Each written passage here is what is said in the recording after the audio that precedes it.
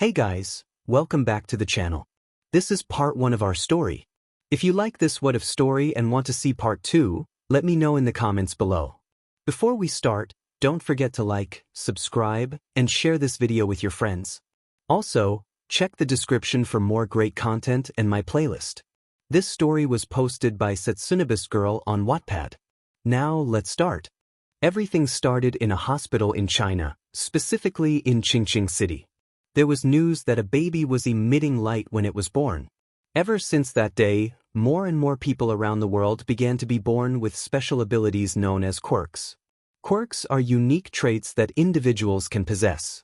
Some quirks can enhance everyday life, such as those that manipulate the weather or summon rain, making farming significantly easier. Thanks to quirks, humanity has been able to explore space and the ocean more than ever before, as individuals with suitable abilities have ventured into deep sea and space exploration. Quirks have made many previously impossible feats achievable, leading to tremendous advancements in all aspects of life. However, quirks also had their downsides. Many individuals began to misuse their abilities for criminal activities, earning the title of villains. The sudden emergence of quirks led to a sharp increase in crime rates worldwide. The police struggled to combat villains with powerful quirks, leaving society feeling hopeless until heroes emerged. Heroes were often ordinary people with strong quirks who bravely stood against villains. They joined forces with the police, and gradually, humanity's future began to look brighter once again. Generations passed since the first appearance of quirks. Scientists conducted experiments and research globally, leading to a greater understanding of these abilities. Society adapted to this new superhuman reality without significant issues. Regulations and laws regarding quirk usage and management were established, including quirk tracking. Approximately 95% of the global population possessed some form of quirk, and crime rates stabilized around 20% in most countries, except for Japan. Japan was home to the renowned #1 hero, All Might. He was the symbol of peace, often described as a one-man army. With near-godlike strength, speed, and charisma, All Might was known for his unforgettable smile. Regardless of the situation, he always wore a smile to reassure everyone that everything would be okay. No matter how formidable the villain or how dire the circumstances, All Might's smile remained unwavering. His presence helped keep Japan's crime rate around 5%. Not everyone was born equally. When Izuku Midoriya was a young child, his mother introduced him to the internet through a computer. While exploring online, he stumbled upon a clip that would shape his life forever. The clip showcased All Might's debut in Japan during a catastrophic earthquake that caused significant destruction and loss of life. Fortunately, on that day, All Might emerged as a hero, saving countless lives in mere minutes. Two things captivated young Midoriya: All Might's ever-present smile and his famous phrase that resonated throughout history, declaring, "It's fine now, but because I am here." This statement inspired a global movement and marked the beginning of the All Might era, profoundly impacting one freckled boy in particular. From that day forward, Izuku knew he wanted to be a hero, just like All Might. His room overflowed with All Might merchandise and memorabilia, reflecting his admiration for his idol. Izuku had watched so many clips of All Might that he could identify any clip described to him. Overflowing with excitement and anticipation, he eagerly awaited the day he would manifest his own quirk and begin his journey as a hero. Research indicated that most children typically manifest their quirk by age 4, though some are born with theirs while others develop them later. Studies showed that 95% of people possessed some form of quirk, leaving 5% of the population classified as quirkless. Izuku's mother, 𝗵𝗄 Midoriya, was a single parent, as Izuku's father worked overseas to support the family. Noticing that Izuku had yet to manifest a quirk, 𝗵𝗄 decided to take him to a specialist for a quirk examination. Curiously, Izuku asked his mother about their destination while clutching his favorite All Might action figure. 𝗵𝗄, with a caring tone, explained that they were going to see the doctor. As they walked, Izuku expressed his fatigue from their earlier train ride. 𝗵𝗄 knelt down to meet his gaze, reassuring him that they were going to the doctor for a quirk examination.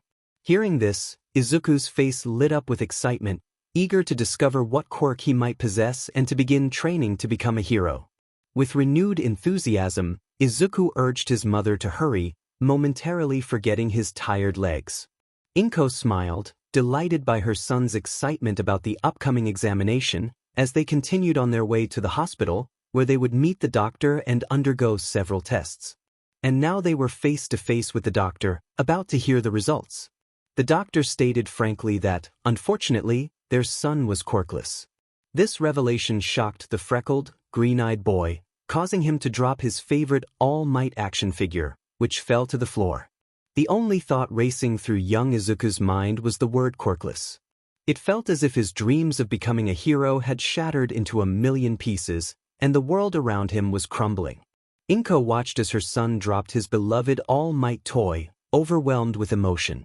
She could only think about the pain her son was experiencing, how his dreams and ambitions were collapsing in mere seconds. After finalizing their visit with the doctor, they returned home in silence, Izuku keeping his head down the entire way. Once they arrived, he went straight to his room, causing 𝗏𝗏 to worry. She thought that perhaps he was hungry, so she decided to make some sandwiches for both of them. A few minutes later, she approached her son's room with the sandwiches, only to find the lights off. Young Izuku sat in his chair, seemingly engrossed in something on his computer. When he heard the door open, he turned his chair around and managed to ask his mother in a sad tone, tears streaming down his face, if he could be a hero like All Might. He pointed to the computer screen, where a paused clip showed All Might saving numerous people at once. 𝗏𝗏's heart sank as she dropped to her knees beside him, setting the plate of sandwiches aside.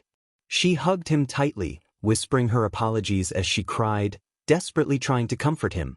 The next day was a school day, but Izuku remained cooped up in his room, unwilling to go anywhere or do anything. He wrapped himself in his blanket like a cocoon. 𝗏𝗏 noticed this and grew increasingly worried, so she knocked on his door, signaling that she was coming in. She approached Izuku's bedside and asked in a concerned voice if he was all right, but received no reply. She reminded him that he had school that day, hoping to encourage him to go. Izuku, still crying, expressed his longing to stay in his room. 𝗏𝗏 gently asked if he thought All Might would hide away and cry if he felt sad. Izuku reflected on this, realizing that All Might was always out there saving others. He wiped his tears with his blanket and agreed to get ready for school.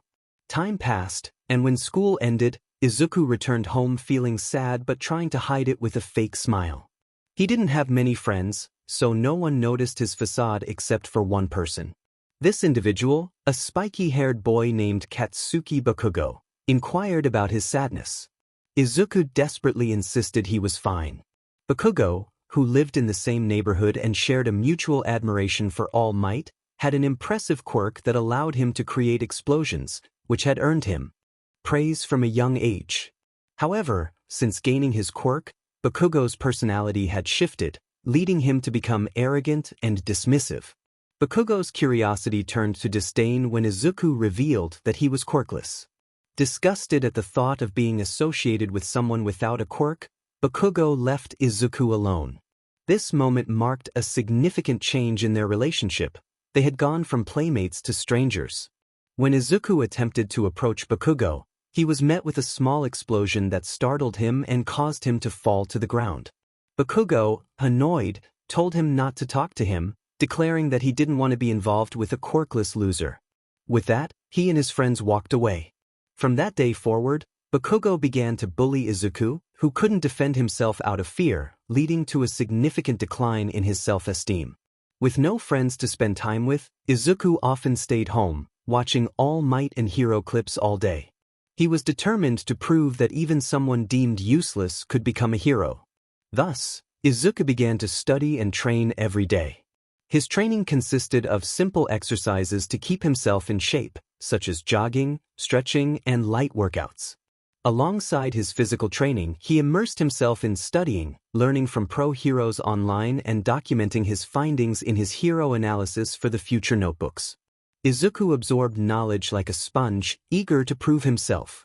Young Izuku understood that his journey to becoming a hero would be incredibly challenging, perhaps more so than for others. He faced a significant disadvantage, having been born without a quirk, but he was determined not to give up easily. He often reminded himself that he would never know if he could be a hero unless he at least tried. This mindset fueled his perseverance despite the constant bullying, being picked on, forgotten, and left alone. As time passed, Izuku found himself in his third year at 𝐴LDRA Junior High, just a few minutes from his modest home. The green-haired, freckled protagonist had made considerable progress. He had developed a more toned physique and was now fitter and more active than many of his peers. This newfound physicality helped reduce the bullying somewhat, as he was now stronger and faster than before. However, his challenges were far from over, as Bakugo also attended 𝐴LDRA Junior High, and they had been in the same class throughout Izuku's school life. Most of the bullying Izuku endured came from Bakugo and his friends, while other students tended to ignore him or leave him alone. One day, their teacher entered the classroom, prompting the students to settle down. The teacher announced that it was time for them to seriously consider their futures and began distributing handouts for their future plans. With a hint of excitement, the teacher asked if they were all planning to enter the hero course. The class erupted in enthusiasm, showcasing their quirks, except for 2 students, one of whom was Izuku. The teacher reminded them that while they had great quirks, using them at school was against the rules. Bakugo, ever confident, dismissed the others, asserting that he would not be grouped with them. He boasted about his aspirations to attend 𝐒𝐻, which shocked the class as 𝐒𝐻 had a mere 0.002 acceptance rate for the hero course. Bakugo stood up, declaring that he had aced the mock test and was destined to surpass All Might, the #1 hero. The teacher, seemingly uninterested, mentioned Izuku's longing to attend 𝐒𝐻 as well. This led to laughter and mockery directed at Izuku, who was often ridiculed for being quirkless. Eventually, the class settled down, and lessons resumed. At the end of the school day, Izuku was about to put away his 13th volume of his hero analysis for the future notebook when Bakugo snatched it away. Bakugo, with an annoyed tone, held the notebook up for his friends to see. They laughed at the title, mocking Izuku's dreams. Despite his efforts to defend himself, Bakugo unleashed a small explosion, destroying the notebook and tossing it out the window. Bakugo taunted Izuku, questioning how he could ever hope to be a hero without a quirk and belittling his aspirations. Izuku could only respond with a quiet determination, stating that he wouldn't know unless he tried. Bakugo continued to belittle him, insisting that he was the only one with a chance to get into 𝐒𝐻, and suggesting that Izuku should give up on his dreams. After Bakugo's harsh words, Izuku was left doubting himself. Being quirkless felt like a limitation, and Bakugo's taunts only reinforced that feeling. Peering out the window, he spotted his destroyed notebook on the ground. With a heavy heart, he closed the window, grabbed his bag, and left the classroom, determined to retrieve what remained of his dreams.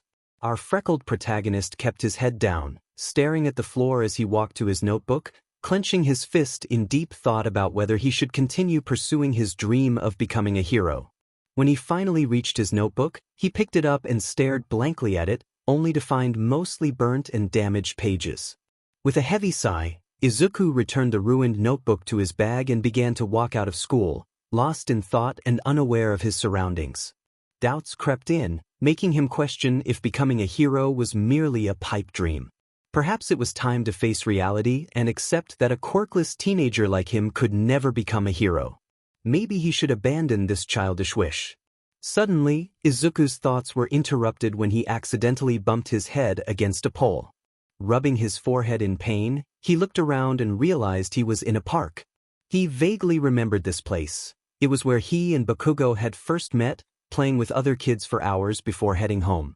Those memories felt distant, and he wished he could forget them.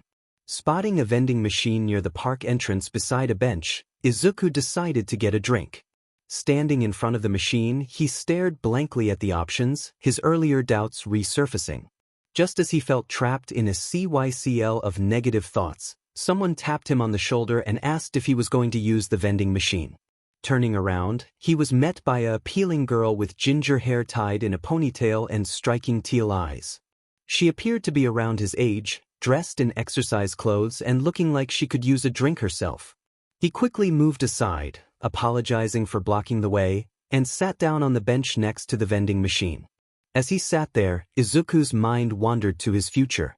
He considered various jobs and professions, but deep down he still longed to be a hero. His thoughts were interrupted again when he felt something cold against the back of his neck. Surprised, he looked up to see the same girl from before, holding a bottle of water. She asked if water would be all right, and he accepted it, thanking her as she sat beside him. Introducing herself as 𝗧𝗵𝗲 Kendo, she offered a warm smile. Izuku introduced himself in return, glancing at the bottle of water in his hands. When she pointed out that he wasn't drinking, he realized he had been lost in thought again and quickly opened the bottle, drinking it in a few swift gulps. Kendo expressed concern, noticing something was off with him. Izuku tried to put on a brave face, but she saw through his facade. She insisted on knowing what was troubling him, showing genuine care. He admitted that he sometimes felt jealous and thought life wasn't fair. Kendo nodded, understanding his feelings. She then revealed her quirk, Big Fist, which allowed her to enlarge her fists and enhance her strength. Despite her quirk not being flashy, she was determined to make the most of it and achieve her goal. When Izuku asked about her goal, she smiled brightly and declared she wanted to be a hero. Izuku couldn't help but admire her determination. Here was someone who, despite not having an extraordinary quirk, was striving to reach her goal. It made him reflect on his own self-doubt and the promise he had made to himself long ago. In a flashback, young Izuku stood in front of a mirror, vowing to do his best and become a hero, determined to prove everyone wrong. The memory brought tears to his eyes. Kendo noticed and expressed concern, worried she had upset him. He reassured her that the tears were of joy, grateful for her reminder of the promise he had made to himself. Wiping away his tears, he offered her a genuine smile, which made Kendo's heart flutter with happiness. She stood up and walked to the nearby trash bin to dispose of her now empty water bottle. She expressed that her job was done and that she needed to continue her jog, waving Izuku off as she began to run away. Izuku responded with gratitude, affirming his promise to become a hero no matter what. Kendo then paused, asking him to promise that they would both become great heroes someday. Izuku shouted his promise, and with that, Kendo resumed her jog, both of them drifting out of each other's sight. Izuku stood up and placed the empty bottle he received from Kendo inside his bag for no particular reason. He then continued his way home, walking in the opposite direction of where Kendo had jogged off. With newfound resolve, he paused for a moment, looking up with pride, vowing that this would be the last time he ever doubted himself. He then continued on his way home. Earlier, while Izuku was talking to Kendo, a sludge-like villain had robbed a store in broad daylight and was currently making his escape. With no heroes around, there was no one to stop him. The use of quirks to harm others was illegal and came with severe consequences, except for licensed heroes or police. A passerby questioned why there were no heroes present, while another lamented the ongoing presence of villains. Suddenly, a large man with impressive muscles and a familiar face appeared, his shiny short golden blonde hair styled with two distinct tufts sticking up. He wore a white shirt and camo green breathes, and everyone recognized him as the #1 hero, the symbol of peace, all might. Meanwhile, our diamond-freckled protagonist was happily making his way home. As he passed under a small tunnel, a sludge-like being emerged from a manhole cover in front of him. Startled, Izuku tried to run but stumbled, causing his bag to fall and its contents, mostly school supplies, to scatter around him. He looked back and could only think one word: villain. The sludge villain remarked that a teenage-sized cloak would be good enough as he attacked Izuku, attempting to suffocate him with his sludge. He taunted Izuku, saying he would take over his body and that struggling was futile. Izuku felt panic as he struggled to breathe, desperately trying to free himself from the suffocating sludge. The villain continued to mock him, stating that he was made of fluid and that Izuku was his hero, expressing surprise at finding someone like him in the city. As Izuku's strength waned and his vision blurred, he thought of the promise he made to the appealing girl he met earlier, feeling regret for not being able to keep it. Just before he lost consciousness, he barely made out the silhouette of a man, who assured him that everything would be all right.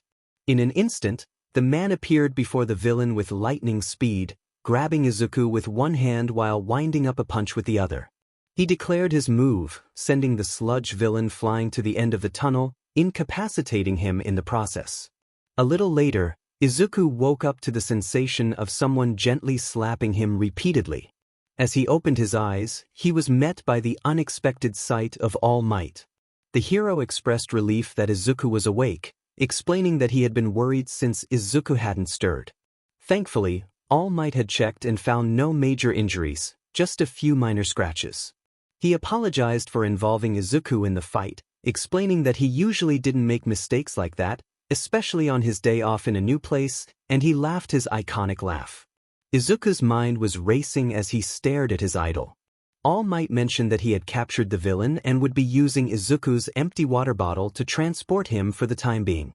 He then showed Izuku the bottle containing the unconscious sludge villain, placing it in the pocket of his camo shorts.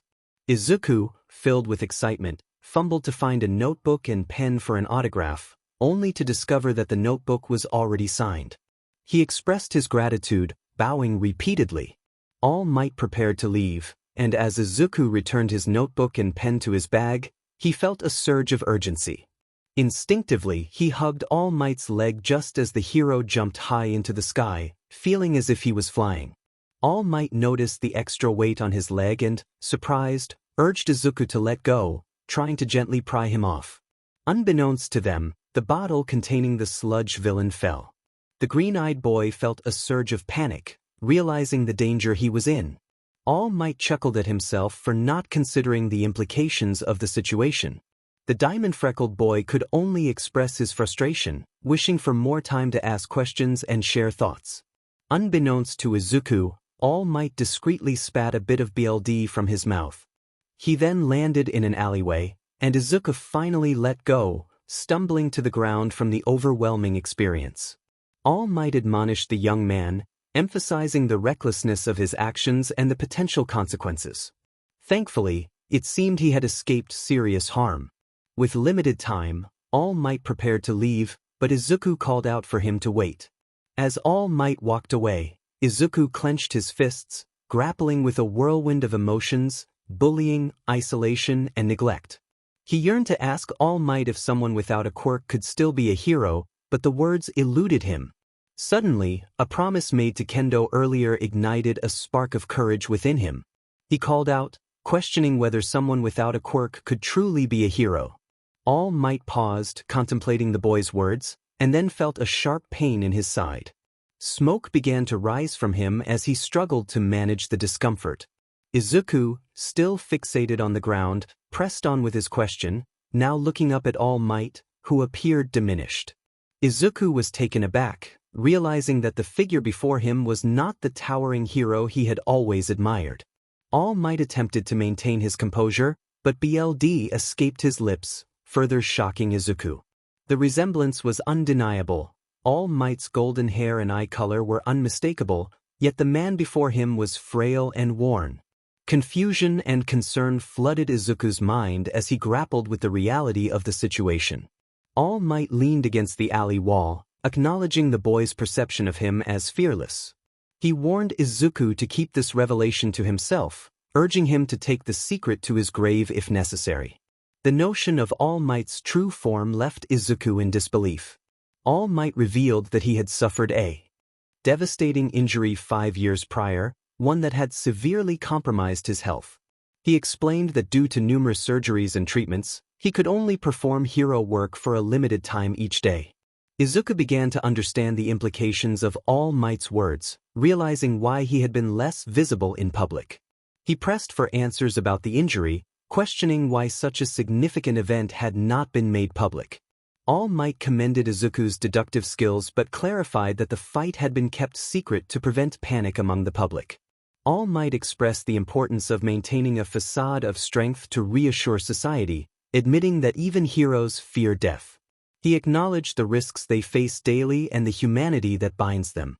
When Izuku asked if someone quirkless could be a hero, All Might delivered a harsh truth, suggesting that such a dream was unattainable. He encouraged Izuku to consider other paths, such as becoming a police officer or detective, where his skills could still shine. As All Might departed the alleyway, Izuku was left to contemplate the weight of his words. Meanwhile, All Might realized he had lost the bottle containing the sludge villain. He recalled that Izuku had been holding onto his leg when he jumped. Suddenly, an explosion echoed in the distance, prompting All Might to sprint toward the sound, determined to confront the chaos unfolding ahead.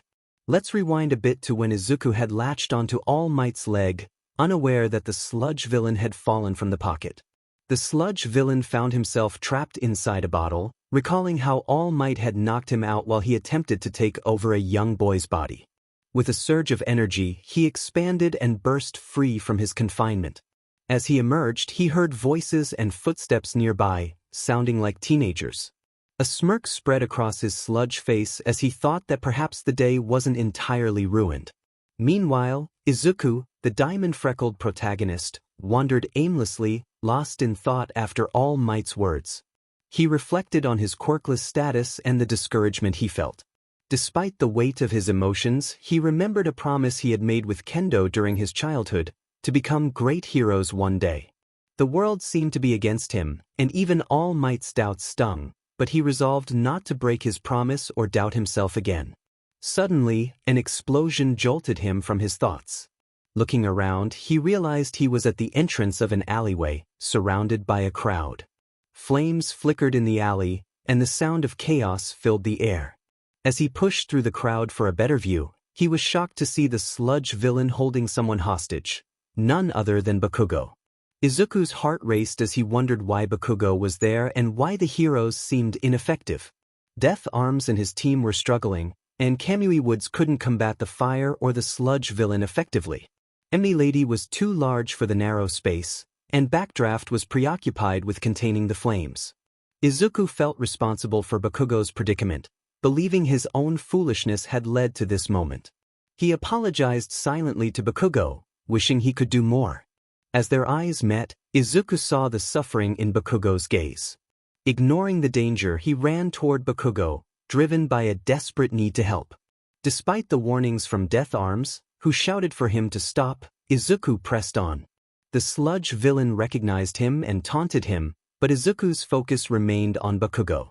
Unsure of how to save him, Izuku recalled a lesson from his hero analysis notebooks about creating openings when a person's senses are disrupted. He threw his bag at the villain, and one of his school supplies struck the villain's eyes. The sludge villain's grip loosened, allowing Bakugo to breathe again. Izuku rushed to Bakugo, clawing at the sludge to free him. Bakugo, frustrated, questioned Izuku's presence, thinking only a quirkless nerd would try to help. Izuku explained that he acted instinctively when he saw Bakugo struggling. Unbeknownst to them, All Might was watching from a distance, moved by Izuku's bravery despite being quirkless. He reflected on his own shortcomings as the symbol of peace, realizing he needed to embody the heroic ideals he preached. As the sludge villain prepared to retaliate, All Might transformed into his muscular form, ready to intervene. He took hold of both Bakugo and Izuku, acknowledging his own failures but determined to protect them.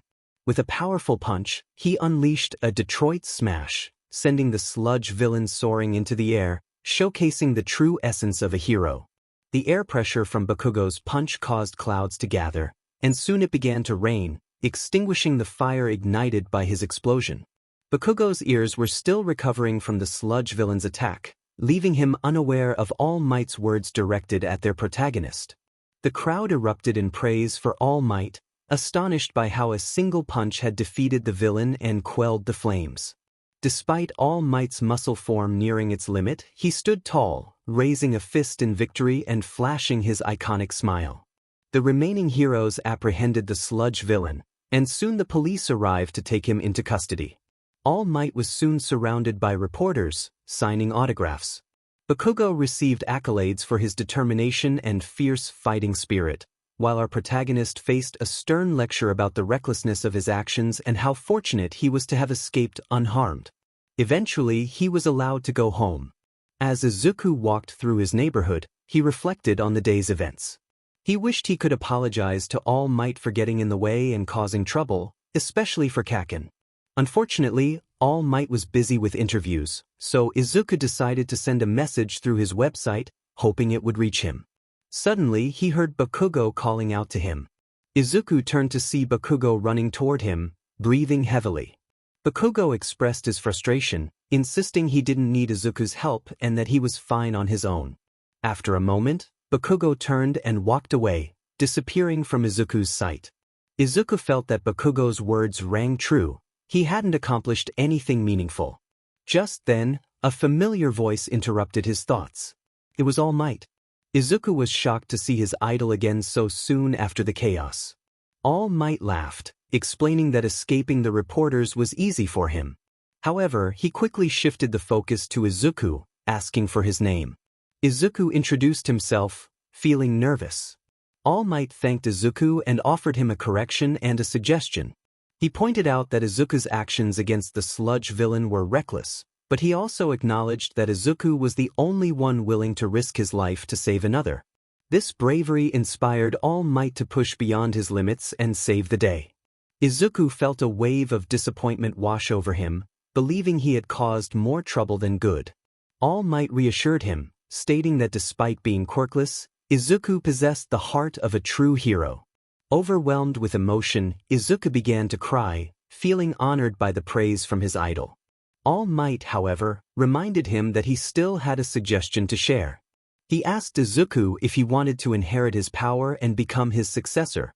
Izuku was taken aback, struggling to comprehend the offer. All Might explained that his quirk, known for its incredible strength, was something he wanted to pass on.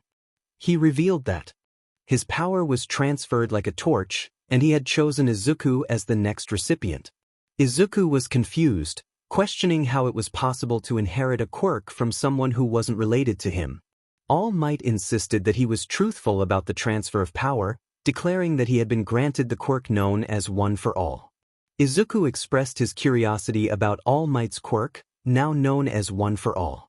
All Might explained that one person cultivates the power and passes it on to the next, creating a 𝗂𝗧𝗏𝐶L that strengthens the quirk with each generation.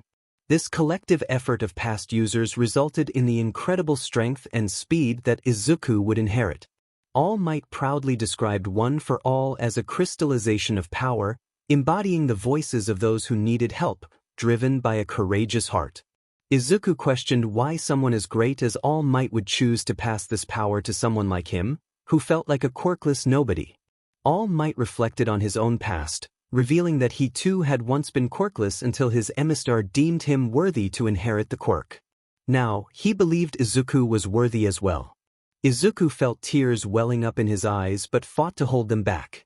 All Might reminded him that inheriting this quirk came with a significant responsibility. Determined, Izuku wiped away his tears and stood tall, declaring his readiness to accept the challenge. All Might smiled, pleased with his soon-to-be successor's immediate response. The next day, at 𝗧𝗵𝗲 Municipal Beach Park, Izuku was surprised to find All Might waiting for him amidst a mountain of trash. All Might instructed him to clean the beach from one point to another, emphasizing that he needed to complete this task in under 10 months. Izuku was taken aback by the enormity of the task ahead of him. All Might reminded Izuku of his goal to attend 𝐒𝐻𝐁, the best hero course in Japan, and explained that he had 10 months to clean the designated area. By the end of that time, All Might wanted to see the sunrise and sunset unobstructed by garbage. Izuku realized the significance of the challenge before him. All Might introduced the Aim to Pass, American Dream Plan, a comprehensive guide to help Izuku manage his time, meals, and rest over the next 10 months. Izuku began to read through the plan, intrigued by the structure it provided. Curious about the trash's origins, Izuku recalled his research on 𝗧𝗵𝗲 Municipal Beach Park. He explained that due to water currents and waves, much of the trash ended up there, but the amount was excessive.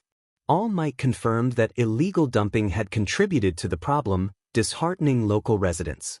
All Might lamented how the beach, once a place of joy and laughter, had become a neglected site.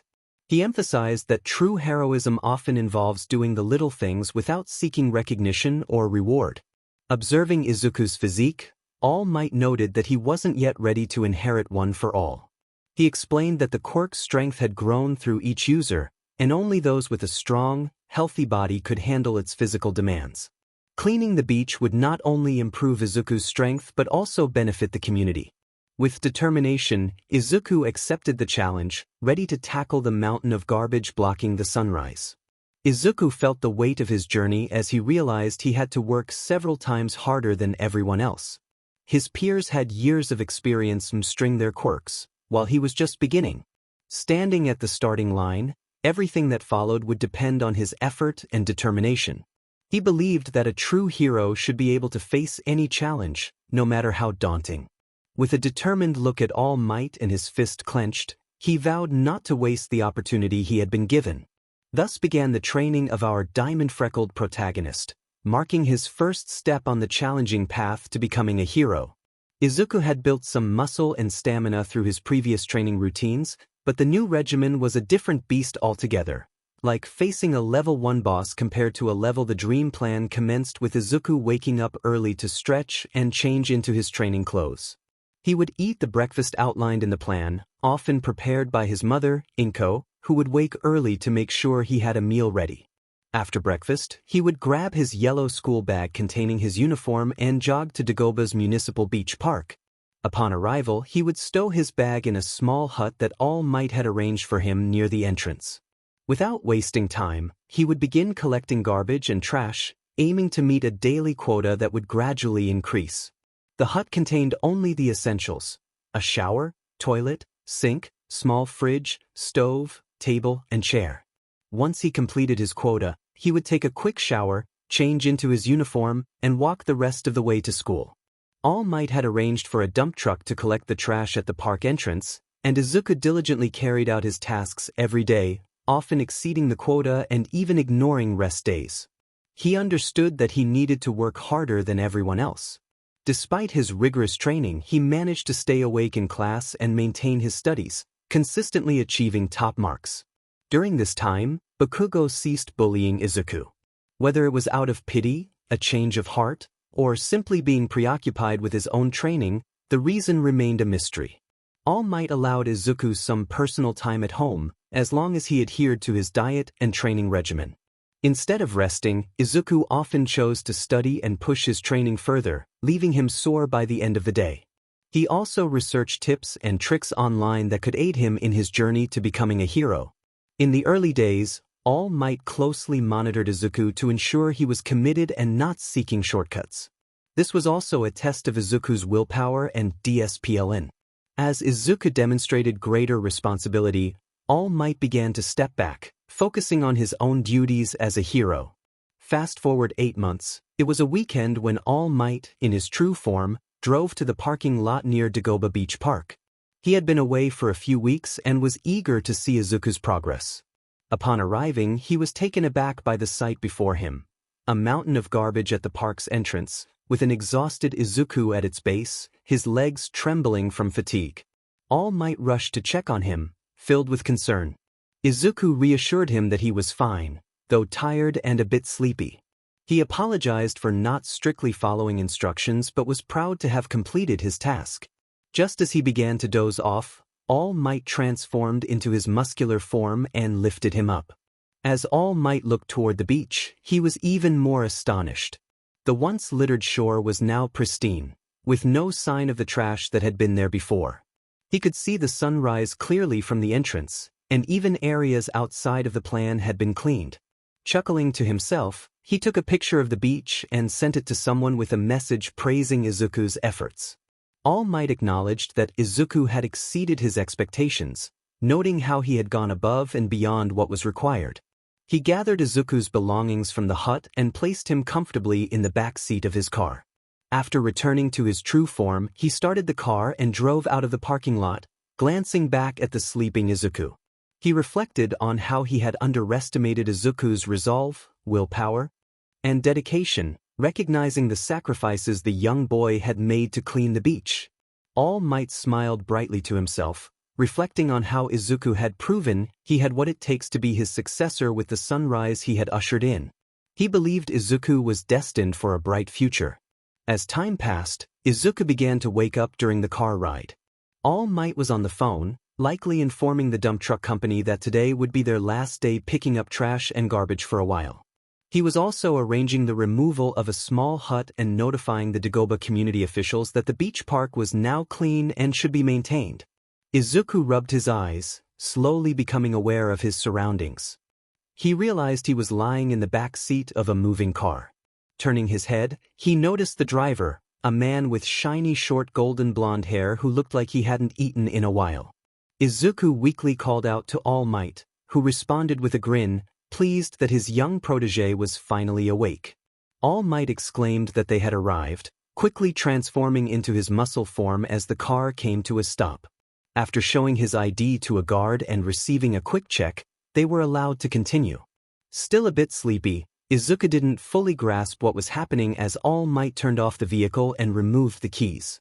All Might instructed Izuku to follow him, and they exited the car, which All Might locked before leading the way to a large building. Inside, the massive room was brightly lit and mostly empty, save for some unusual concrete structures in the center. Izuku, still feeling drowsy, yawned but noticed two small figures a few meters ahead, seemingly waiting for them.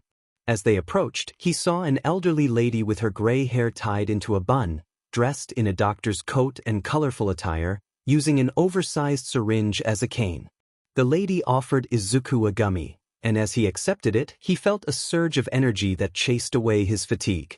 She introduced herself and expressed her pleasure in meeting him, while a small creature resembling a mouse, dressed in a formal outfit, confirmed that they were aware of his name.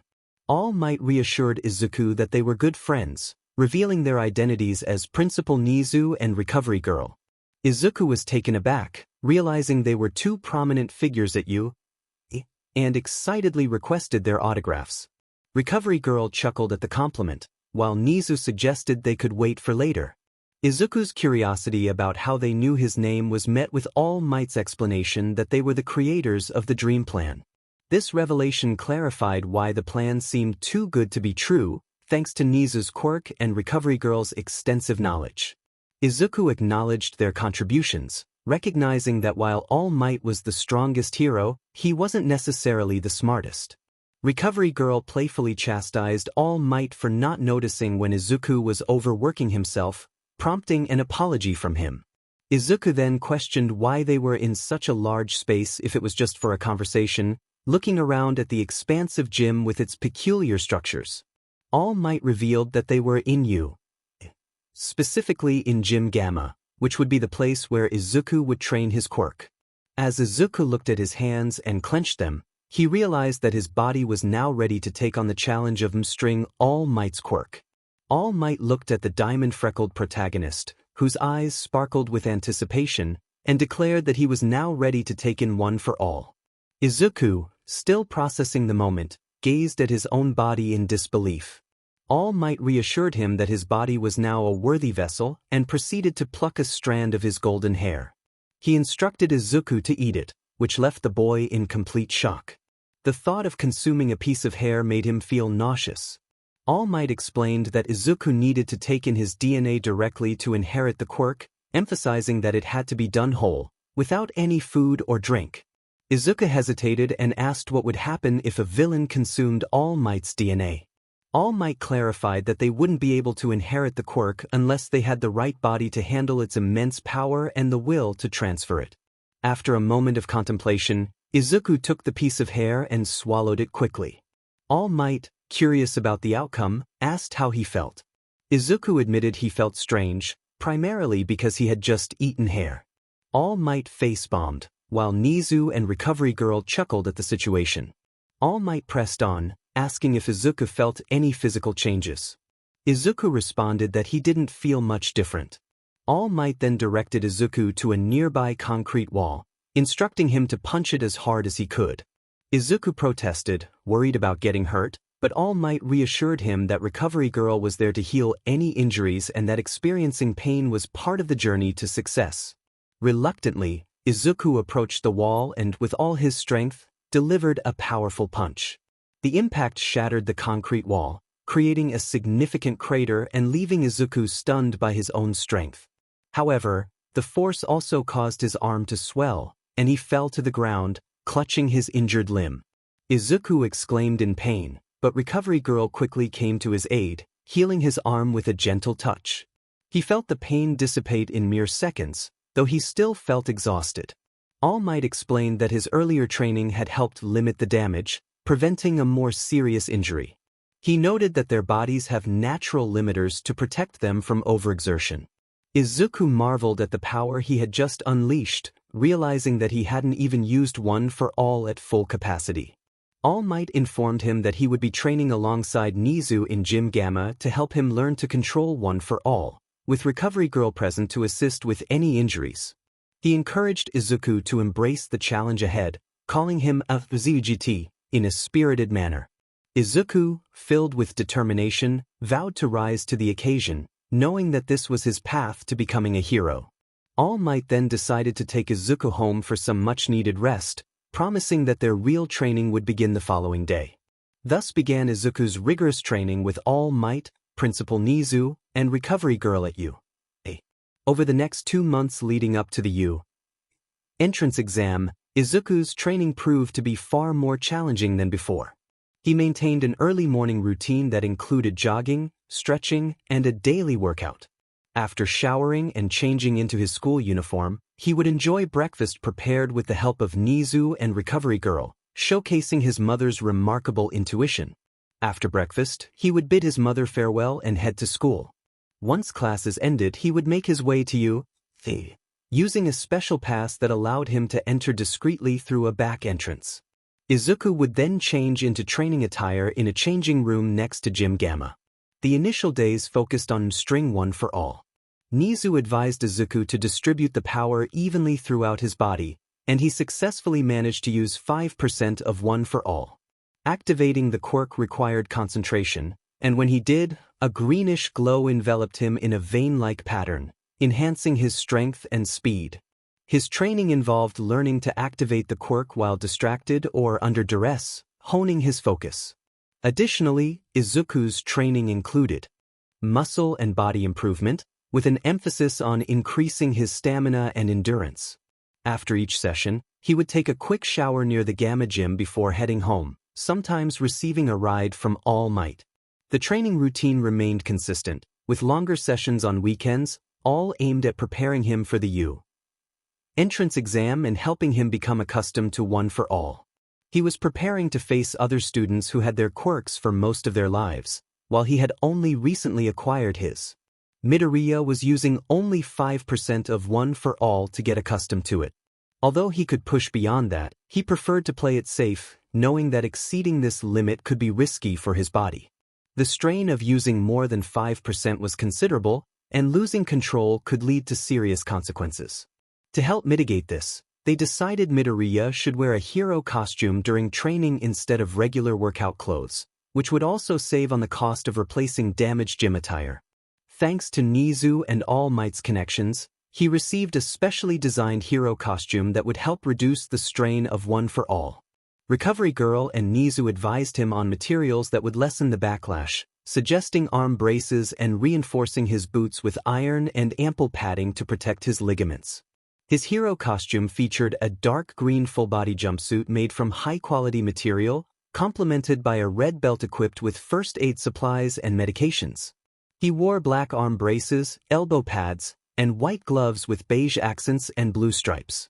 His black knee pads and signature red high-top boots had thick black soles reinforced with iron.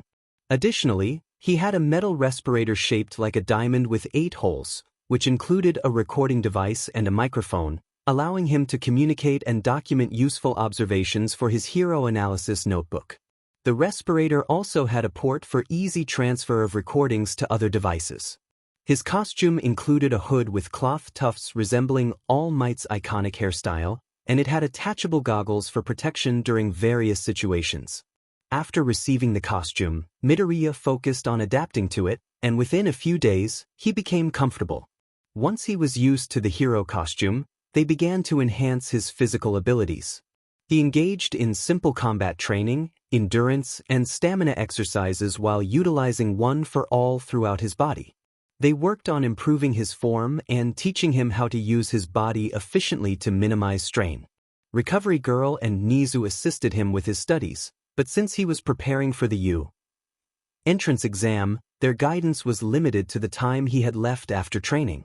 After a PRD of training, Izuku was able to use 8% of one for all with minimal focus required to activate it.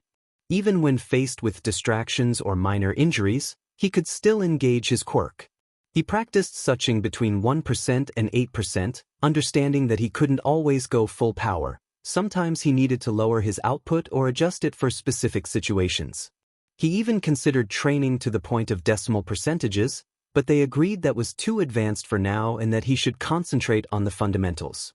A few days before the 𝐒𝐬𝐳 entrance exam, they allowed Izuku some free time to study and rest.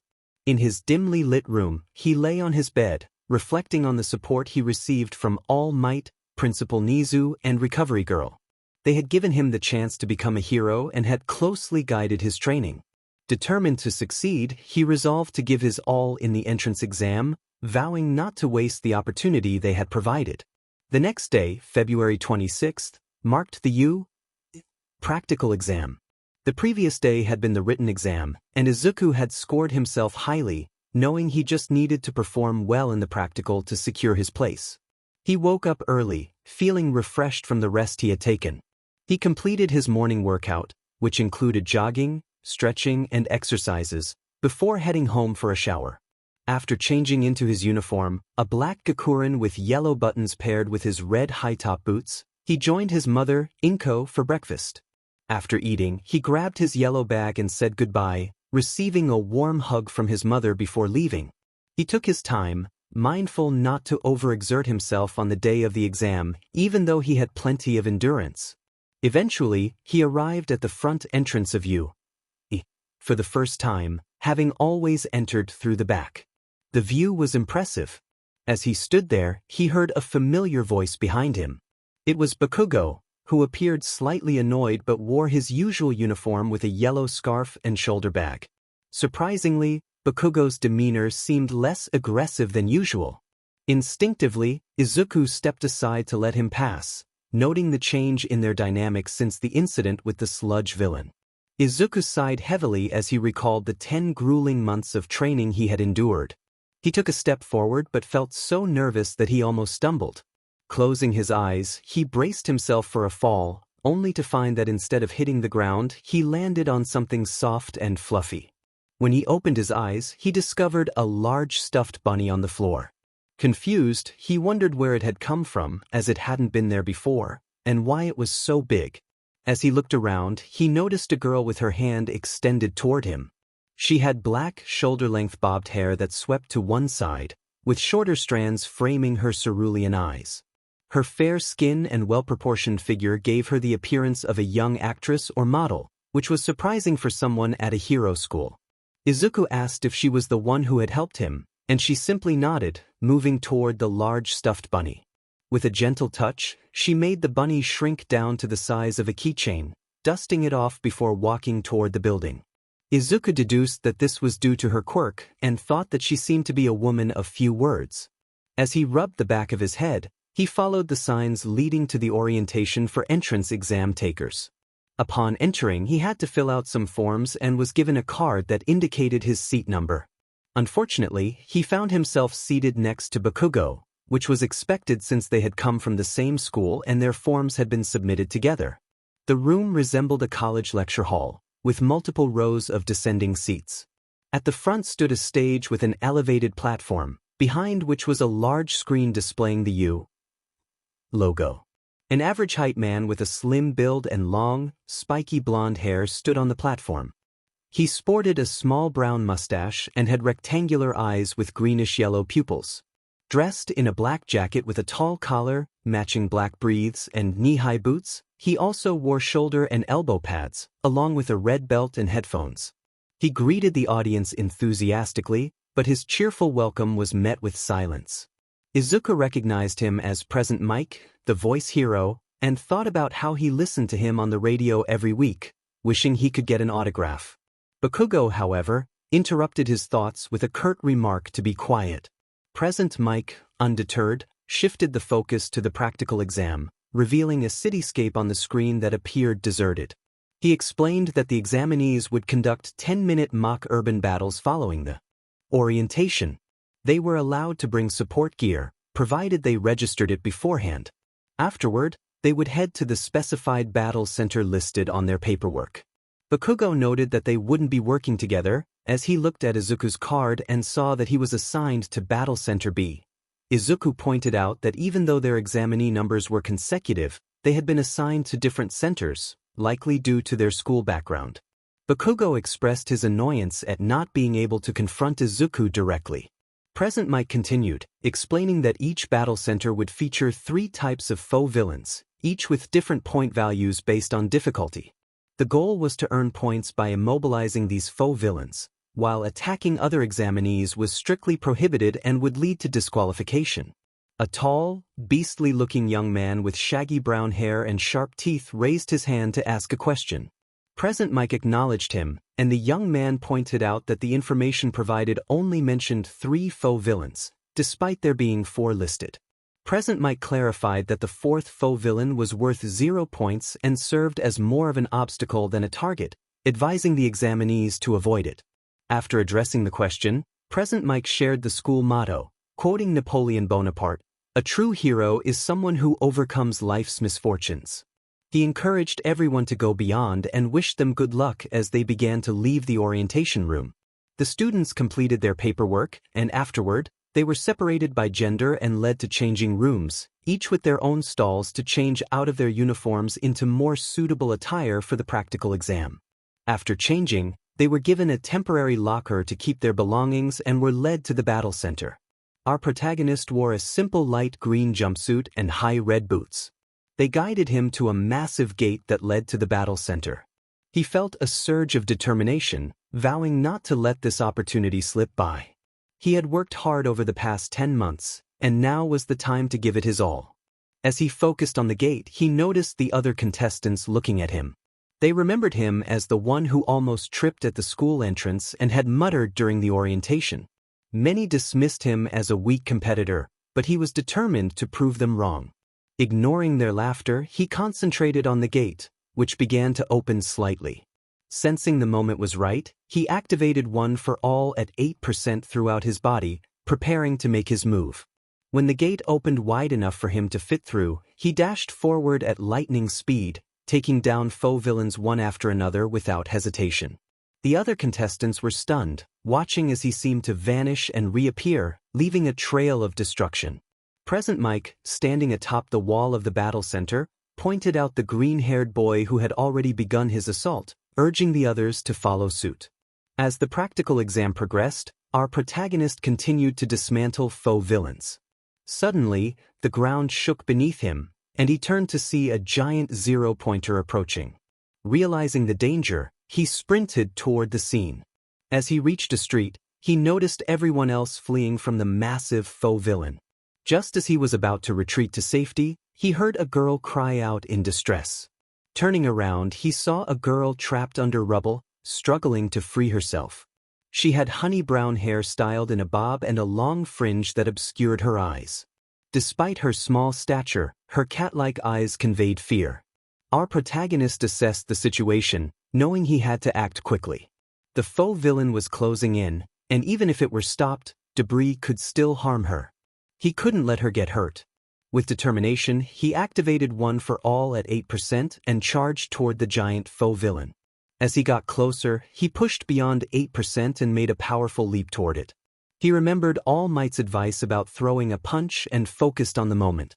With all his strength, he unleashed a punch that sent the foe villain flying, destroying it in the process. Onlookers who had been fleeing were stunned to see him take down the giant with a single blow. As he soared through the air, the impact of his punch echoed around them. However, the force of his attack took its toll. Both of his legs and his right arm were injured from the backlash. As he fell, he quickly thought of how to land safely. Just before hitting the ground, a field of mushrooms appeared beneath him, cushioning his fall as he bounced gently from one to another until he finally came to a stop. Izuku was now lying on a mushroom when 𝗵𝗃 announced that time was up, and alarms began to sound, signaling the end of the exam. Suddenly, a crowd began to gather around Izuku, murmuring about his actions. One person questioned why he had jumped at the foe villain and punched it despite not earning any merit. Another speculated that he might have wanted to showcase his quirk. A girl remarked on the futility of showing off if it meant harming oneself.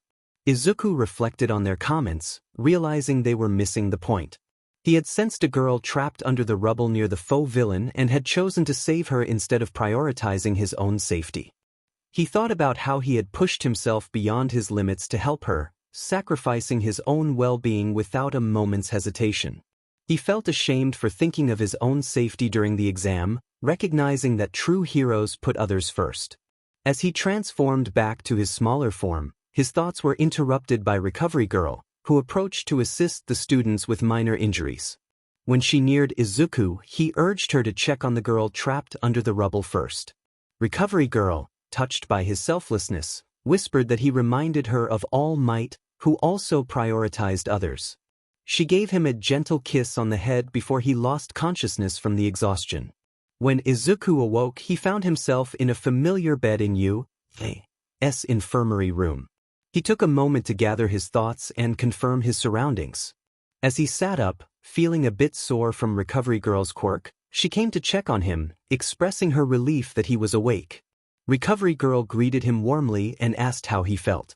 Izuku responded that he felt much better, though his body was still sore. She then allowed 2 visitors to enter. All Might, in his true form, walked in with Principal Nizu perched on his shoulder. Izuku was surprised to see them and questioned what they were doing there, especially since All Might was dressed in a suit. All Might chuckled and explained that it was not wrong to check on his successor and that he was now part of the 𝐸 staff. Izuku was overwhelmed by the news, realizing that he had passed the exam. Recovery Girl elaborated that due to All Might's injury, he couldn't engage in much hero work, so Nizu had recommended him as a teacher. All Might could maintain his muscle form for a limited time, primarily to showcase his strength and interact with students. Izuku, still processing the information, noted the significance of being chosen as All Might's successor. All Might reassured him, sharing his own past of being quirkless and how his master had seen his potential. He urged Izuku not to doubt himself, emphasizing his own journey to becoming the #1 hero and symbol of peace. Izuku apologized for his moment of doubt, vowing to prove himself worthy of the incredible quirk he had inherited. All Might expressed his regret for not being present during Izuku's training at Dagobah Beach Park, explaining that teaching involved a lot of responsibilities.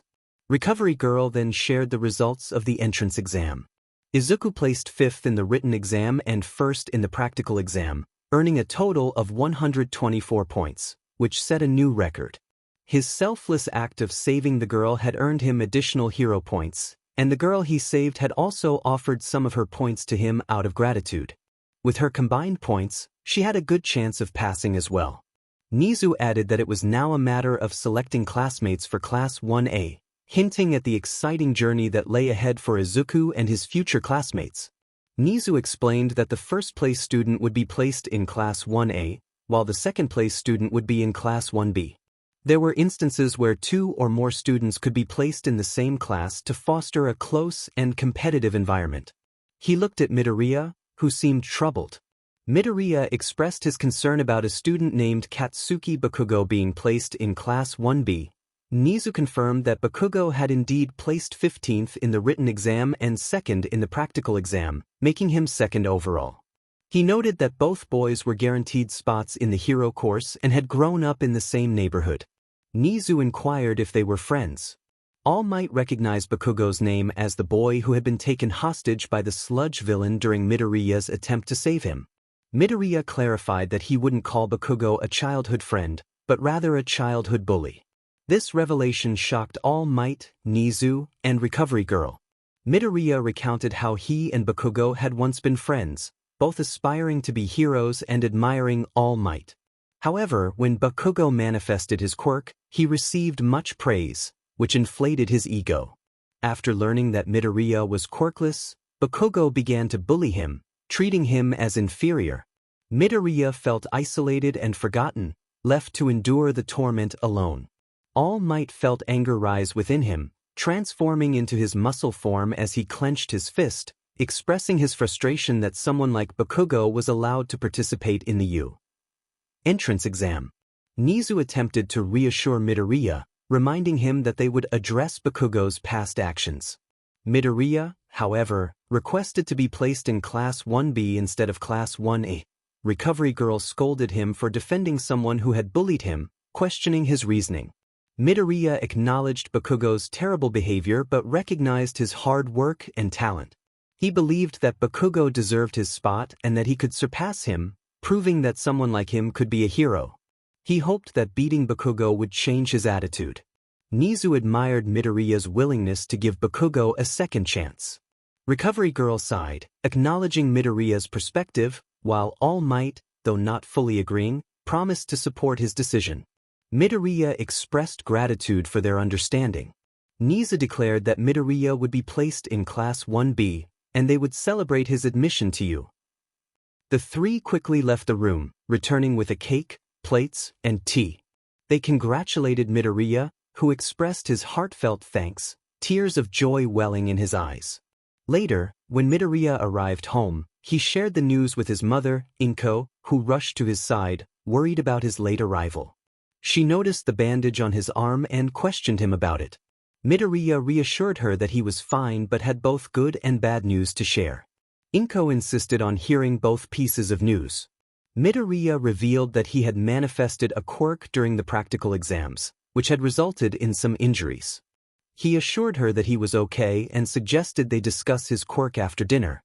𝗵𝗄 went to the kitchen to heat up the food she had prepared. Midoriya then pulled out a letter from his bag, catching 𝗵𝗄's attention. He excitedly announced that he had been accepted into you. 𝗵𝗄's eyes filled with tears of joy as she hugged him tightly, celebrating his achievement.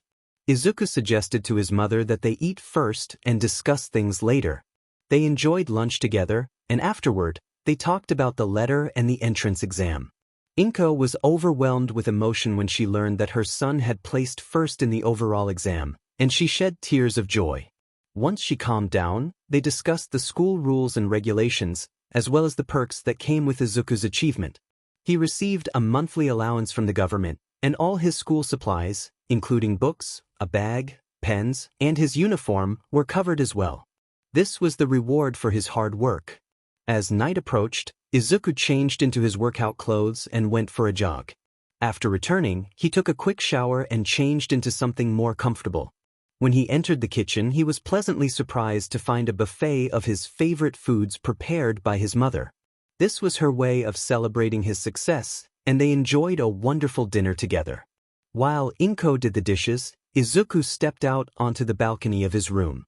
He felt incredibly blessed for how far he had come, thanks to everyone who supported him. He thought about how the best way to repay their kindness was to show kindness to others. He was determined to become a great hero.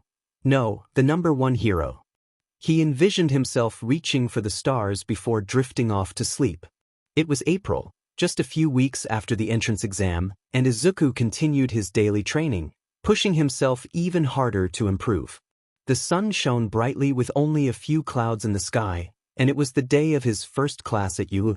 He woke up early, greeted by the rising sun, and went through his usual morning routine before changing into his 𝐸 uniform.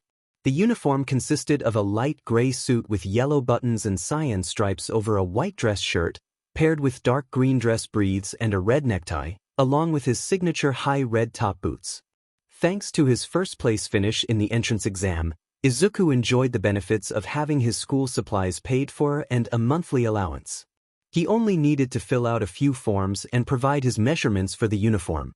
The school supplied him with all the books and materials he would need.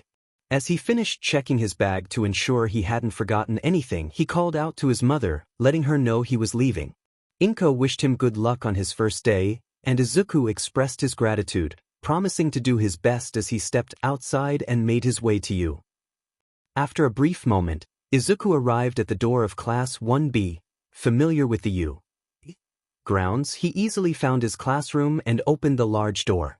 Inside, he was met with a mix of scolding and teaching, which drew his attention to a confrontation between two classmates.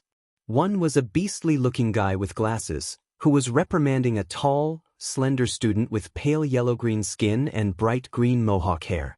The latter had his foot resting on a table, seemingly indifferent to the situation.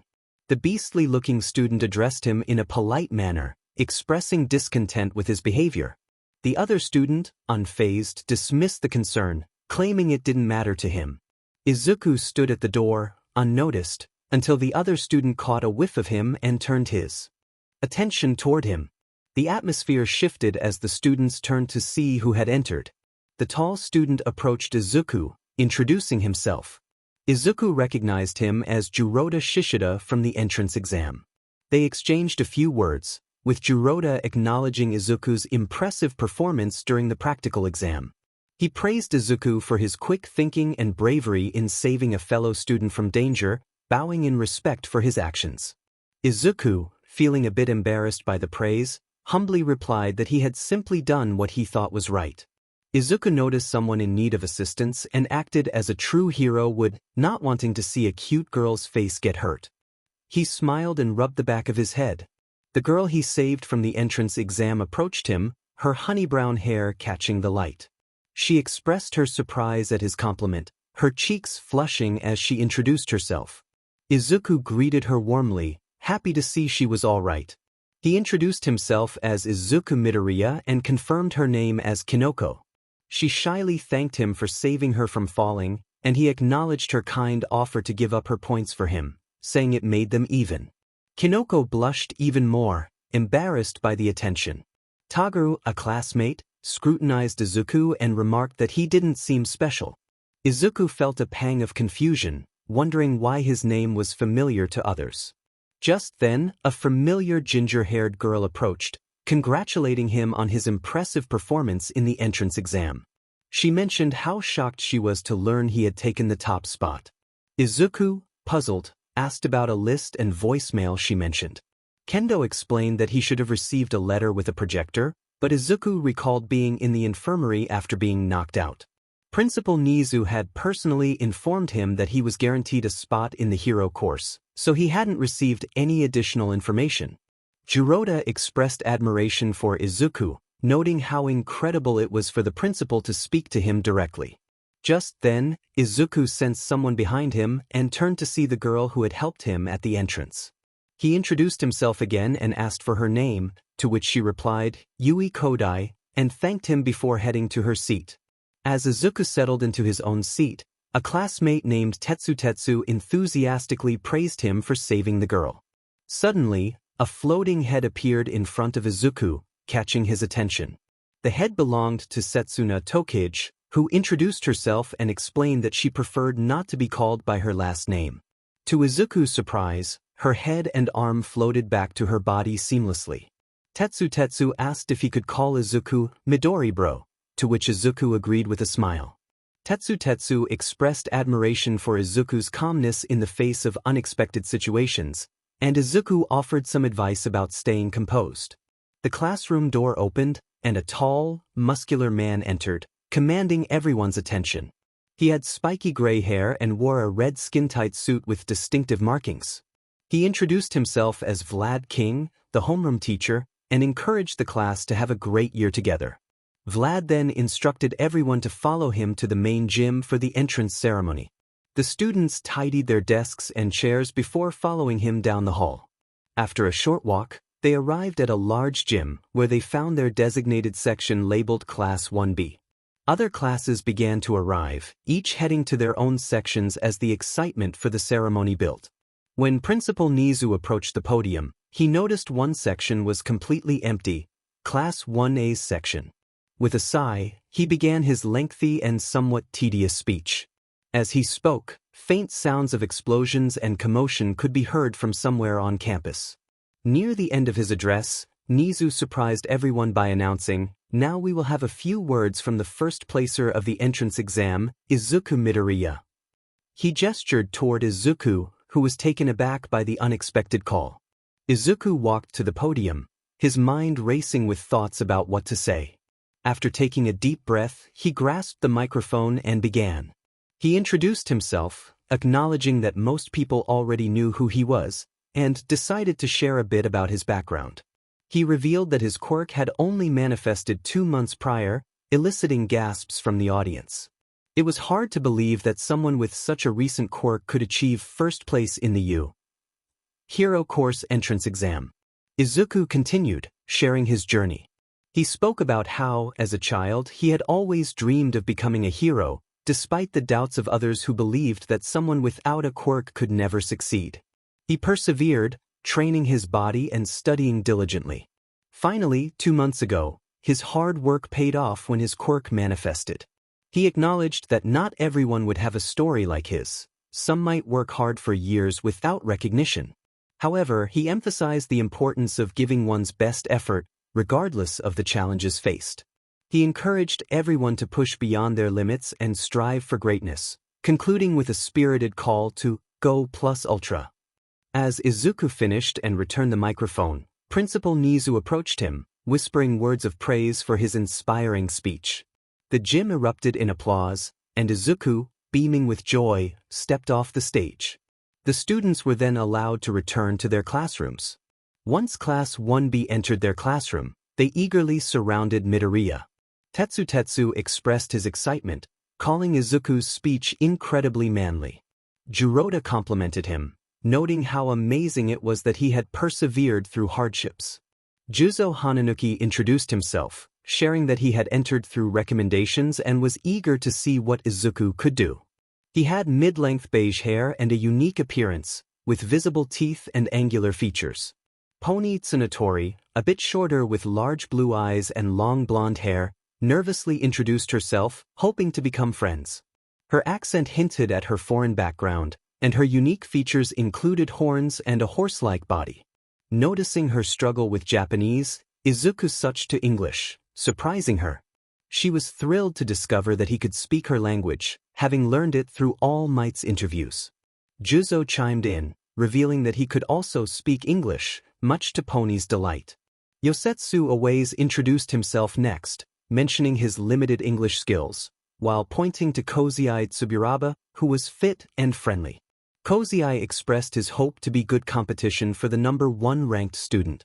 Senkaibara, another classmate, introduced himself, exuding a laid-back yet determined vibe.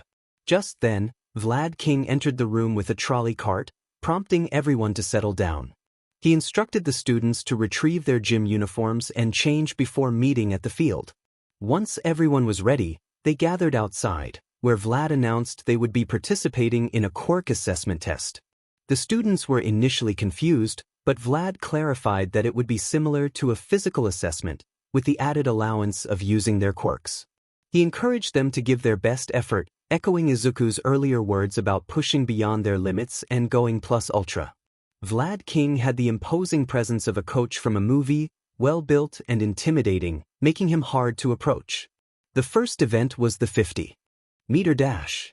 Many students lacked suitable quirks for this test and ran in the traditional manner, with the more athletic participants achieving faster times. However, some students had quirks that perfectly suited the challenge. Jirota transformed into a beast and sprinted to the finish line with remarkable speed. Pony, using all fours, also finished impressively, outperforming most of her classmates. Nirenjiki Shoda, a small, chubby boy with large eyes, appeared nervous at first. Contrary to expectations, with each step he took, he gained strength and speed, surprising everyone as he crossed the finish line with an unexpected time. His classmates learned an important lesson, not to judge someone by their appearance.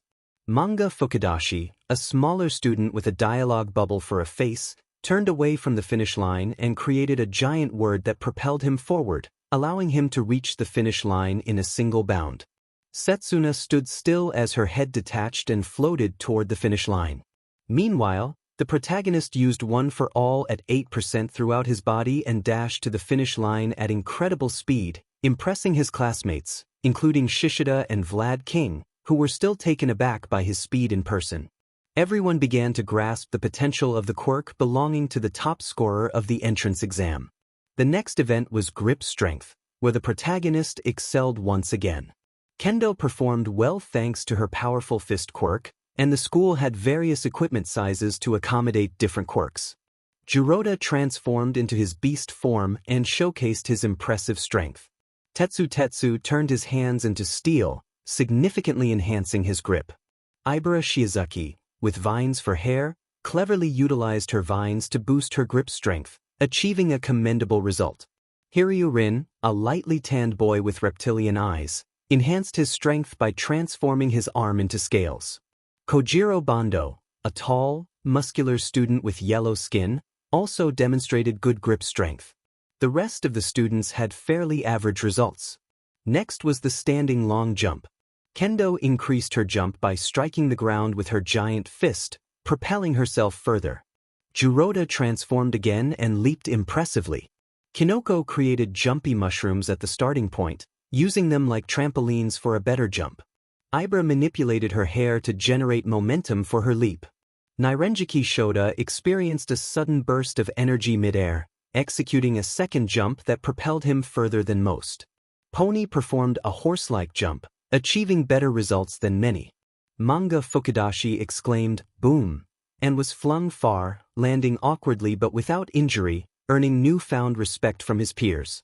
Izuku boosted his body with 1-for-all at 8% and jumped, placing second behind Setsuna, who achieved an extraordinary distance.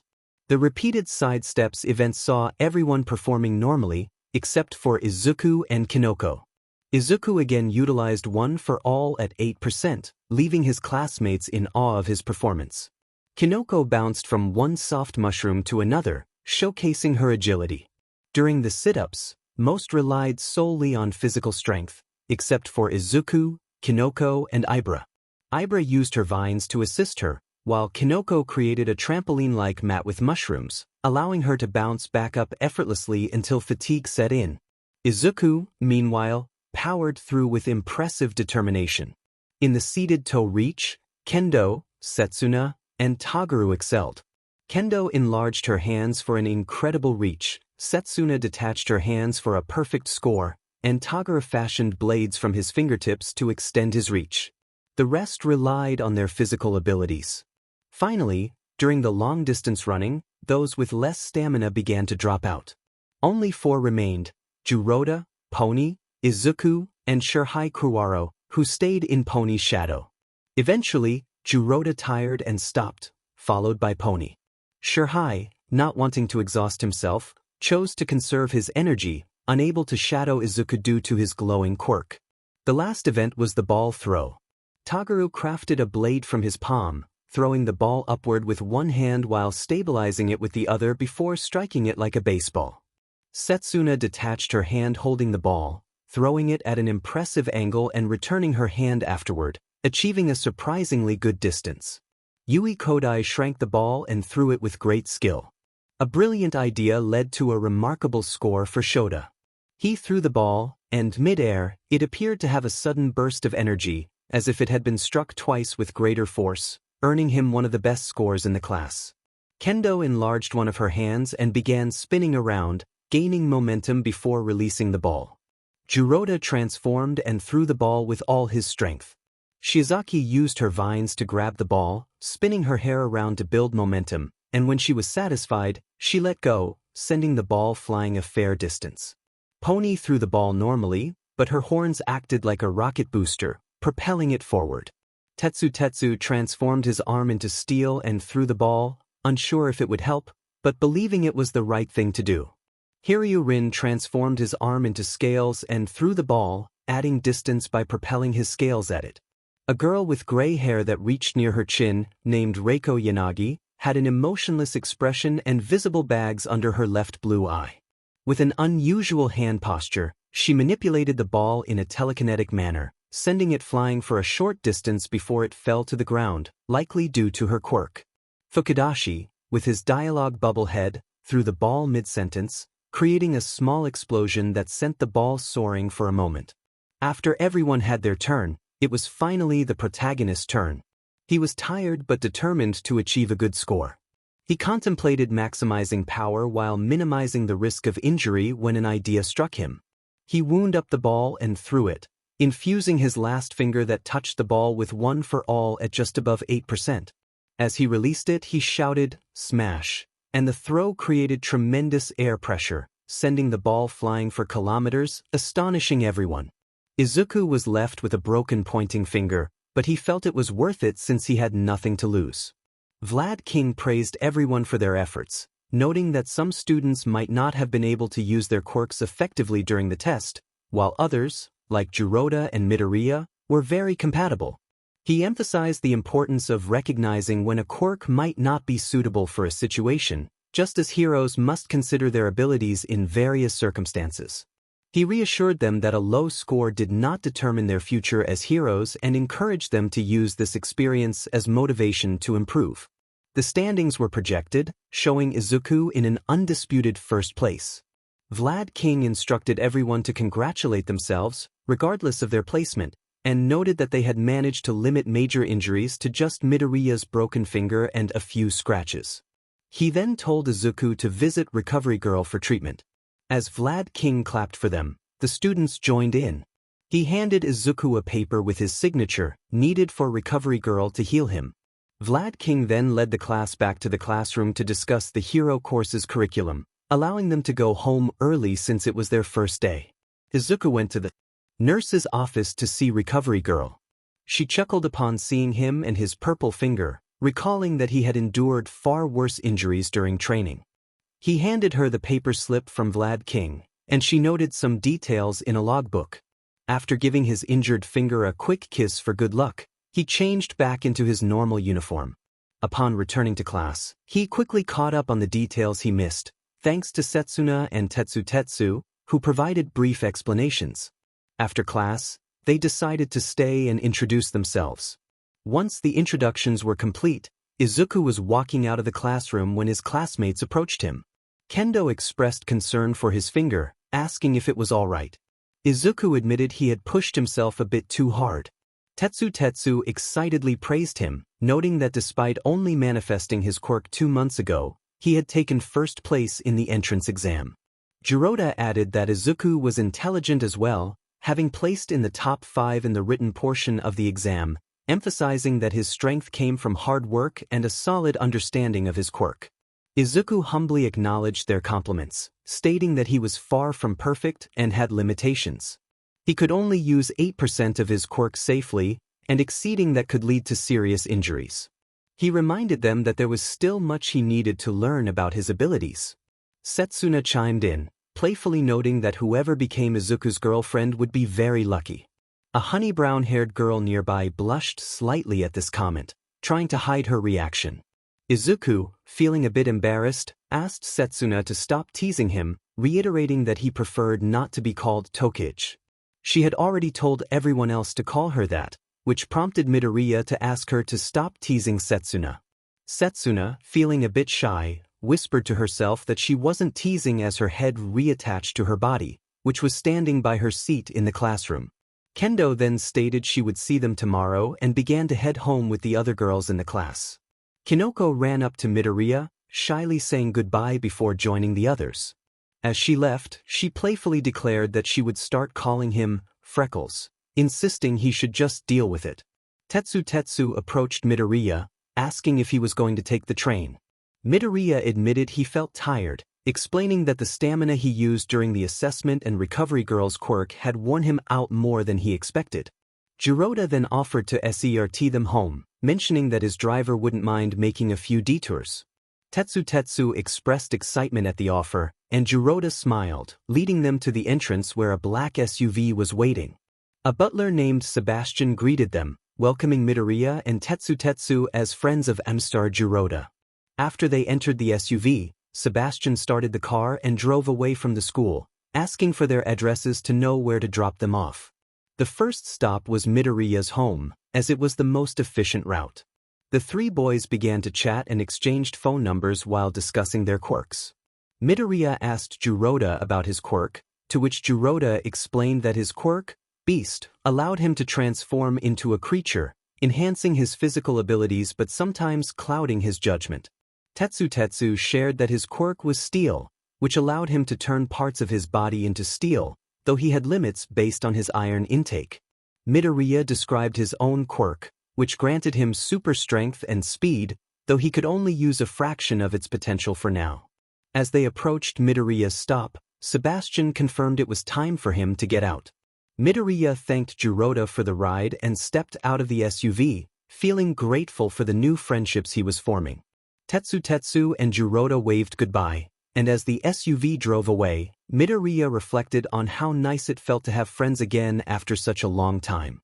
The next day, the 𝐻ERO course began with regular classes in the morning.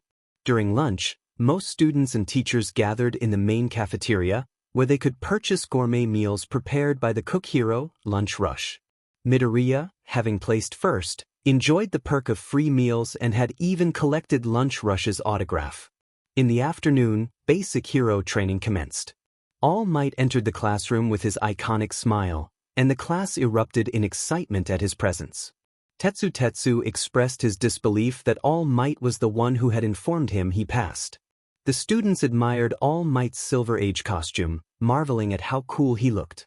All Might introduced himself, explaining that he would be teaching them the basics of being a hero, starting with combat training. He pressed a button on the podium, and briefcases began to emerge from the wall, each numbered according to the students' seats. He informed them that their costumes had been designed with their quirks in mind, based on the requests they had submitted to the school. It was only natural for the heroes to get the best costumes, All Might declared.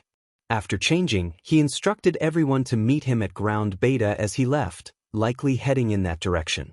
Eventually, the entirety of Class 1B gathered at Ground Beta, led by their green-haired protagonist. His costume was the same as the one he had used during training. All Might admired the students, saying they looked great and complimenting their hero costumes. He then noticed others emerging from the entrance of Ground Beta, prompting Class 1B to turn around and see their peers from Class 1A, all dressed in their own hero costumes. All Might introduced the two classes and announced that it was time to begin their training. He explained the situation. The villains had hidden a fake nuclear weapon inside their hideout, and the heroes needed to dispose of it. The heroes could either knock out or capture the villains or retrieve the nuclear weapon. Simply touching the weapon would count as a win for the heroes. The villains, on the other hand, could knock out or capture the heroes or defend the weapon until time ran out. A capture meant that the opponent was surrounded by tape, rendering them unable to participate further. Both teams were given 5 minutes to prepare, and the heroes received a layout of the villain's hideout. After that, they would have 15 minutes to complete their mission. Each team was equipped with earpieces for communication. The teams were formed by drawing lots, emphasizing that heroes often had to work with whoever was available in a real situation. All Might read from a slip of paper, explaining that each class would have 5 hero teams and 5 villain teams for fairness. The teams were announced, and Class 1B's lineup included Izuku Midoriya and Itsuka Kendo, Pony Tsunatori and manga Fukudashi, and others. Class 1A's teams included Nito Manoma and Ochako Uraraka, Mizo Shoji and Shoto Todoroki, and more. The matchups were set, and All Might directed Team A and Team N to a specific building for their first match, giving them 5 minutes to prepare before the training began. As the students followed All Might to the observation room, Bakugo shot an annoyed glare at Izuku, who chose to ignore him while Bakugo and Ida entered the building to prepare. Kendo, curious about the tension, asked Izuku if he knew Bakugo, noting the intense look directed at him. Izuku explained that Bakugo, whom he called Kaken, was someone he had a complicated relationship with. Kendo inquired about Izuku's plans, and he shared his observations about their opponents. He detailed Bakugo's explosive quirk, explaining how it worked and how it could become more powerful with sweat. He also noted the design of the metal-clad opponent's hero costume, which seemed optimized for speed and defense, with engines in his calves likely related to his quirk. Kendo admired Izuku's ability to analyze their enemies so quickly, and he humbly credited his habit of studying heroes. When Kendo asked if Bakugo knew about Izuku's quirk, he revealed that only their classmates and the school faculty were aware, keeping Bakugo in the dark. He described his own quirk as an enhancer that boosted his strength and speed, explaining that it caused him to glow in a vein-like pattern when activated. Kendo recalled noticing Izuku's glow during the quirk assessment test, confirming her suspicions. Izuku then strategized, telling Kendo to search for the bomb while he dealt with Bakugo, knowing his former friend would likely target him first. His battle style, quirk, mannerisms, and small gestures were well known, while Izuku felt that Bakugo had no understanding of his own quirk. Izuku planned to give Kendo a lift to the top of the building so she could search for the bomb from above, believing they wouldn't expect an attack from that angle. With determination he expressed his plan, and Kendo responded with a smile, ready to do her best. All Might announced the start of the indoor combat training for Team A and Team N through the speakers. Izuku and Kendo exchanged nods before moving to the side of the building without windows. Izuku positioned himself to lift Kendo, readying one for all at 8%. Kendo stepped onto his hands, signaling she was prepared. With a powerful lift, Izuku sent her soaring to the top of the building, where she quickly grabbed the ledge and pulled herself up.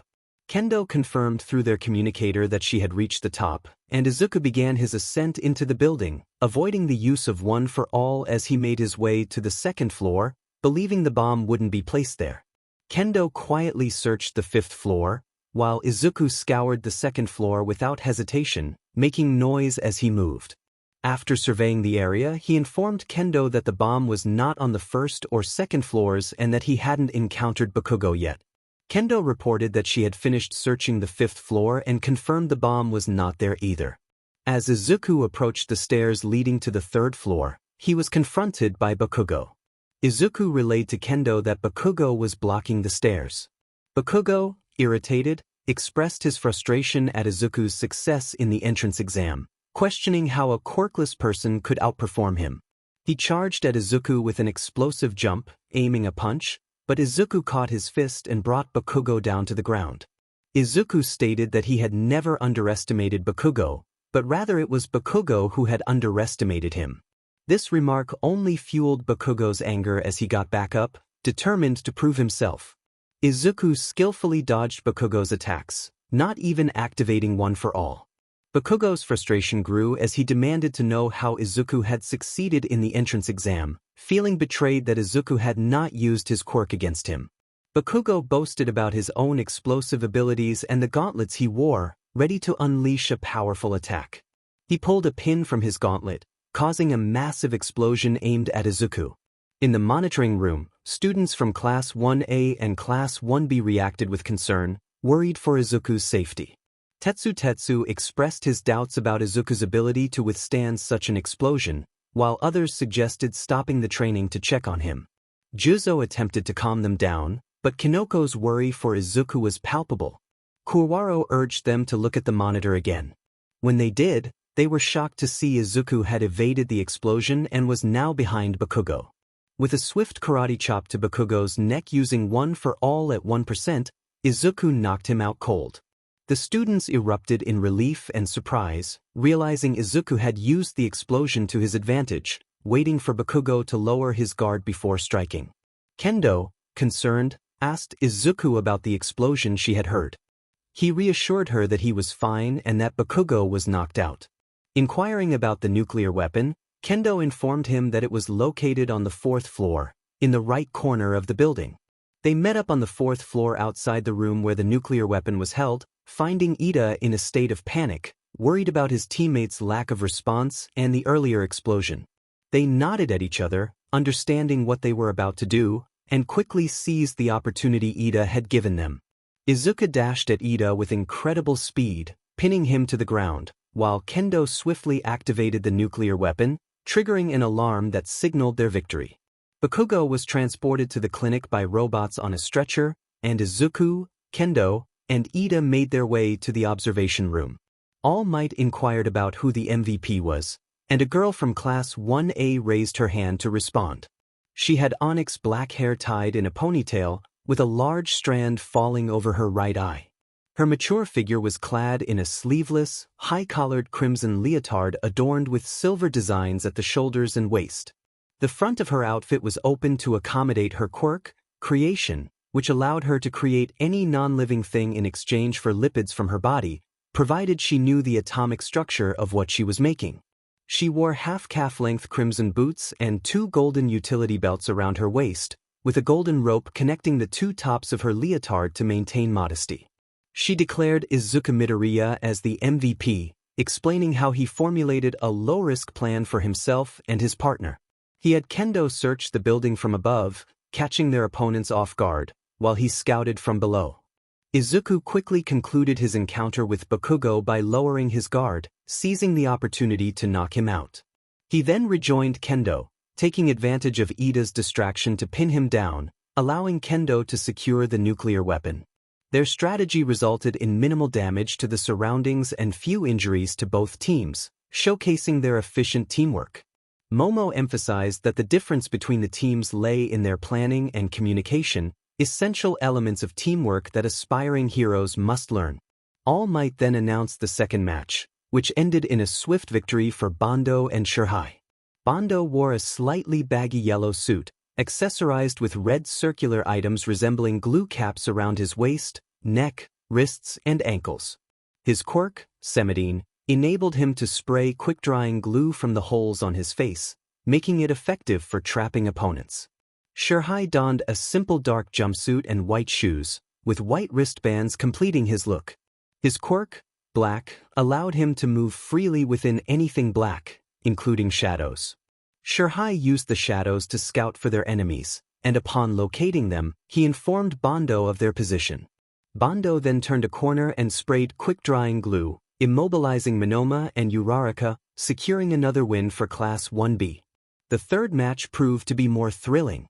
Yui shrank the nuclear weapon to the size of a keychain and concealed it in a corner of a room within the building, while they moved to another floor to create a diversion. Yui wore a red bodysuit with a white collar trim and a white skirt that matched her outfit. She had a gray belt with a pouch containing metal bolts and nuts for her quirk, size, which allowed her to temporarily alter the size of any object she had touched. Hananuki, her teammate, wore a black bodysuit topped with orange metal armor and a helmet with a one-way visor to conceal his skull-like appearance. His quirk, softening, enabled him to temporarily turn any non-living thing he touched into a soft substance, allowing him to navigate through it. As the preparation phase concluded, Todoroki froze the entire building solid with his quirk. Thankfully, 𝗔𝗂 softened the frozen ground and ice, allowing him and Yui to escape quickly. While scouting the building, Todoroki received a warning from his teammate, Mizo Shoji, who was outside and detected other movements nearby. On high alert, Todoroki prepared for an ambush. He successfully blocked a flying bolt with an ice wall, but the ground beneath him transformed into a liquid substance. Using his ice and quick reflexes, he escaped and instructed Shoji to enter the building and share their locations. Once they regrouped, they began searching for the bomb. Shoji's quirk was ideal for scouting, and he focused on locating the nuclear weapon. Meanwhile, 𝗔𝗂 and Yui employed guerrilla tactics, executing hit-and-run strategies to distract their opponents while using their quirks to trap them. This continued until the timer ran out, resulting in another victory for Class 1B. The fourth match was easily won by Team S, the villain team. Ojiro distracted Pony and Manga while 𝐒𝐩𝐽𝑢 seized the opportunity to take Manga out of the match. Pony, caught off guard and panicking, found herself overwhelmed by both Ojiro and 𝗒𝐻𝐽𝑢. This resulted in Class 1A scoring on the board. Despite the loss, it was worth noting the unique costumes and quirks of Pony and Manga. Pony donned a horse-themed costume, complete with a horse halter around her head and a jockey uniform style. She wore an orange skin-tight skirt with orange breathes underneath, complemented by white fingerless gloves. Belts adorned her body, mimicking a saddle at her back. Her quirk, horn cannons, allowed her to use the horns on her head as projectiles, which grew back instantly. The exact number of horns she could fire and control remained a mystery. Manga sported a blue shirt with red sleeves and armor resembling an ink bottle on his chest. His legs were protected by white armor, and he wore red breathes with a yellow belt, finishing the look with white gloves. His quirk, comic, enabled him to materialize onomatopoeia by vocalizing them, though overuse would leave his throat dry. The fifth match was swiftly claimed by Setsuna and Toguro, marking Class 1B's fourth victory by this point. Setsuna wore a simple purple scaly mask over her eyes, a matching purple bodysuit, and black knee-high boots. Her outfit was completed with a three-piece wrist guard and black fingerless gloves. Her quirk, lizard tail splitter, allowed her to split her body into 50 pieces, each capable of levitating individually. However, she needed to recall them periodically to reset her cooldown, or they would fall and become unusable. She could regenerate parts that were destroyed, but this process was exhausting, so she preferred to bring back as many pieces as possible. Her costume was made from her own cells, allowing it to regenerate alongside her. Toguro wore a large dark green cloak, black trousers, and knee-high boots, with a black mask covering his eyes. His quirk, Razor Sharp, enabled him to create sharp blades from any part of his body, which were durable enough to cut through iron and steel. His costume was crafted from self-healing fabric to complement his quirk. Using her quirk, Setsuna scouted through the building's windows and discovered a room trapped with tape, where two boys stood ready for them. She devised a plan with Toguro, who recognized its brilliance and agreed to execute it. Toguro charged in, slicing through the tape with his blades, capturing the attention of Kirishima and Sero. Meanwhile, Setsuna detached one of her hands, which floated toward the nuclear weapon, and simply touched it, securing their victory. The sixth match turned into a test of endurance. Tetsutetsu faced off against Tokoyami and his dark shadow, while Ibra battled Azui. Tetsutetsu wore a dark green jumpsuit, partially cut near his chest, held in place by steel straps. His jumpsuit had random holes, and he sported a metal jaw guard and black boots. Ibra was clad in a plain white robe over a tank top and shorts, with black boots hidden beneath her robe. Her quirk, Vine, allowed her to manipulate her vine-like hair for attack, defense, and capturing enemies. She could detach the vines, but they required sunlight and water to grow back, reflecting her own health. Tokoyami's dark shadow proved too formidable for Tetsutetsu, who grew exhausted and depleted his iron reserves.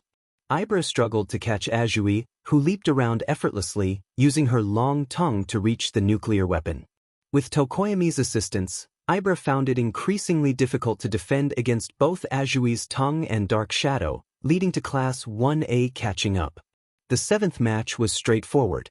𝐒𝐫𝑁 wore a black jacket layered with a light blue one, paired with pale breathes and brown boots. His quirk, Solid Air, allowed him to solidify the air he exhaled, creating invisible walls, boxes, or platforms, depending on his lung capacity. Kinoko sported a red turtleneck dress with long sleeves and furred cuffs, adorned with white spots resembling mushrooms. Her mushroom-shaped hat matched her dress, and she wore a black belt with a golden-yellow buckle, along with pale knee-high boots featuring mushroom-themed frills.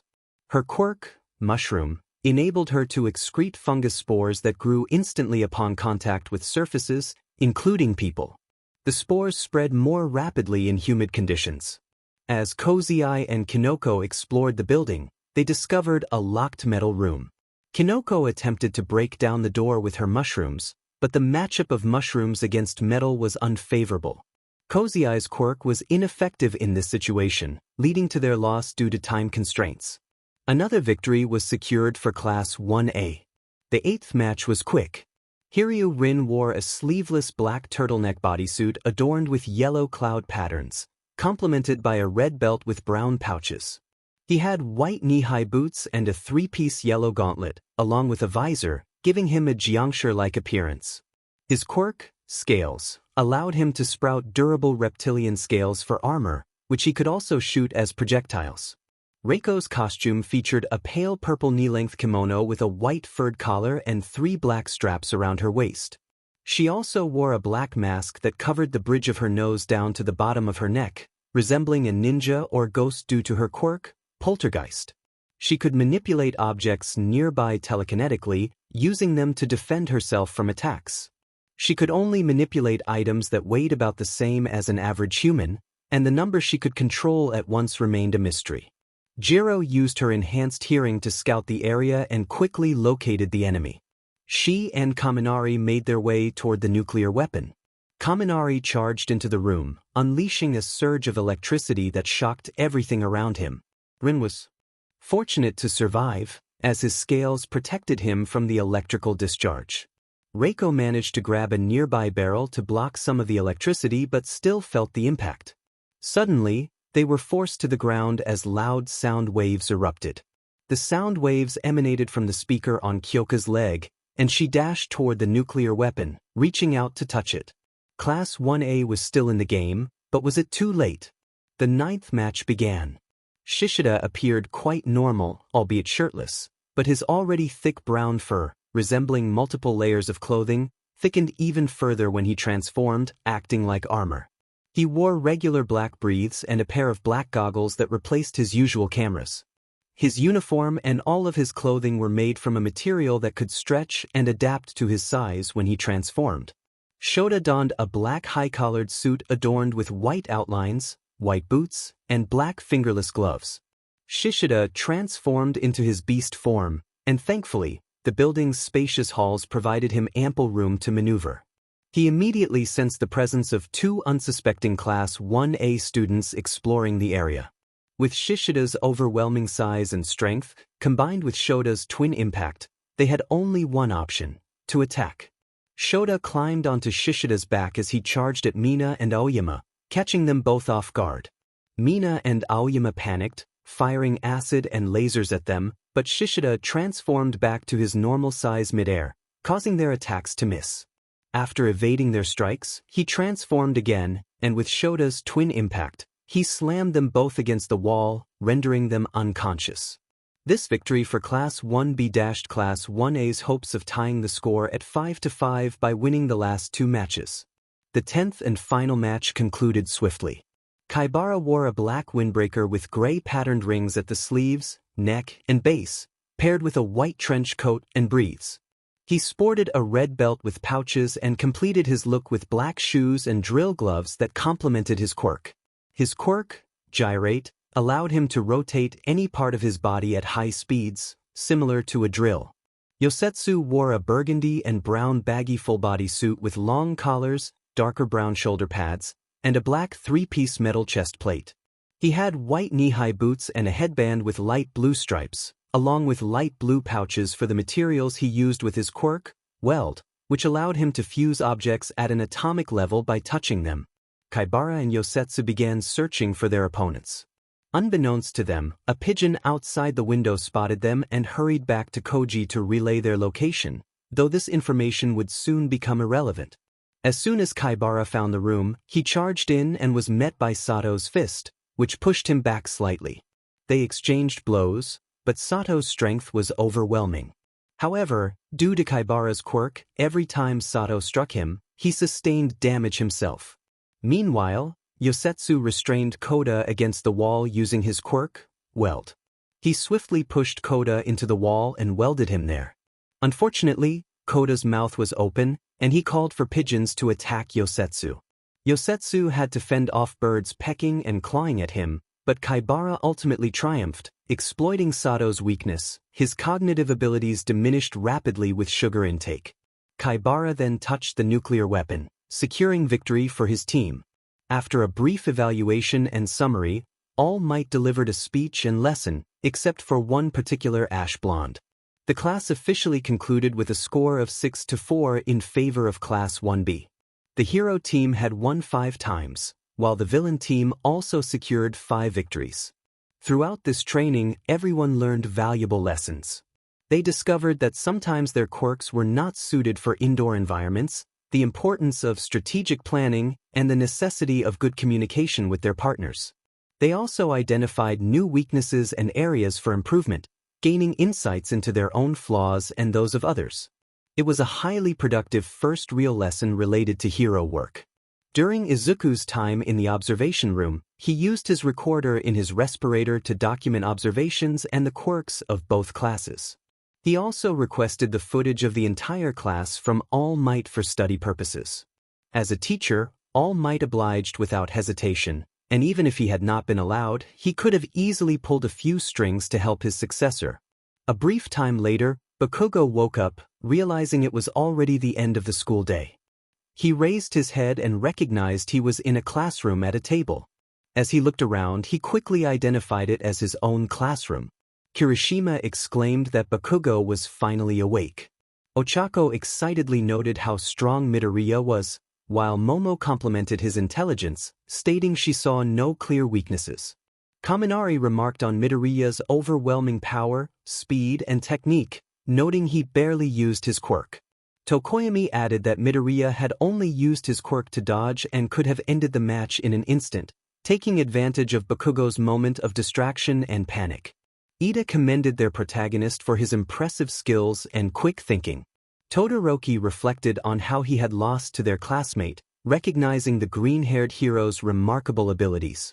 Mina shared that she had heard from the girls in the other room that his quirk had only manifested 2 months ago, enhancing his body and allowing him to distribute its power evenly, but he could only use 8% without risking injury.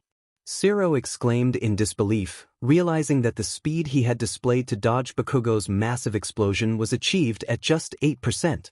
Shoji noted how strong and fast his punches must be at that level. Sato added that their protagonist might be stronger at 8% than he was at his maximum capacity.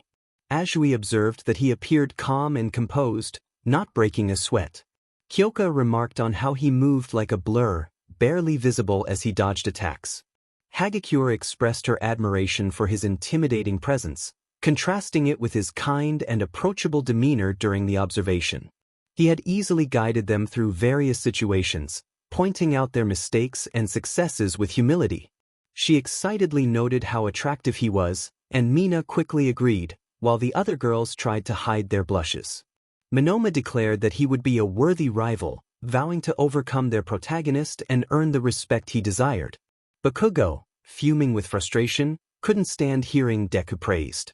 He felt it should have been him receiving the compliments, especially after being defeated so thoroughly without landing a single hit. In a fit of anger, he stormed out of his classroom, heading to Class 1B. Upon entering, he shouted at Deku, declaring that next time would be different and that he would make him fear him. Tears of determination streamed down his face as he promised he would never lose again, slamming the door behind him as he left. Kendo expressed her disapproval of Bakugo's rudeness, while Shishida echoed her annoyance. Izuku, laughing and rubbing the back of his head, apologized for Bakugo's behavior, explaining that he had always been cocky and arrogant but was also determined and skilled. He reflected on how he had stood up to Bakugo and won, feeling proud of his achievement. As he approached the front entrance, Izuku noticed reporters and cameramen surrounding the area. Following Nisa's advice, he ignored their attempts to block his path and swiftly entered the school gates, leaving them behind. However, some of his classmates were not as fortunate.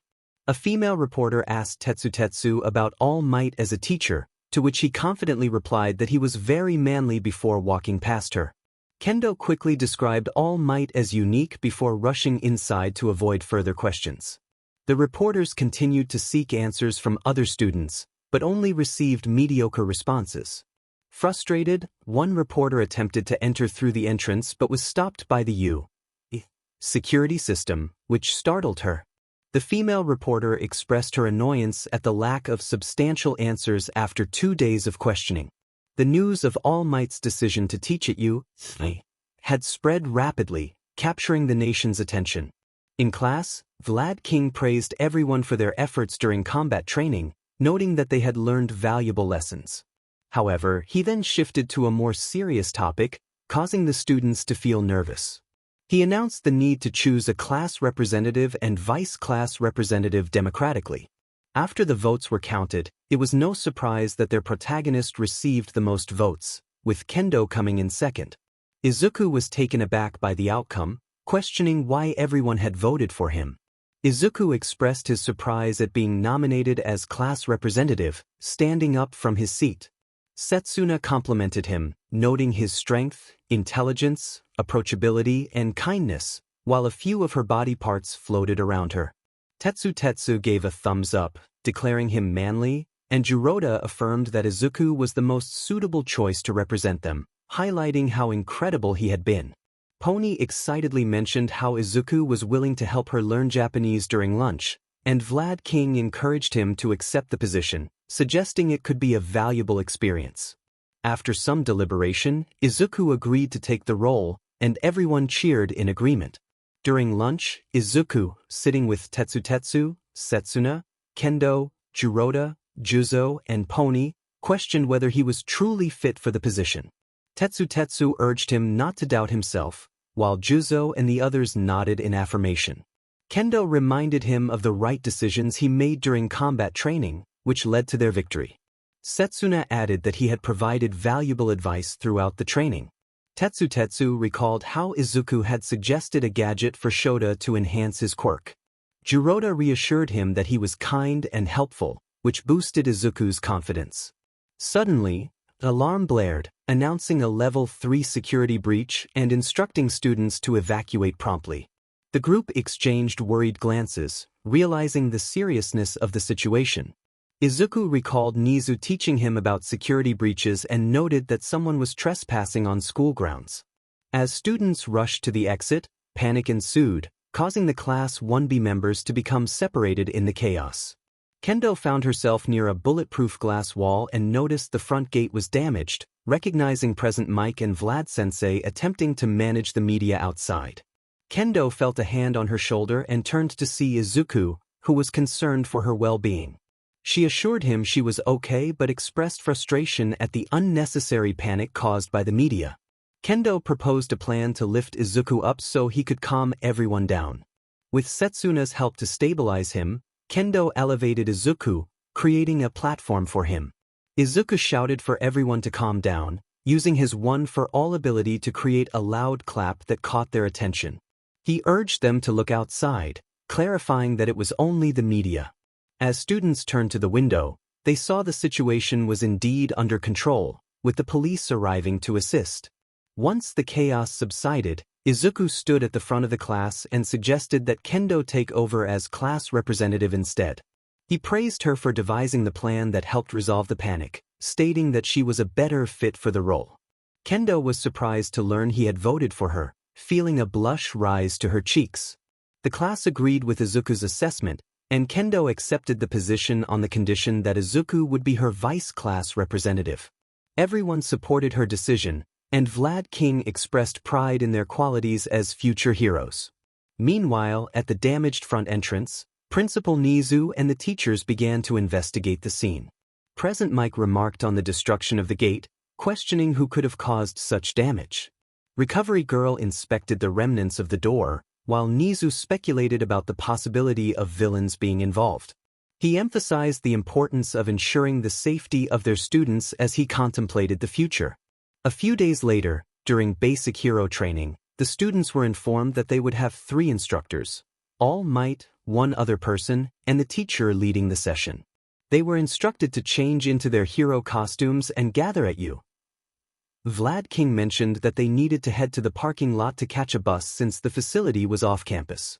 Everyone changed and made their way to the parking lot in an orderly fashion. Once they arrived, they boarded the bus, and after a few minutes of driving, they reached their destination.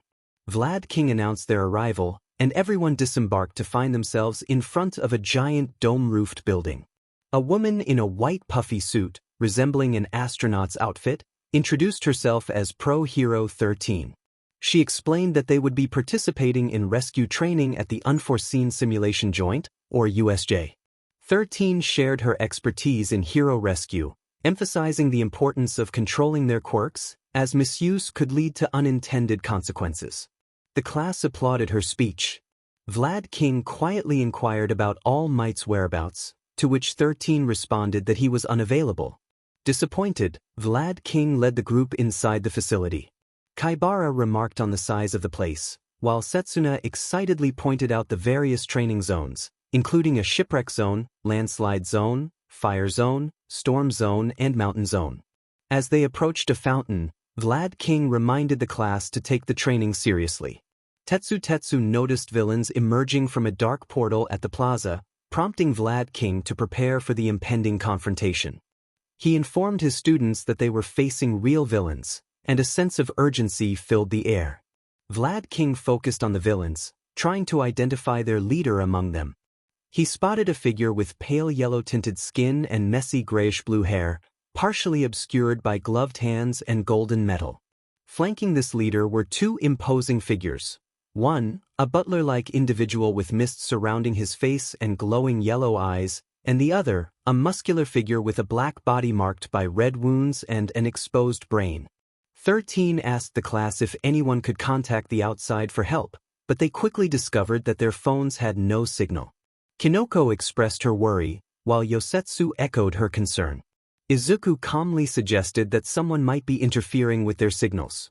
𝗏𝗏 concluded that these were the same individuals responsible for the earlier chaos at the front entrance and decided to confront the villains directly.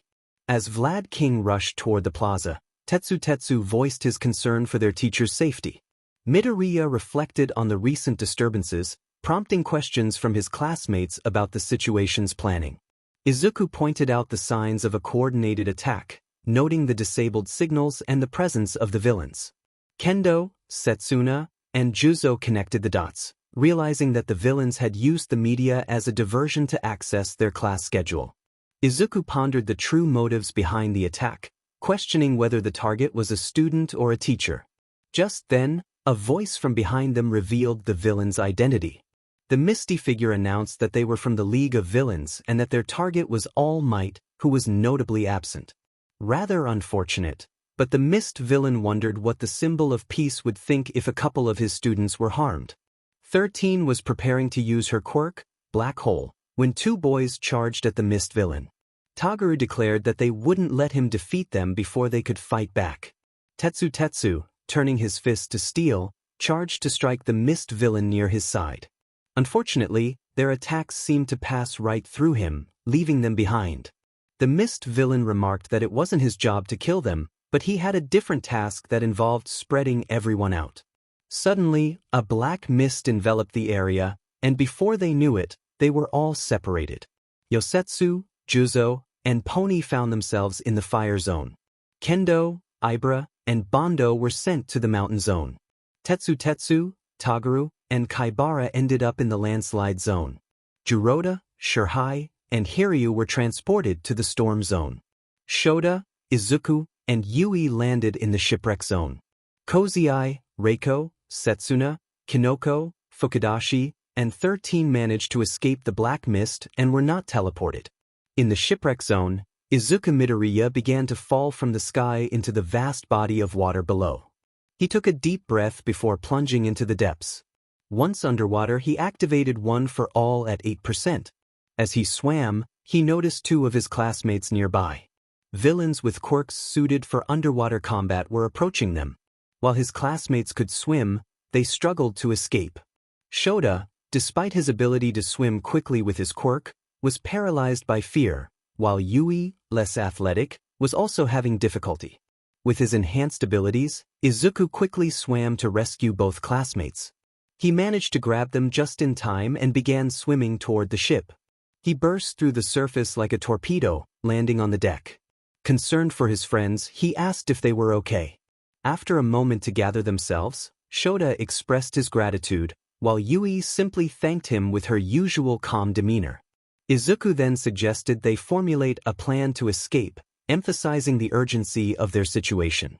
Shoda, trembling, questioned what Izuku meant. Izuku pointed out the surrounding villains, who were now encircling the boat. Panic set in as Shoda realized they were trapped. Izuku noted that each villain appeared to have a quirk compatible with water, which Shoda acknowledged with admiration for Izuku's keen observation. Izuku explained that the villains likely underestimated Class 1B, thinking they were weaker than Class 1A, which is why they targeted them. Despite the dire circumstances, Shoda couldn't understand how Izuku remained so calm. He voiced his fears about their situation, prompting Yui to place her hand over her chest, feeling her heart race with anxiety. Izuku admitted he was scared too, fearing he might not survive to see his parents again. However, he believed that panicking would only complicate matters. He reminded them that as heroes, they were meant to face challenges like this. With time running out, he extended his hand to them, offering a plan with a hopeful smile that inspired confidence. In that moment, their anxiety transformed into hope, particularly for Yui, whose heart fluttered at Izuku's kindness.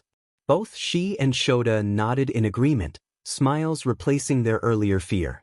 Meanwhile, in Yui's teacher's lounge, All Might sat on a sofa, trying unsuccessfully to contact 13 and 𝗏𝗏. Frustrated, he reflected on his neglect of teaching duties due to the chaos outside. After turning off his phone, he considered going to assist them, believing he could last a few minutes in his hero form. Just then, a familiar rodent entered the room, ready to discuss something important with All Might. 𝗍𝗂𝗧 displayed a tablet that showed an article about All Might resolving several incidents in just 1 to 2 hours.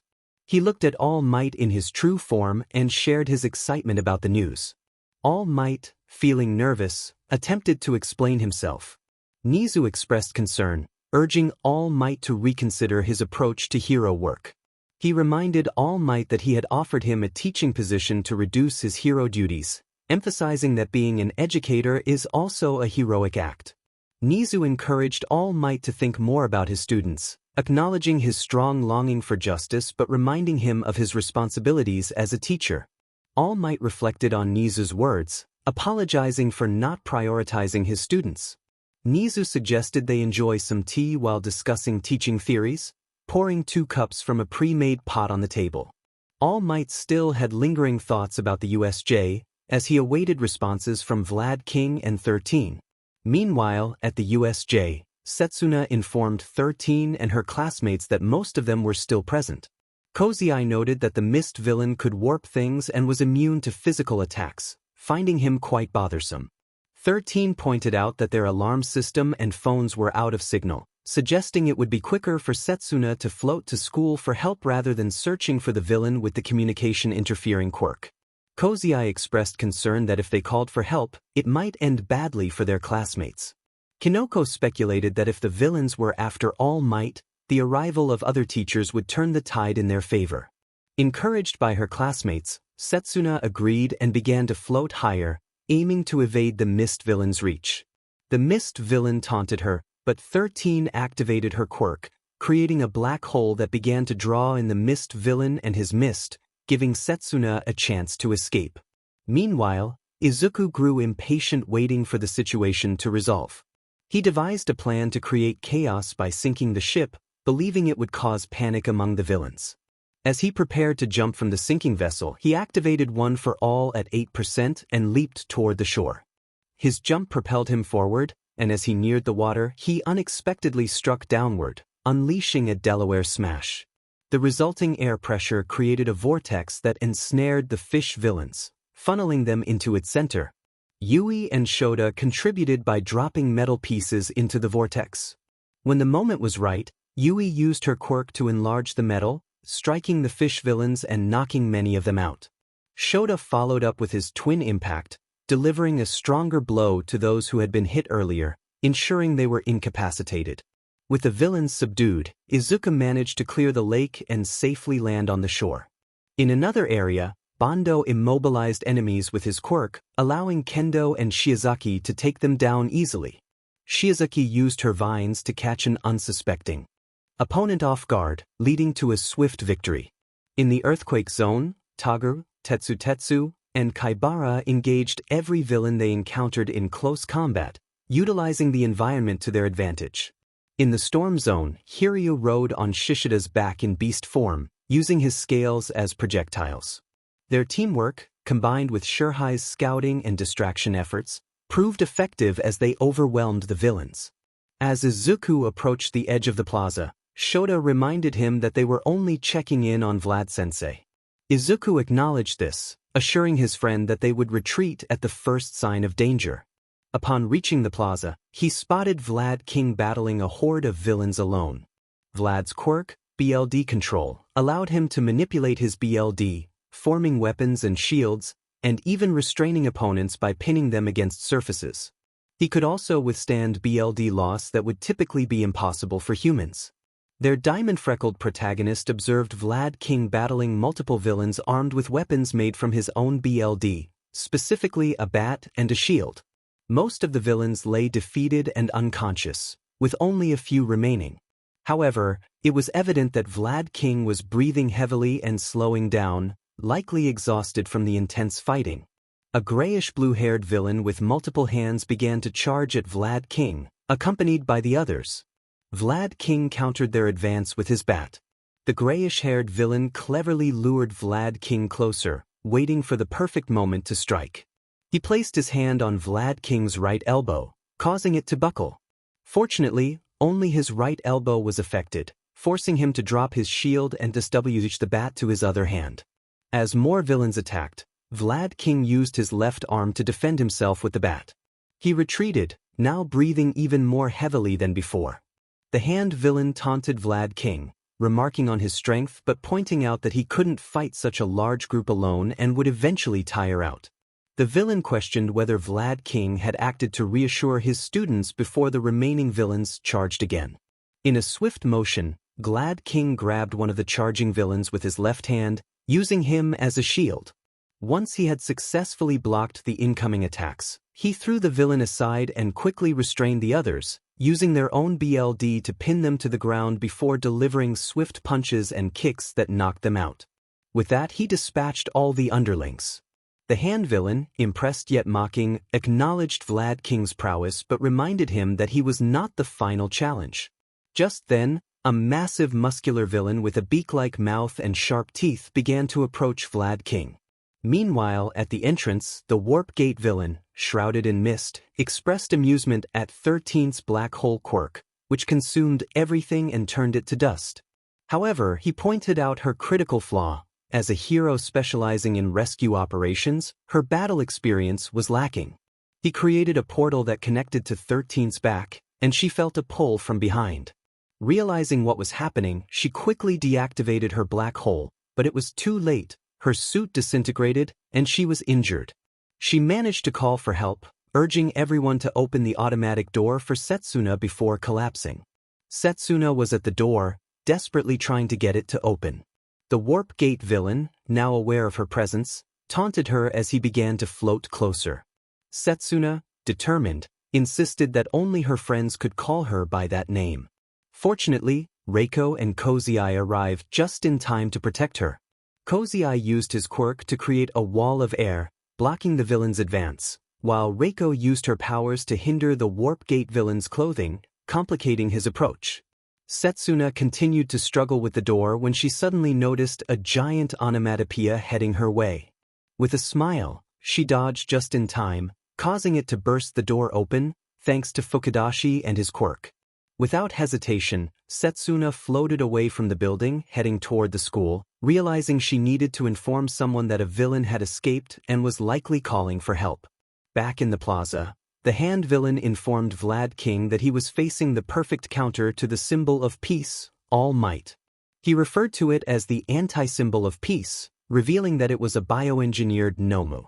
As the Nomu pinned 𝗵𝘃𝗁 down, the hand villain praised his impressive physique and fighting skills but belittled his quirk, claiming it was only effective due to extensive training. The Nomu began to exert its strength, causing 𝗵𝘃𝗁 to feel the strain. Watching from a distance, Shoto was terrified, covering his mouth in fear at the sight of his teacher in pain. Yui trembled, speechless, while Izuku noticed his own hand shaking uncontrollably. The three of them felt paralyzed, unable to move. Suddenly, the 𝗵𝘃𝗁 villain appeared beside the hand villain, addressing him by name. He inquired if 𝗬𝗏𝗏 had been dealt with, to which Kurogiri replied that she was likely in critical condition but that a student had escaped and was probably on her way to the school for help. This news infuriated Shigaraki, who expressed his frustration by scratching his neck in agitation. He threatened Kurogiri, revealing his anger at the situation. Realizing they could not win against the numerous pro-heroes on their way, Shigaraki suggested they retreat. However, he added that before leaving, they should have a bit of fun by attacking the symbol of peace's pride and targeting his students. Shigaraki expressed amusement as he imagined the reaction of a certain hero if he were informed that all 20 of his students had perished in his absence.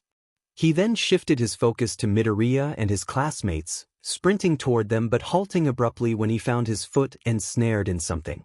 Looking down, he realized it was hardened BLD trapping his ankle. He acknowledged 𝗵𝘃𝗁, who was battered and bleeding, desperately trying to protect his students. The Nomu then forcefully slammed 𝗵𝘃𝗁 to the ground. Midoriya felt his body move instinctively as he activated One for All at 8%, his fist charged with power. He attempted to strike Shigaraki, but the Nomu absorbed the blow without flinching, as if it had taken no damage at all. Midoriya was astonished, realizing that despite using a significant portion of his power, the Nomu remained unscathed. Shigaraki taunted 𝗵𝘃𝗁, then commanded the Nomu to finish Midoriya as he disintegrated the hardened BLD that had ensnared him. Just then, a loud noise erupted from behind them, creating a massive cloud of dust. As the dust began to settle near the fountain, a towering figure with shiny blonde hair emerged, his usual smile replaced by an expression of anger. It was All Might. All Might declared his arrival with a hint of irritation in his voice, focusing on the villains threatening his students. The students, filled with relief, recognized their hero. Those at the top of the stairs, who had been watching over 13, turned to see the commotion and were filled with joy at the sight of All Might.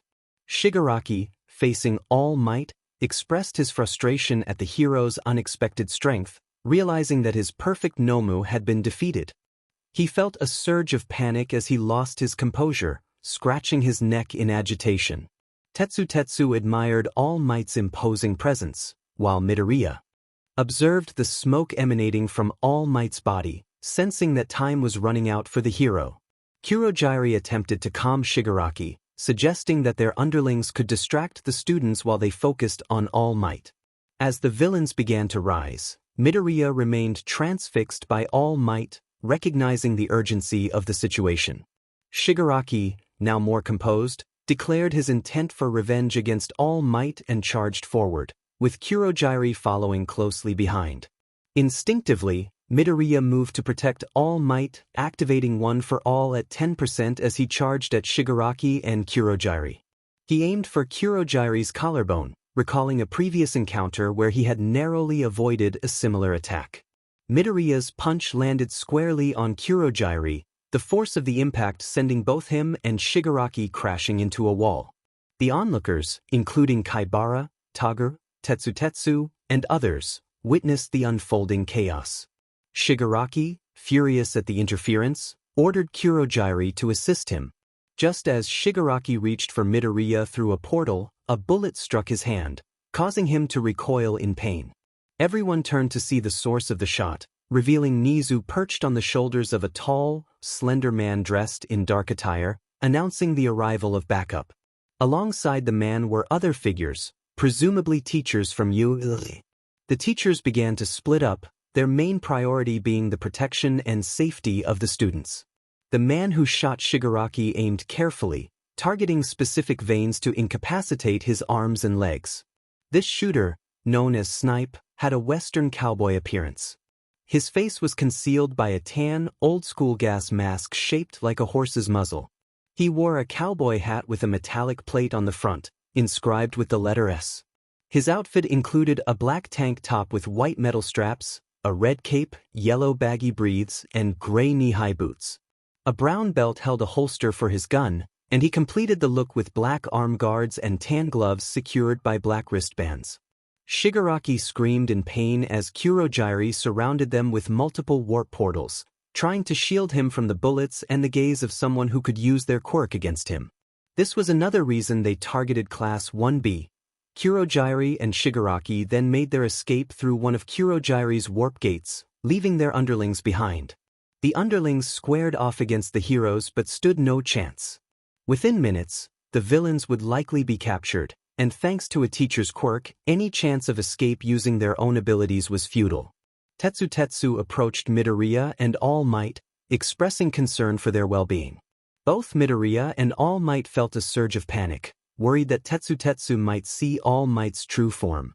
Although All Might still had his muscular appearance on one side, a cement wall began to rise, blocking Tetsu's view.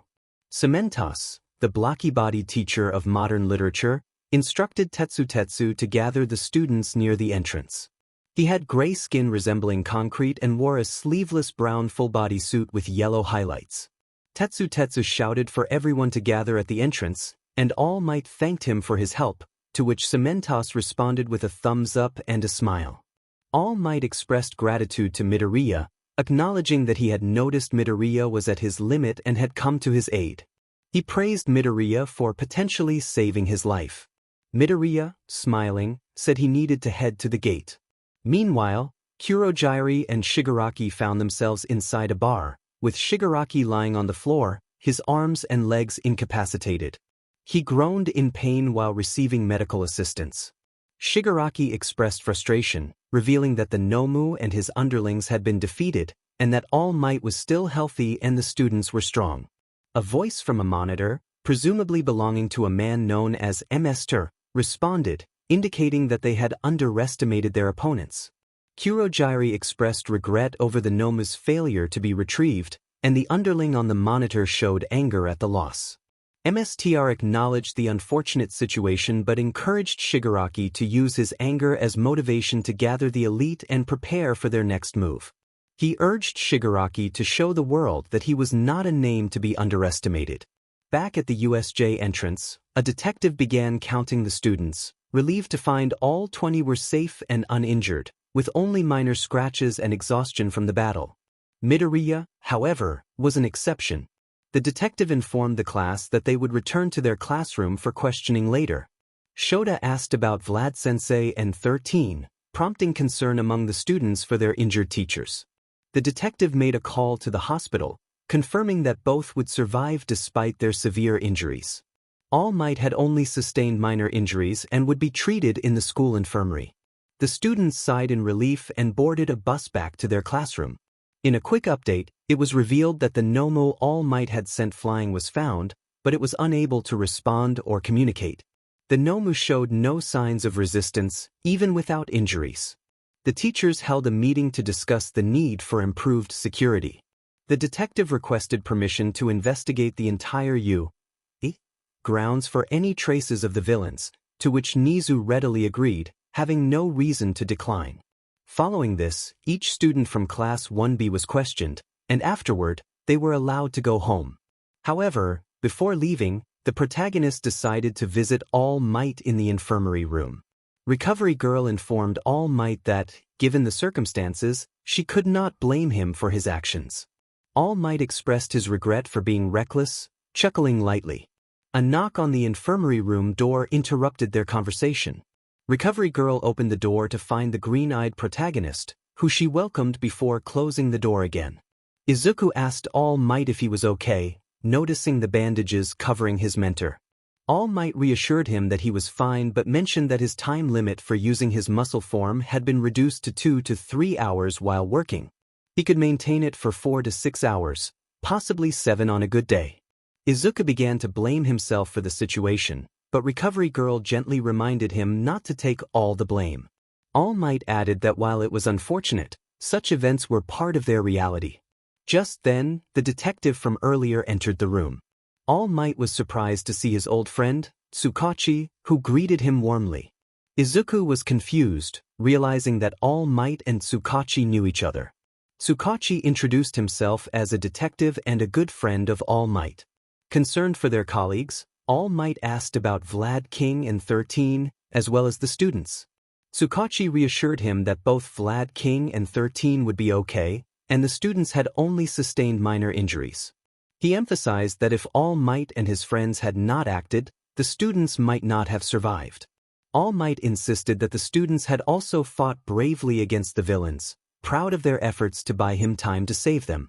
He reflected on the harsh lessons the students had learned about facing villains, noting that the villains had inadvertently provided them with experience that first-year students typically wouldn't encounter. All Might gazed out the window, contemplating the bright futures ahead for Class 1B. Recovery Girl and 𝗬𝗏 nodded in agreement with his sentiments. Meanwhile, Izuku found inspiration in All Might's perspective, clenching his fist as he felt the weight of inheriting one for all. He resolved to become stronger, determined to surpass All Might and become the next symbol of peace, aspiring to be the #1 hero. Days passed since the USJ attack, and the U faculty decided to temporarily cancel classes for several reasons. This included allowing Vlad King and 𝗬𝗏 time to recover, particularly Vlad King, who was known for his stubbornness and dedication to teaching. The police were also investigating the school grounds for any remaining traces of the League of Villains. Faculty meetings focused on student safety and the measures needed to restore a secure environment. Most importantly, the students who had experienced the attack were given time off to reflect and process what had occurred. The League of Villains, despite their notable attack, were dismissed by the media and the public as delusional and crazy for attempting to kill All Might. They were viewed as insignificant, with Shigaraki, the ringleader, being labeled a man-child with absurd ideals. However, the world would soon regret underestimating the League of Villains and its leader. In the present, All Might sent a letter to someone who was watching the news about the 𝐒𝐻𝐁𝐵 attack while enjoying taiyaki and reading the contents of All Might's letter. The letter began with a warm greeting, expressing hope that the recipient was well.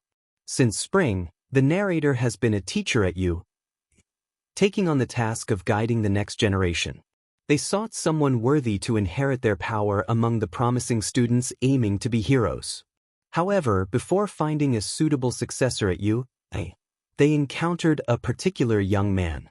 Despite being quirkless, this young man rushed towards a scene where pro-heroes hesitated. Without a plan, he used his determination and courage to confront the situation, fully aware of the risks involved. His actions reminded the narrator of the true essence of a hero, self-sacrifice. This inspired them to propose that the young man inherit their power, one for all. The young man accepted without hesitation, ready to take on its responsibilities and burdens. He worked diligently to master one for all, demonstrating his determination and passion to prove himself worthy. While his peers had their quirks longer than they could remember, he put in immense effort to catch up, seizing every opportunity to learn and grow. His hard work paid off when he entered 𝐒𝐻𝐁 and placed first in the entrance exam. Recently, news broke about the League of Villains planning to attack the narrator. At their limit, they had to resort to bluffing and intimidation to survive. Just as the ringleader and his accomplice charged, the young man sprang into action, managing to halt their assault and buy enough time for the other teachers to arrive, forcing the villains to retreat. The narrator felt immense pride in him and had no regrets about passing on one for all. Yet, they acknowledged their own inexperience as a teacher and hoped to seek guidance from their former mentor when the time came. They promised to keep in touch as the seasons changed. Meanwhile, the green-haired hero in training was in his room lifting dumbbells, reflecting on the recent USJ attack. He wished he were stronger, thinking that perhaps he could have done more. He resolved to improve and make All Might's power truly his own. His thoughts were interrupted by his mother knocking on the door, calling for him. Concerned, she asked if he was okay, noticing he seemed lost in thought. He reassured her, explaining he was just focused on getting stronger, which eased her worries. She then informed him that dinner was ready, and they would be having his favorite dish, 𝗬𝗓𝗏. As classes resumed, excitement filled the air. Setsuna eagerly shared that they had appeared on the news, and everyone chimed in, thrilled about their brief television moment. They discussed the significance of the 𝐒𝐻𝐁 hero course being attacked and how All Might had been targeted. The students recounted the events of the battle, expressing admiration for All Might's bravery and skill. Kaibara, while maintaining his usual demeanor, felt a sense of happiness about being on TV. Kinoko expressed her relief that everyone was safe, while others voiced their concerns about their injured teacher, 𝗏𝗏𝗏. When 𝗏𝗏𝗏 entered the classroom, bandaged but determined, the students were surprised yet relieved to see him. He reassured them that as long as he could talk and walk, he could teach. However, he emphasized that the fight wasn't over yet, hinting at the upcoming 𝐒𝐻𝐁 sports festival, which left the class in suspense. The entirety of Class 1B exclaimed in unison. Kendo raised a concern about the timing of the sports festival so soon after the recent villain attack, capturing the attention of the class as they awaited 𝗏𝗏𝗏's response.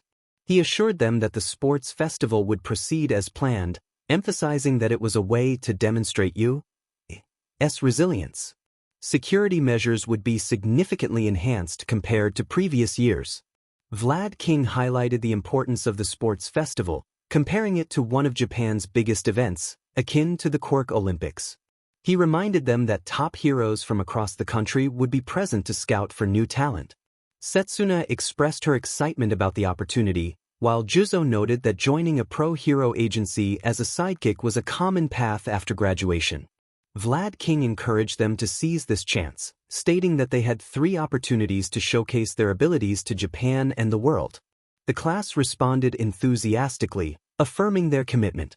After a brief transition to lunch, Tetsu shared his excitement about the upcoming event, while Hiryu and Bondo agreed on the importance of standing out.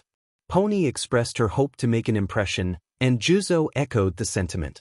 All Might then entered the classroom, looking for Midoriya, which surprised everyone. He wanted to speak with Midoriya privately and suggested they have lunch together.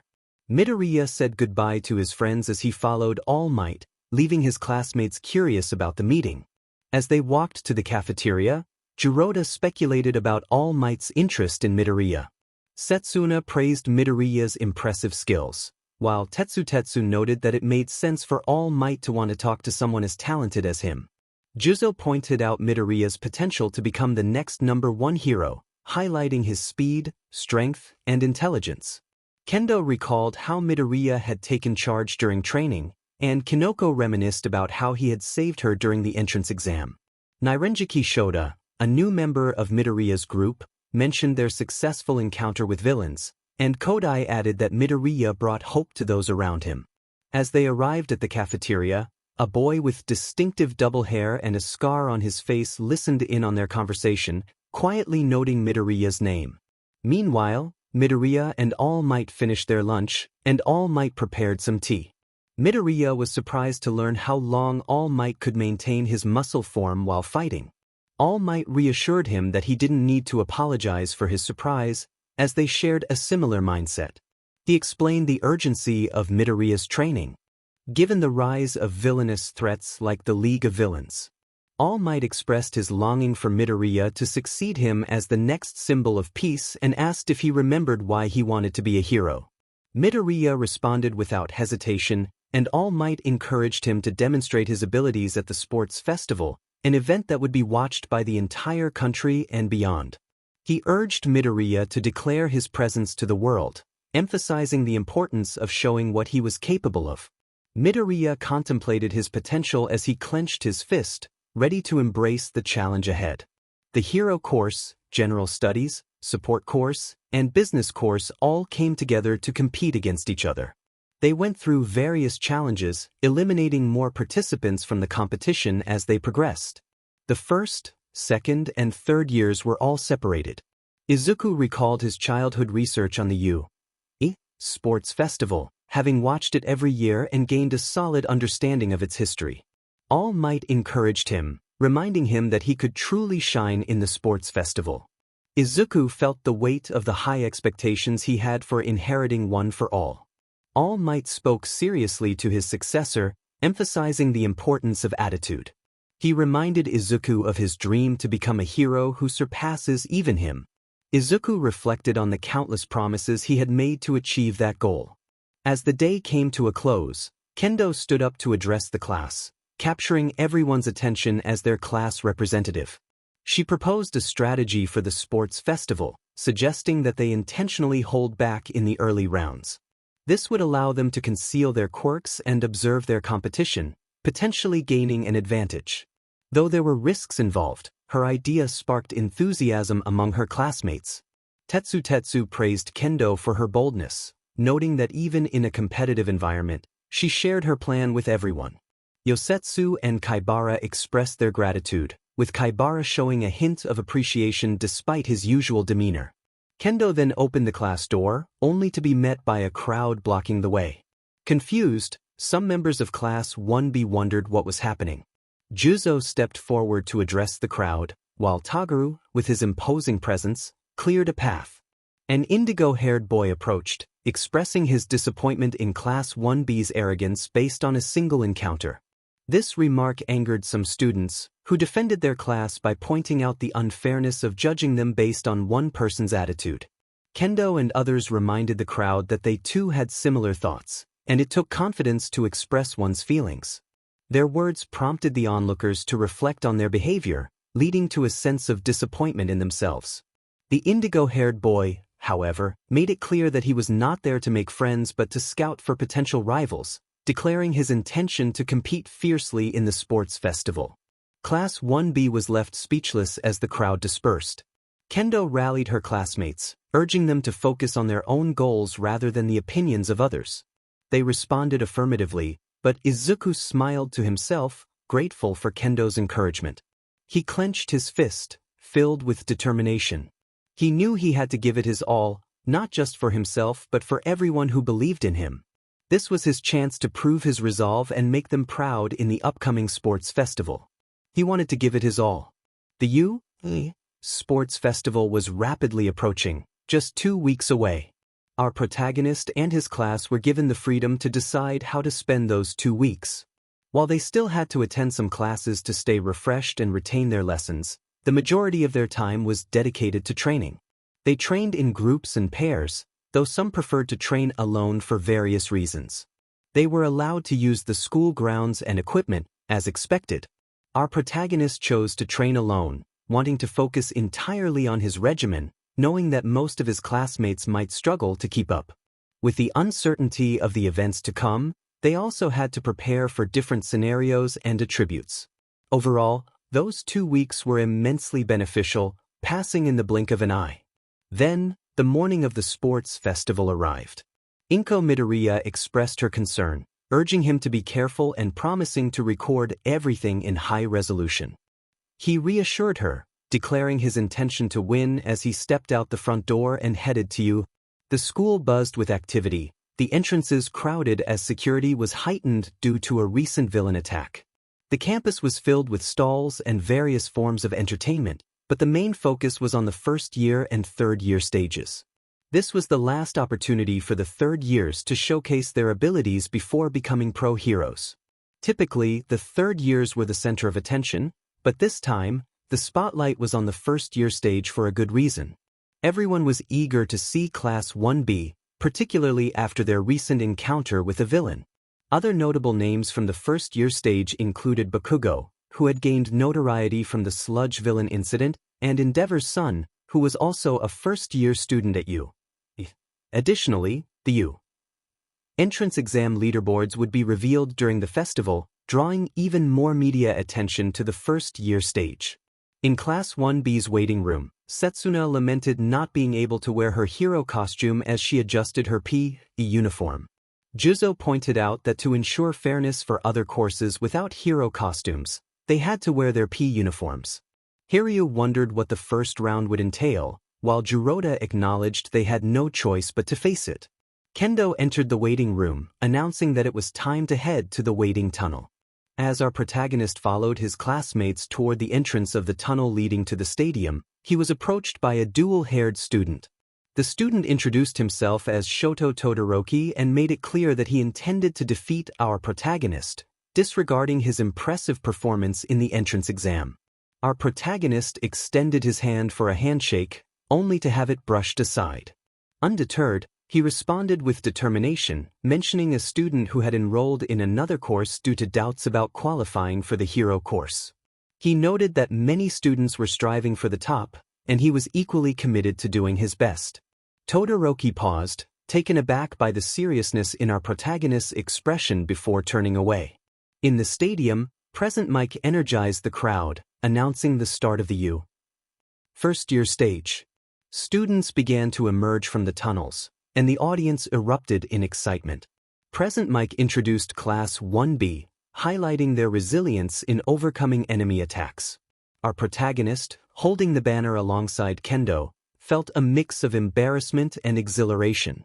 Kendo shared his sentiment, acknowledging the pressure of performing in front of a national audience. Our protagonist, however, found the atmosphere thrilling, believing it motivated them to exceed expectations. She thought for a moment about what he said before deciding to respond. With a smile on her face, she acknowledged the green-eyed protagonist. Present Mic then announced the presence of their counterparts from Class 1A. He continued, introducing general studies classes C, D, and E, as well as the support course classes F, G, and H. Finally, he mentioned the business course classes I, J, and K, declaring that all the first-year students had gathered.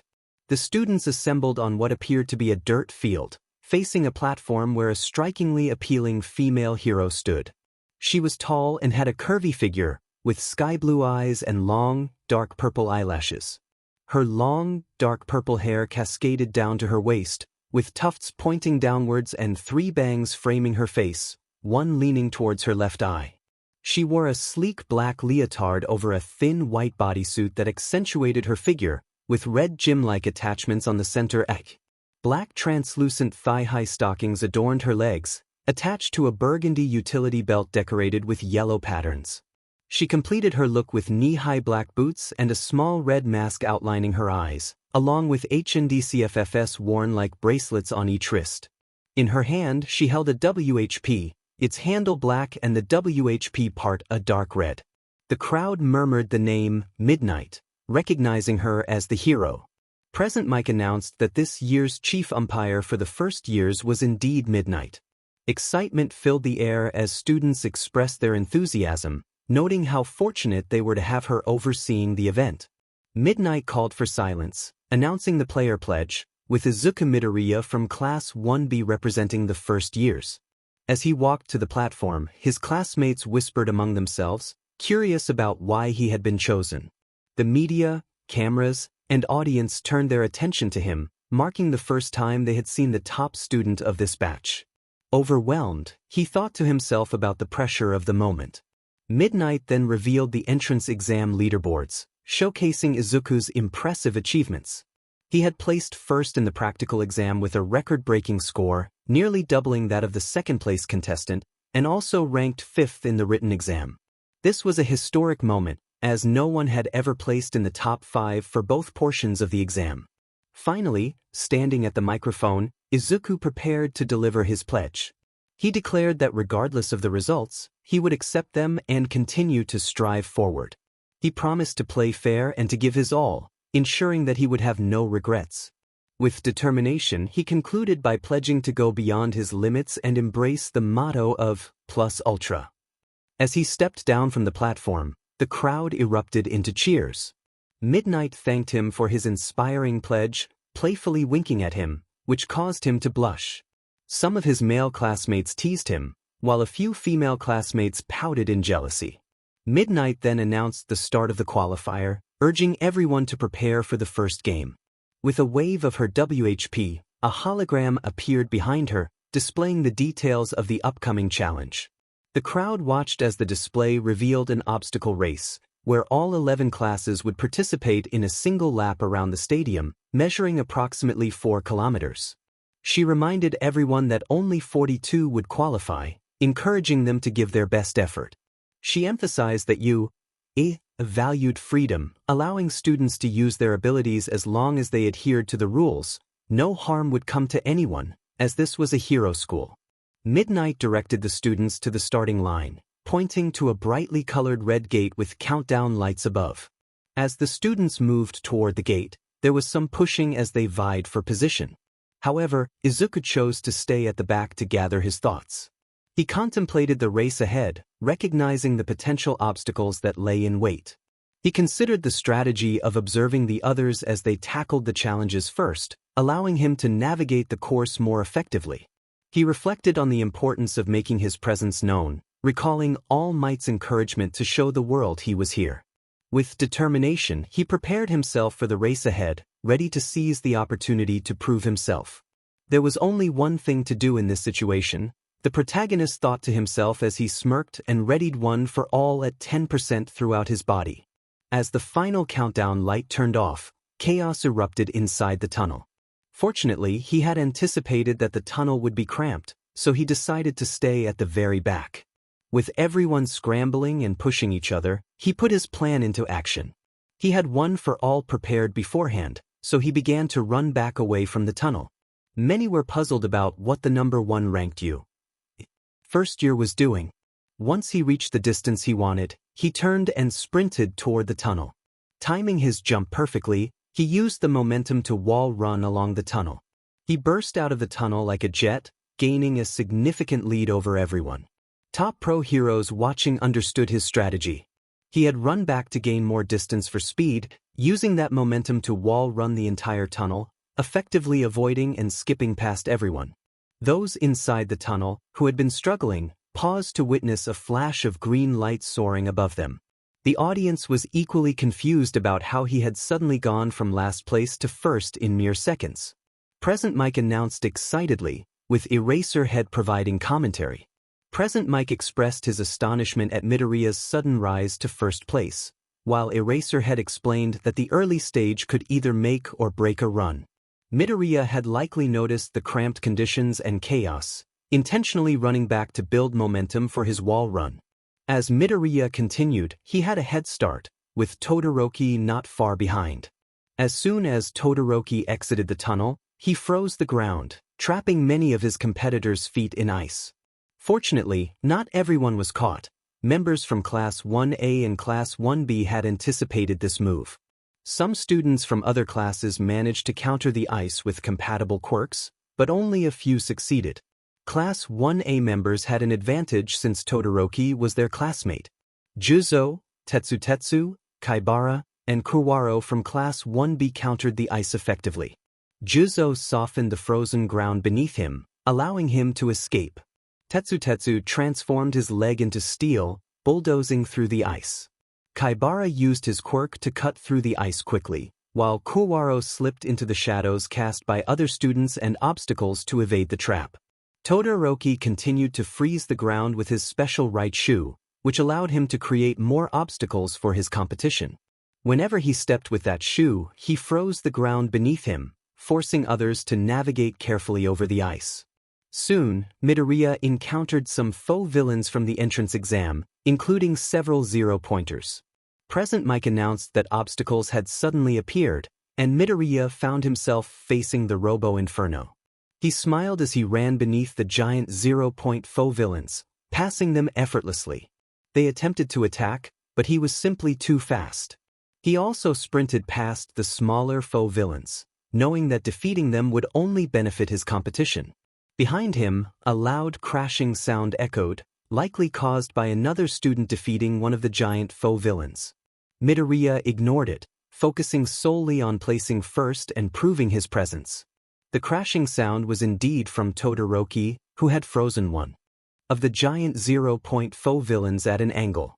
He quickly ran through its legs, following the same idea as Midoriya. Unfortunately, others attempted to do the same, but the giant faux villain collapsed due to the angle at which it was frozen, creating the crashing noise that Midoriya had heard.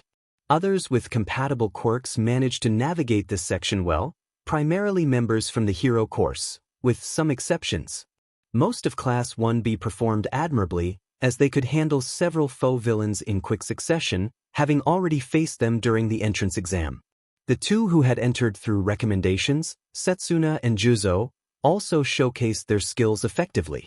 Setsuna soared above the faux villains, while Jdouzo softened the ground beneath them, causing the faux villains to fall into the cushioned surface. Once immobilized, they could do nothing against Jdouzo. Most of Class 1A was performing exceptionally well against the faux villains. It was no surprise that both hero courses were outpacing the competition, leading the way. Present Mic commented on their performance, noting how well they were doing. Eraserhead added that as future heroes, they were expected to excel, especially with the entire nation watching. Present Mic teased Eraserhead, but he responded with his usual lack of enthusiasm. In no time, the Robo Inferno was completed swiftly. Midoriya led the students with a significant advantage, followed closely by Todoroki and then Bakugo. Bakugo, known for his arrogance and stubbornness, was undeniably talented and had worked hard to reach his current position. Despite his rough demeanor, he was quite clever, anticipating Todoroki's trap and timing his jump perfectly as Todoroki froze the ground. Bakugo's quirk allowed him to extend his jumps, using explosions to boost his mobility to impressive heights. As he launched himself over the faux villains, it appeared as though he was performing multiple double jumps in the air. Though currently in third place, he was confident he could catch up later. Present Mic announced the next challenge, warning that the upcoming obstacle would slow them down significantly. Midoriya gazed at what resembled a canyon with stone formations and tight ropes connecting platforms. It seemed like a daunting drop, and he realized he needed a strategy. Unlike All Might, he couldn't jump great distances or heights. Although he could enhance his jumps with one for all, he couldn't simply leap from platform to platform as he wished.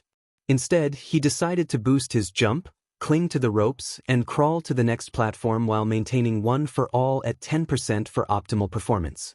However, his lead was quickly diminishing as Todoroki and Bakugo closed the distance. Todoroki skillfully slid over the rope, freezing it mid-slide, which helped him catch up to Midoriya. Meanwhile, Bakugo's quirk allowed him to sweat more as he exerted himself, making his explosion stronger and enabling him to gain speed. He launched himself from platform to platform, taking full advantage of the obstacle. A pink-haired girl, equipped with various gadgets, also navigated the challenge swiftly. As Midoriya completed the fall, he maintained a slight lead over Todoroki, with Bakugo not far behind. Reaching the final stretch, Midoriya faced the last obstacle, a minefield. 𝗵𝗃 explained that the landmines were toned down for safety, but they could still cause injuries. Midoriya took a moment to assess the minefield, noting the increasing danger as he neared the end. While he contemplated his next move, Todoroki passed him, eager for first place. Bakugo soon caught up, surprised to see Midoriya hesitating. He knew Midoriya was clever and likely devising a plan, so he raced after Todoroki, determined to win. 𝗵𝗃 expressed confusion over Midoriya's pause, while the crowd reacted to the shifting positions. Midoriya realized that if he approached the minefield cautiously, Todoroki and Bakugo would catch up. Todoroki could create a frozen pathway to navigate the mines, and Bakugo could leap over them with ease. Midoriya knew he needed to make a statement and show everyone he was a contender. An idea sparked in his mind as he looked at the minefield, ready to put his plan into action. 𝗵𝗃 announced that Bakugo and Todoroki were now tied for first place, both trying to outmaneuver each other, while the rest of the competitors were closing in. Suddenly, a giant explosion echoed from the back of the minefield, causing everyone to turn their heads in surprise, including Todoroki and Bakugo. 𝗵𝗃 exclaimed about the unexpected blast, questioning whether it was an accident or intentional, and noted that Izuku Midoriya was in hot pursuit of the explosion. The audience erupted in excitement at this turn of events. In a brief flashback, Midoriya recalled 𝗵𝗃's earlier words about the landmines being designed for games and not being very powerful. They only activated under a certain amount of weight or pressure. He devised a risky plan. If he bundled the landmines together and infused his punch with one for all, he could create a massive explosion, propelling himself over the minefield. It was a high-risk, high-reward situation, but he was determined to go for first place. Gathering the landmines, he jumped and infused his punch with one for all. Timing it perfectly, he unleashed a powerful punch at the landmines. The explosion activated them, creating a massive blast that sent him soaring toward the end of the minefield. 𝗵𝗃 announced that Midoriya had taken the lead, further energizing the crowd. As Midoriya soared through the air, he realized he was falling toward a ground full of landmines. Bakugo and Todoroki, aware of his situation, sprang into action. Bakugo charged after him, launching himself through a series of smaller explosions. Meanwhile, Todoroki focused on freezing the ground to disable the landmines, creating a clear path for himself. His specially designed shoes allowed him to run faster on ice, giving him an edge over Bakugo. The two competitors were now neck and neck, closing in on Midoriya.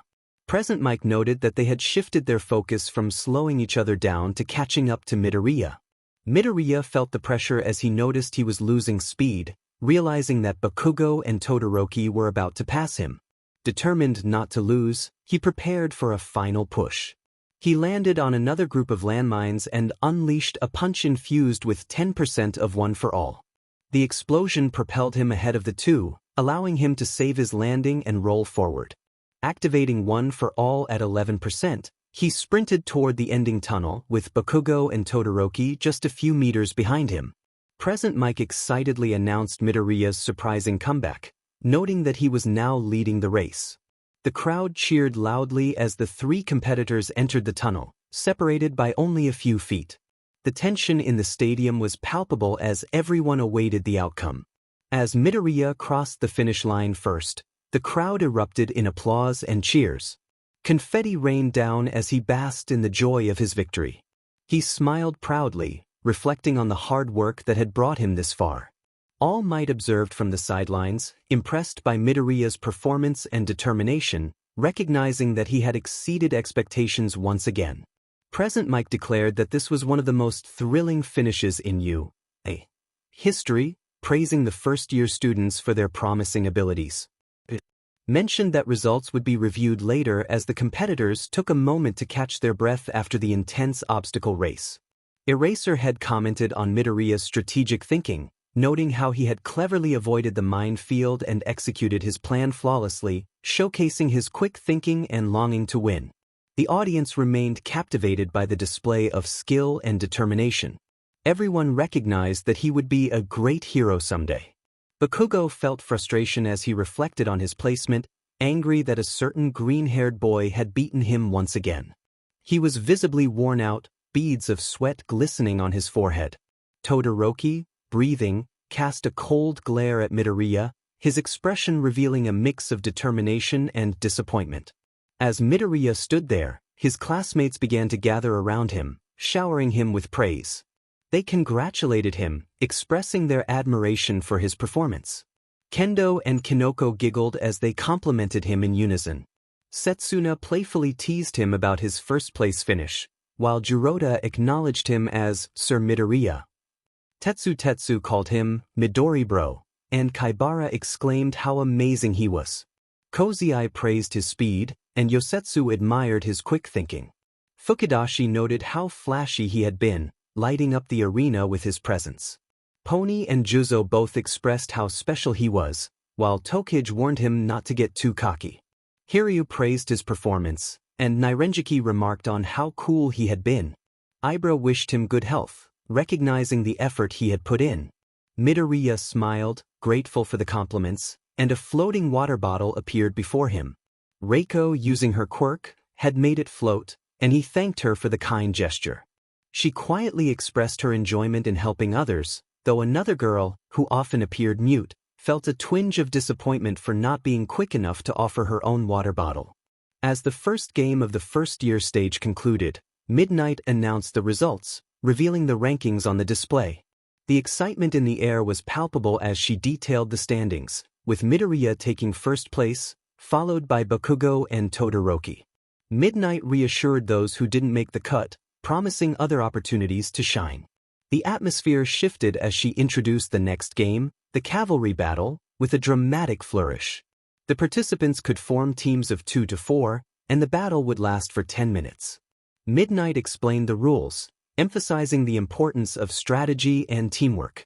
Point values would be assigned based on rankings, with first place earning a staggering 1 million points. The goal was to accumulate as many points as possible while protecting their own. As she spoke, the tension in the arena grew. All eyes were on Midoriya, the pressure mounting as his peers recognized that possessing his team's headband would likely lead to victory.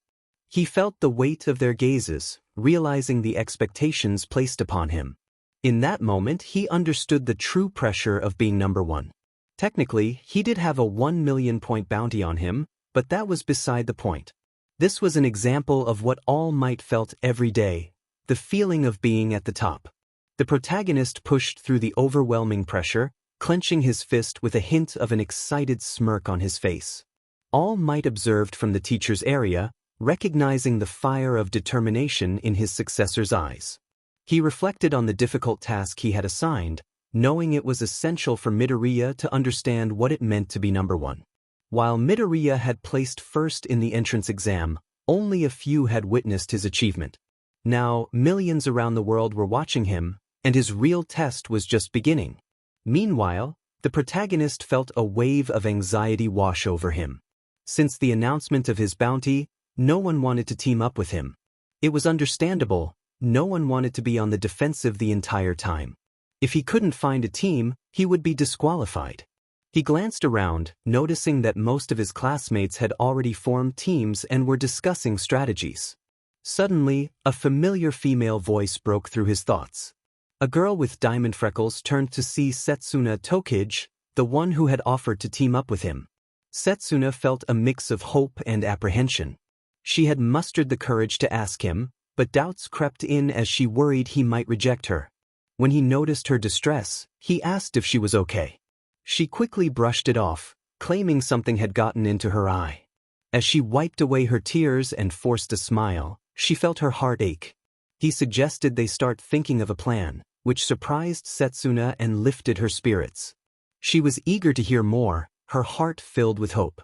The protagonist explained that it would be easier to strategize with teammates to defend their 1,000,000 points. Setsuna's face lit up with joy, realizing her decision to ask him to team up was worth it.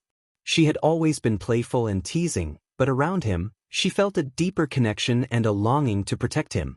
Curious about potential teammates, the protagonist asked Setsuna for her thoughts. She scanned the area, noting that most of their classmates were already paired up. Just then, a girl with pink hair and goggles approached them, exuding confidence. She boldly declared her intention to team up with the one in first place, catching both Setsuna and the protagonist's attention. The protagonist recognized her as 𝗵𝗃𝗧𝗵𝗲, recalling her from the obstacle race lineup. He mentioned her impressive array of support items, which made her beam with excitement. Thrilled that he knew her name, she eagerly asked to join their team. The protagonist agreed, and as 𝗏𝗧𝗵 hugged him tightly, he felt a rush of warmth and a hint of embarrassment. He politely mentioned that she was a bit too close, which made her laugh and step back. With a sparkle in her eyes, 𝗏𝗏𝗵 revealed a suitcase filled with an impressive assortment of support items, showcasing her creativity and enthusiasm. The protagonist marveled at her collection, feeling a surge of excitement for the challenges ahead. "Did you really create all of this?" Setsuna asked as she began to inspect some of the support items. "What's this?" their green-eyed protagonist inquired, holding what appeared to be a metal backpack with boosters. "It's a backpack that I derived from a certain hero, adding my own twist," she replied, her excitement evident as she watched him examine her creations. "By any chance, is it the Buster hero, 𝐎̀rjet?" he asked, showcasing his extensive knowledge of heroes, especially since 𝐎̀rjet operated in the Mizudafu area. "You know him?" 𝗏𝗏𝗵 asked, her curiosity piqued. "Yeah, his agency was close to my school, and we went there for a tour," he explained, sparking a conversation about heroes and support items. Meanwhile, a teammate felt a twinge of jealousy, pouting at how close they were becoming despite just meeting. Thankfully, her sulking ceased when their protagonist asked a crucial question. "𝗏𝗏𝗵, what is your quirk?" he asked, eager to gather information about his teammate. "My quirk is zoom. If I focus my vision on something, I can zoom in on it. If I try hard enough, I can zoom to about 5 kilometers, she explained to him and Setsuna. 𝗏𝗏𝗵 may not have the zoning capabilities he desired, but her support items could prove useful. They needed someone to assist with their defensive shortcomings. The options were limited when it came to defense and zoning out opponents. 𝗏𝗏𝗵's support items had restricted uses, and while Setsuna's lizard tail splitter could slow and annoy some adversaries, it wouldn't be enough to protect their bounty. They definitely required an extra person who could help carry the support items and defend from a distance. Most people were set for their teams, but then he spotted the perfect candidate, Midoriya. 𝗏𝗏𝗵 and Setsuna called out as he walked away from them to approach another student who qualified. "Will you join my team?" he asked, approaching the individual he believed was the ideal fit. Izuku had a serious glint in his eyes and a charisma that convinced the person to accept. They gathered for a meeting to discuss plans and strategies involving their quirks, engaging in a lengthy conversation about which of 𝗏𝗏𝗵's inventions to utilize. Once they were satisfied with their plan and the 15 minutes were nearly up, they went to register their team and received the headbands they would use. 15 minutes are up. Time to get things started.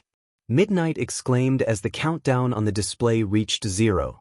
They were finally about to begin. After a brief break for forming teams and discussing strategies, 11 cavalry teams were lined up, and it appeared one person had been disqualified. Present Mike announced from the commentary room, energizing the audience. "Eraserhead, do you have any thoughts about the teams?" he asked his commentary partner. "The teams are mostly what I expected, but I'm surprised by Midoriya's team. However, it was also expected that his team would be impressive," he replied, smirking at the sight of Midoriya's team.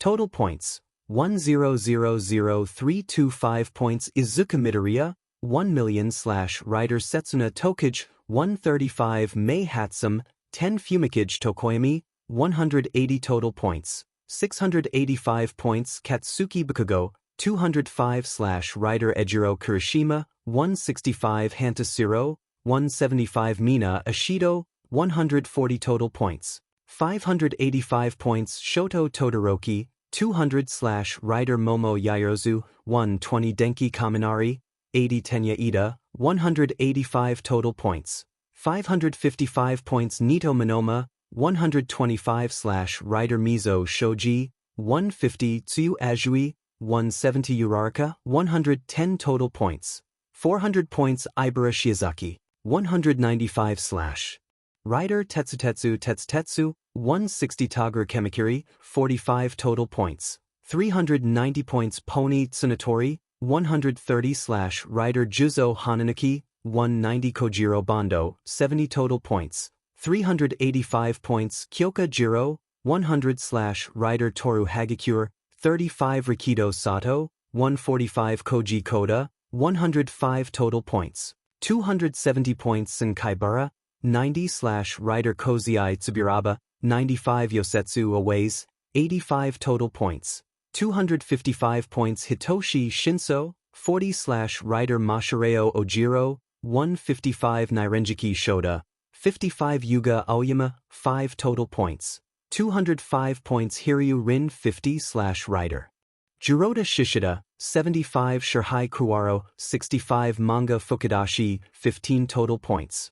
135 points Kinoko Komori, 20/Rider Itsuka Kendo, 60 Reiko Yanagi, 30 Yui Kodai, 25 disqualified due to lack of a team, Minoru Mineta, 115 Setsuna, ready.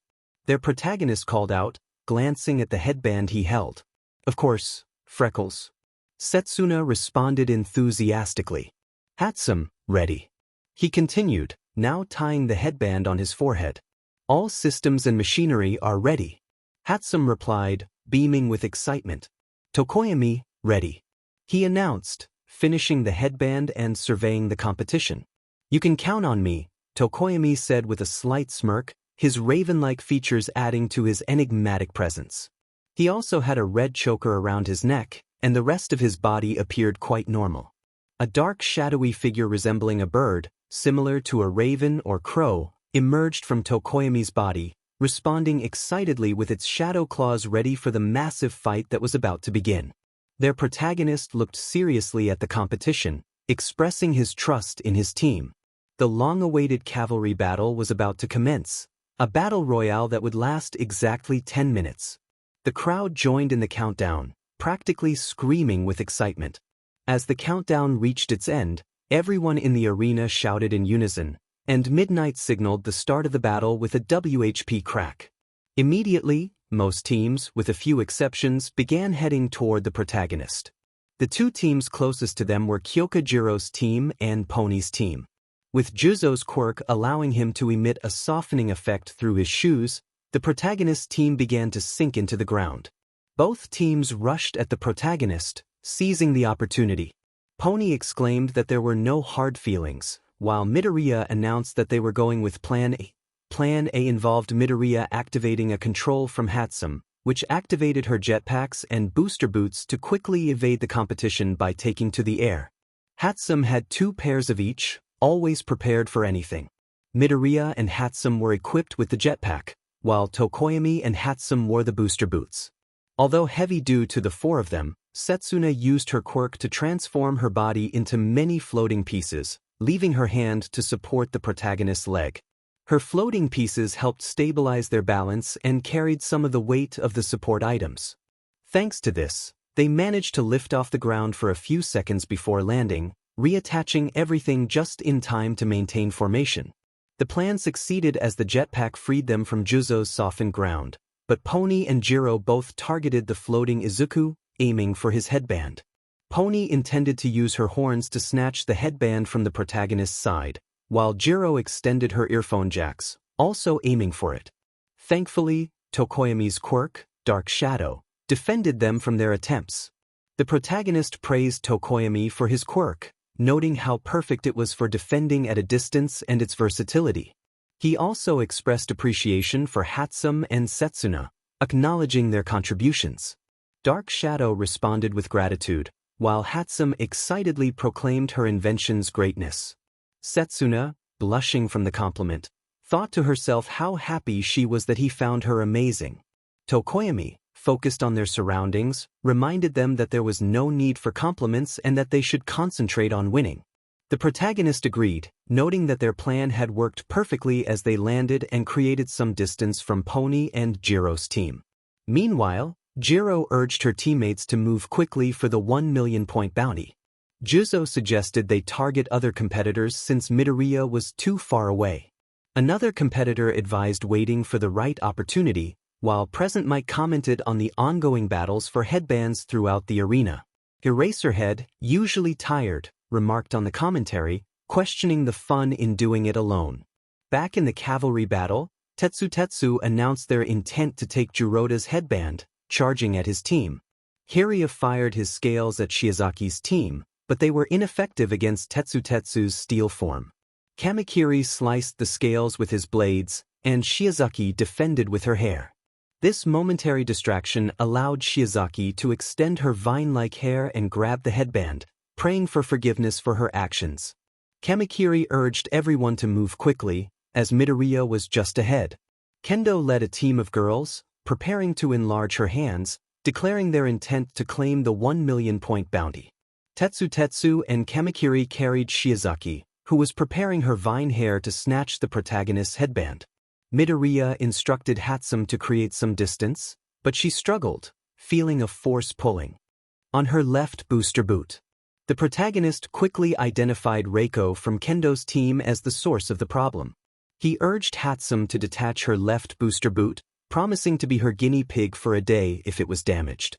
Delighted by the deal, 𝗵𝗃𝗃 pressed a remote, detaching her left boot. With urgency, the protagonist activated the jetpack, and they repeated plan it, though they faced more difficulty without the other booster boot. Fortunately, they managed to escape into the air, but an angry ash-blonde boy pursued them. Bakugo shouted that he wouldn't let Midoriya think he was better just because he had won the obstacle course race, propelling himself toward the protagonist and his team with explosive force, closing in on the headband. 𝗕𝗁𝗵𝗲's dark shadow blocked the hands reaching for their headband as the protagonist observed the unfolding situation calmly. Bakugo began to fall, but Sero's tape quickly pulled him back to his team, ensuring he landed safely. This bold move from Bakugo stirred the crowd into a frenzy, leaving 𝗵𝘃𝗃𝗃 visibly surprised by the turn of events. He questioned whether Bakugo's actions were against the rules, noting that Bakugo had briefly left his team. Midnight, enjoying the excitement, clarified that as long as Bakugo was in the air and hadn't touched the ground, it was fair play. Setsuna, frustrated by the loophole, lamented that if she had known, she would have floated the entire time with Midoriya's headband, avoiding complications. She also mused about the possibility of riding on the protagonist's back, imagining the scent of his green, fluffy hair. The protagonist urged Setsuna to stabilize their position without the extra booster. As they landed and adjusted themselves, Setsuna expressed uncertainty about balancing without the additional support, admitting that they had been fortunate while airborne. With a determined look, Midoriya suggested they move to Plan B, noticing a brief moment of respite near the edge of the disqualification circle. 𝗵𝗃𝗃 pressed a button on her controller, detaching the booster boots and jetpacks, while 𝗕𝗁𝗵𝗲's dark shadow swiftly set them aside. They then dashed back toward the center, where there was more room to maneuver. As the excitement in the stadium intensified, 𝗵𝘃𝗃𝗃 announced that 4 minutes had passed since the start of the battle. He then revealed the leaderboards, prompting shock among the audience at Bakugo's team, which had yet to score any points. Manoma, perched on Shoji's back, seized the opportunity to taunt Bakugo, using a long tongue to snatch his headband while he was distracted.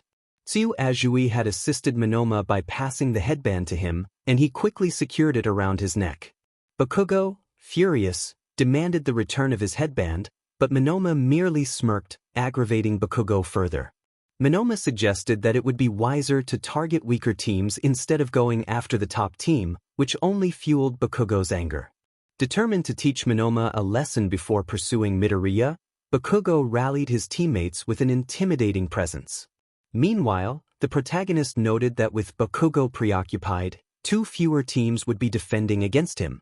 Suddenly, a team approached, led by 𝗳𝗏, whose quirk allowed him to propel himself with engines in his legs. 𝗳𝗏 announced his intention to claim the 1 million points, and the atmosphere shifted as Todoroki's team joined the fray, their cold demeanor adding to the tension. As the second half of the cavalry battle commenced, 𝗵𝗃 hyped up the crowd, emphasizing the unexpected developments of the first 5 minutes. 𝗕𝗁𝙧𝗧𝗏 observed with interest, anticipating the intensity of the final moments. Kendo and 𝐒𝐭𝐲𝐼's teams closed in on Midoriya, each declaring their need for his headband to secure victory. Hiryu encouraged his teammates to launch a full-on attack, knowing they had to score points to stay in the game. 𝗬𝗪𝙁 charged toward Midoriya, aiming for his headband, while Jiro rallied his team, urging them to gather more points. At that moment, Todoroki directed his team to execute their plan. Yaoyorozu created a metal rod that anchored itself to the ground, forming a protective barrier. Kaminari seized the opportunity to unleash a powerful electric shock, incapacitating the competitors rushing toward Midoriya. Thanks to Yaoyorozu's insulating barrier, Todoroki's team remained unharmed. Seizing control of the situation, Todoroki froze the metal rod, extending the ice to trap their competitors, rendering them immobile. With a cold determination, Todoroki declared that the 1,000,000 points were his, swiftly stealing Jiro's headband before pursuing Midoriya's team, who were on the run. A purple-haired competitor observed the chaos with a sly smile, while Midoriya called out to Tokoyami as Dark Shadow approached Todoroki's team, ready to engage in the escalating battle. Unfortunately, they were prepared as Yaoyorozu had already created a shield in advance for Dark Shadow. Although Dark Shadow was blocked by the shield, he managed to bend it. They discarded the shield and continued their pursuit of Midoriya and his team. Yaoyorozu declared that their strategy would not work against them, emphasizing their preparation. Midoriya thought to himself that this was a challenging matchup for them, acknowledging Todoroki's impressive skills and recognizing why he had been accepted through recommendations. However, he was determined not to let Todoroki win easily. A brief flashback revealed Midoriya recruiting Tokoyami. Tokoyami had expressed interest in what Midoriya had to offer, and Midoriya explained that he wanted Tokoyami to defend, noting that Dark Shadow was ideal for that role due to its range and ability to act like an additional teammate. Midoriya had observed Tokoyami's light weakness during basic hero training, which surprised Tokoyami, who had never shared that information with anyone. Midoriya explained how he had noticed Tokoyami's preference for poorly lit areas and how Dark Shadow behaved differently in darker spaces. Impressed by Midoriya's insight, Tokoyami agreed to fully utilize his quirk, offering a handshake to solidify their alliance. Returning to the cavalry battle, Todoroki began to freeze the sides, leaving Midoriya's team with no escape as they were cornered by walls of ice. Tokoyami's Dark Shadow was unable to attack due to Kaminari's electricity-emitting light. Midoriya asked Tokoyami if their opponents were aware of his quirk, to which Tokoyami replied that only his teammate Tsuyu knew about it, aside from their team. Midoriya suggested they take advantage of their opponent's ignorance regarding Tokoyami's weakness. Meanwhile, Bakugo urged Kirishima to charge ahead, creating mini-explosions as they pursued Manoma's team. Kirishima expressed his confidence in Bakugo, and Ishido used her acid ability to slide toward Manoma, who was inside Shoji's cocoon. Manoma instructed Shoji to open it, though Shoji was confused but complied. Bakugo aimed for Manoma's headbands, but Manoma skillfully redirected his attack, creating an explosion that obscured the area. Despite the chaos, Manoma remained unharmed, having hardened his arms and face like Kirishima. Manoma taunted Bakugo about his flashy quirk, provoking Bakugo further. Bakugo retaliated with an explosive punch, which created more smoke. When the smoke cleared, Manoma was still standing, much to Bakugo's annoyance. Manoma acknowledged Bakugo's attention to quirks and noted the limitations of his own ability.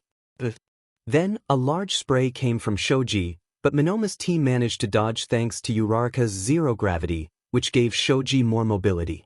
Unfortunately, Kirishima got stuck to the floor due to glue. Manoma instructed Shoji to close up again, confidently stating that he would win in Bakugo's stead. As Manoma's team fled, Pony cheered for Shoji, and Juzo expressed their determination to secure headbands to reach the top 4. Ishido quickly melted the glue trapping Kirishima, while Bakugo vowed to take revenge on Manoma for his earlier provocation. Back with Midoriya's team, The announcer excitedly reported that there was only 1 minute left. Todoroki had isolated Team Midoriya with ice, putting them in a precarious position. Present Mike noted that Midoriya's team had managed to defend themselves for over 2 minutes with strategic positioning. If they could hold out for 1 more minute, they would secure a spot in the next game. Eraserhead observed the situation with a smirk, contemplating the unfolding events. Meanwhile, Todoroki reflected on Midoriya's unexpected skill, realizing he was paralleling Ida's strategy. He recognized the difficulty of freezing them without also freezing Ida, which would be detrimental. With only 1 minute left, Todoroki considered the possibility of eliminating 2 fierce competitors in one move, all while keeping a serious focus on Midoriya, who was equally intent on directing his team based on their opponent's movements. Midoriya informed his team that they had just 1 minute left and that after using his next move, he would be temporarily unable to use his legs. Ida expressed his confidence in his teammates, surprising them. He urged Todoroki to secure the headband while he lowered his body and revved his engines. The protagonist felt a surge of panic as he realized what was about to happen. Midoriya quickly called for the Setsuna Plan C. Ida shouted his move, Torque Over. Recipro burst. As he dashed toward Team Midoriya, leaving a trail of smoke behind him, Todoroki, feeling the pressure of time, instinctively activated the flame aspect of his quirk to aim for the headband, managing to grasp something before he cancelled it, realizing it was an accident. The observant protagonist noticed this. Meanwhile, Bakugo's team reflected on their unexpected success. Manoma praised their tank-and-run strategy while observing the display through Shoji's cocooned arm. Suddenly, Shoji slowed to a stop, revealing he was stuck in what felt like quicksand mixed with glue. Manoma quickly deduced who was responsible for the glue. Tsunatori shouted in urgency, and Pony detached her horns, sending them toward Manoma, likely aiming for the headbands. Manoma instructed Shoji to punch the horns, which he did, destroying them with each hit. Bakugo seized the moment, propelling himself toward Manoma and snatching 2 headbands, declaring he would not settle for anything less than first place. He commanded his teammates to execute specific moves to gain an advantage, and they slid toward the ice wall, isolating Team Midoriya and Team Todoroki. The protagonist was astonished by the speed of events, questioning why Ida hadn't shown such prowess earlier. Present Mike shared the excitement of the crowd, noting that Team Todoroki had secured the 1 million point headband. All Might watched with concern for his successor's team, while a certain number 2 hero smirked at his son's strategic choices. Eraserhead encouraged the audience to look again as smoke surrounded Team Todoroki, created by Ida's burst of speed. When the smoke cleared, everyone was shocked to see Todoroki holding what appeared to be a piece of a body, partially covered in uniform. Present Mike expressed confusion, questioning how this had happened. Eraserhead explained that Midoriya had anticipated Ida's move, using Setsuna's body part as a decoy. The audience was stunned by the revelation. As the body part floated back to Setsuna, Midoriya activated Plan B, aiming a gadget at Todoroki and his team. He fired a net, catching them off guard. Todoroki called for Ida to move, but Ida revealed his engines were stalled. An ash-blonde figure soared through the air, using momentum to jump over the ice wall, followed closely by Kirishima. They scanned for the holder of the 1 million points and spotted the diamond-freckled protagonist with it on his forehead. Bakugo declared his determination to secure first place as he propelled himself toward the protagonist with explosive bursts. Midoriya calmly instructed Tokoyami, who summoned Dark Shadow to block Bakugo's advance. Bakugo growled in frustration, attempting to blast through but only causing Dark Shadow to let out a cry of distress. Sero quickly intervened, pulling Bakugo back as the time limit approached. Present Mike and Midnight announced the end of the round, and the crowd erupted in excitement. The leaderboard displayed the results, showcasing Team Midoriya in first place with an impressive score. Midoriya expressed his joy to his teammates, acknowledging their collective effort. Tokoyami smiled, crediting Midoriya for their success, while Setsuna thanked him for his leadership. Midoriya humbly accepted their praise, emphasizing the importance of teamwork. They then wondered about Hatsum's whereabouts. to which Dark Shadow humorously suggested she was tending to her important inventions. In second place was Team Bakugo, who felt the sting of near victory. Ishido, exhausted from carrying Bakugo, lamented their close call. Sero tried to console her, while Kirishima pointed out Bakugo's frustration as he slammed his hands on the ground, seething at Midoriya's success.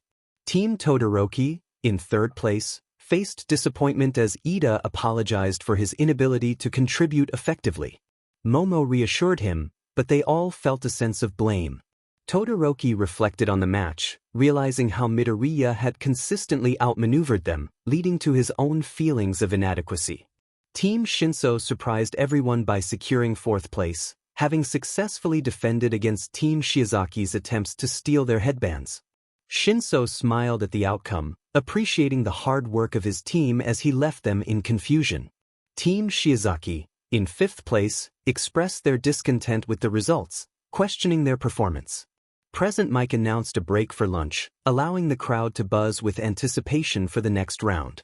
Setsuna received congratulations from her friends, who celebrated her and Midoriya's advancement to the next round. She tried to shift the conversation away from the competition, leading her friends toward lunch while hiding her admiration for Midoriya. Various classmates praised Midoriya's performance, expressing their hopes for his victory. Midoriya promised to do his best for everyone, leaving to use the restroom while unknowingly being followed by a dual-haired student and an ash-blonde classmate. Our protagonist had just exited the restroom when he noticed Todoroki leaning against a wall, hands in his pockets, staring intently at him. The coldness of Todoroki's gaze was intimidating to most, but not to our protagonist, who was the first to break the silence by asking if Todoroki needed something. Midoriya moved to lean against the wall opposite him, the sunlight illuminating his right side while Todoroki remained shrouded in shadows. Todoroki calmly acknowledged that he had been overpowered, revealing that he had broken a pledge. This piqued Midoriya's curiosity about what pledge he was referring to, wondering if it had something to do with Todoroki's flame quirk. Todoroki continued, stating that Midoriya possessed incredible strength and speed, comparable to All Might. While Midoriya maintained a calm exterior, he felt a surge of panic inside. Midoriya clarified that he hadn't overpowered Todoroki, rather, his team had simply executed a better strategy. Todoroki noted that Midoriya spoke like All Might, causing Midoriya to worry about being found out. Then, in a serious tone, Todoroki suggested that Midoriya might be All Might's secret love child, which left Midoriya dumbfounded before he burst into laughter. He quickly reassured Todoroki that they only shared similar quirks and that All Might saw potential in him, nothing more. However, Todoroki, still serious, warned Midoriya that knowing All Might had his eye on him only fueled his longing to win, promising not to hold back in their future encounters.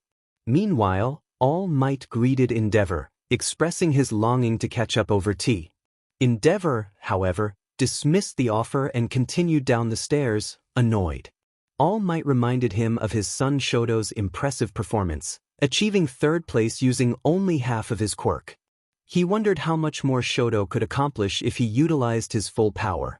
𝗕𝗏𝗏 questioned All Might's intentions in bringing up Shoto's potential, to which All Might replied that he wanted to learn how to raise the next generation. 𝗕𝗏𝗏, irritated, continued his descent, brushing past All Might and leaving him with a reminder of their past encounters. 𝗕𝗏𝗏 expressed his determination to make Shoto a great hero, one who would eventually surpass All Might. He paused, a smile forming on his face as he turned back to All Might, who was left wondering about the scar on Todoroki's left eye. 𝗕𝗏𝗏 acknowledged Shoto's rebellious phase but insisted that he would ensure his son would surpass All Might. As he spoke, the flame patterns on 𝗕𝗏𝗏's body intensified, reflecting his emotions, before calming down as he continued on his way, leaving All Might behind. Todoroki reflected on his father's ambition to rise in the hero world. 𝗕𝗏𝗏 had built a formidable reputation through his strength and speed but had never managed to defeat All Might. Knowing he couldn't best the legendary hero, 𝗕𝗏𝗏 devised a new plan. As Todoroki gazed toward the light at the end of the passage leading outside the stadium, Midoriya, confused, asked what Todoroki was trying to convey. Todoroki brought up the concept of quirk marriages, prompting Midoriya to realize the implications. Todoroki explained that his father, leveraging his fame and wealth, arranged a marriage with his mother primarily for her quirk. He was being groomed to become a hero who could surpass all might, which filled him with frustration. He clenched his left fist in anger, recalling painful memories of his mother, often in tears. He revealed that his mother had once scolded him about his left side, a moment that led to a painful reminder of his scar. Todoroki's determination grew as he declared his intent to defeat the best without relying on his left side or his father's quirk. He was resolute in his goal to rise above all might using only his right side. As Todoroki exited the stadium, Midoriya contemplated their contrasting motivations for aiming for first place.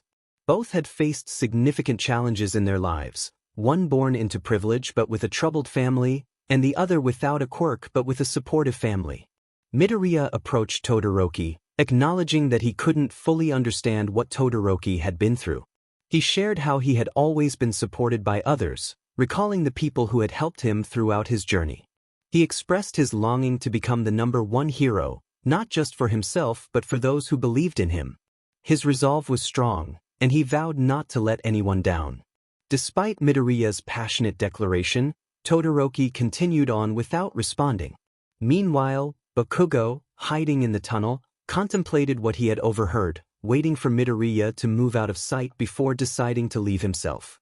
After lunch, the event organizer announced the final game, revealing that recreational games would be available for students who did not make the finals. Excitement filled the air as students anticipated another opportunity to showcase their skills. The announcement of cheerleaders from America added to the enthusiasm, though it left some teachers puzzled about the unexpected presence of two squads. As the crowd cheered, the tournament format was explained, with the 16 students who advanced from the Cavalry battle set to compete in one-on-one matches. The audience awaited the drawing of lots to determine the bracket, with the option for finalists to participate in the recreational games. Just as the announcement was about to continue, 𝗧𝗪 unexpectedly raised his hand to withdraw, surprising everyone present. 𝗧𝗪 expressed his concern to Kendo about the opportunity they had. He admitted that he barely remembered anything from the Cavalry battle until the end, attributing it to Shinso's quirk. As 𝗧𝗪 pointed at Shinso, the group turned to look at him, but he simply looked away. 𝗧𝗪 reflected on Midoriya's hard work and felt a strong longing to repay him by putting in the same effort as everyone else. He began to speak, sharing his feelings of not deserving the chance to advance. He smiled and clenched his fist, acknowledging his identity as Masahiro Ojiro from Class 1A and stating his wish to withdraw for the same reason, not wanting to enter the finals without having control over his actions. Present Mike commented on the unusual turn of events, while Eraserhead noted that they would have to wait for Midnight's decision. Midnight, excited by the youthful honesty, announced that she accepted the withdrawals of 𝗧𝗪 and Ojiro. She then considered the implications of the two open spots, deciding to promote two individuals from the 5th-place team, Team Shiozaki. This news surprised Shiozaki and Tetsu, who realized they had been given a second chance. Midnight encouraged the team to discuss who would take the spots, but Kamakiri interjected, stating that it wouldn't be necessary. He surprised everyone by suggesting that Shiozaki and Tetsu should move up, acknowledging their contributions to the team's success. Kamakiri expressed his admiration for their tenacity and leadership, which left his classmates astonished. Tetsu thanked Kamakiri with a big smile, while Shiozaki expressed her gratitude and joy at the opportunity. With that, Midnight announced that Shiozaki and Tetsu would be moving on to the finals. She then revealed the matchups created by the program, which included notable pairings such as Izuku Midoriya facing Hitoshi Shinso and Ejiro Kirishima against Tetsu. Midoriya contemplated the bracket, realizing that Todoroki was on the opposite side, meaning they could only face each other in the finals. He pushed aside thoughts of future matches, focusing instead on the present.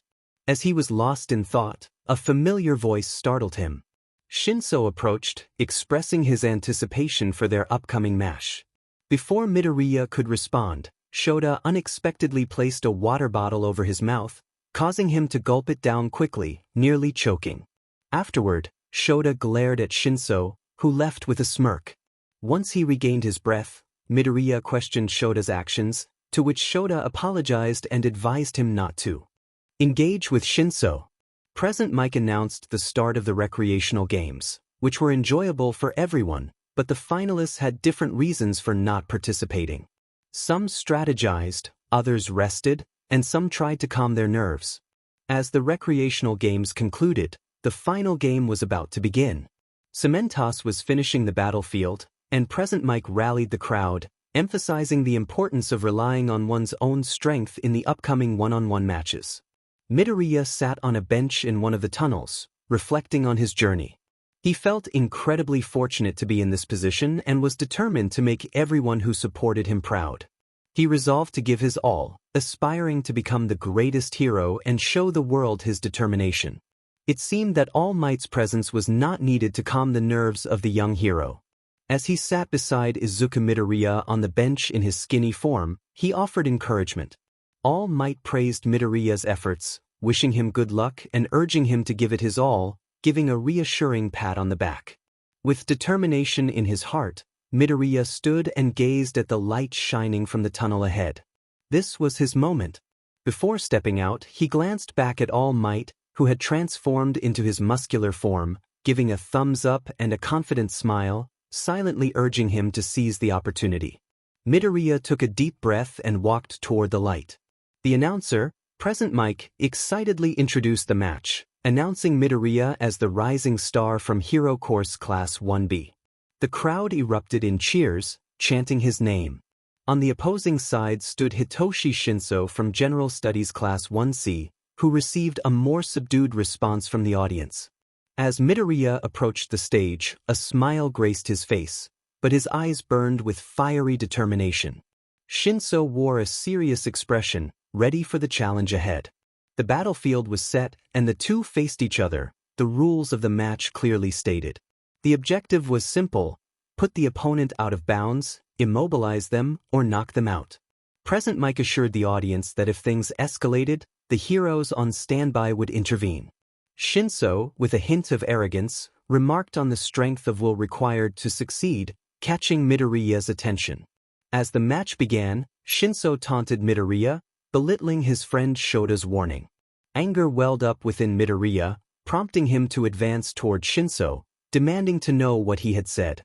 Shinso smirked, feeling a sense of victory over Midoriya's momentary hesitation.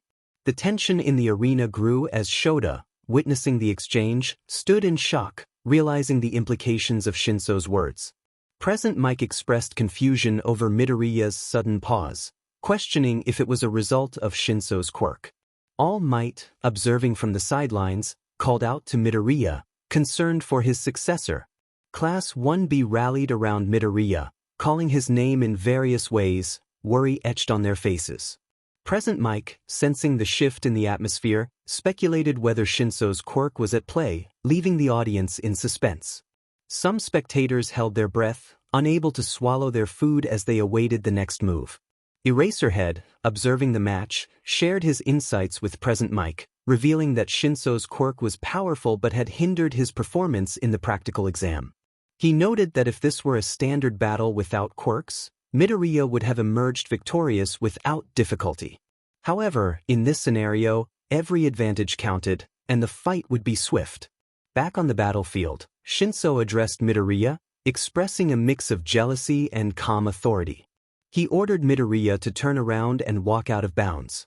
Midoriya, seemingly obedient, began to comply, prompting shock from the audience.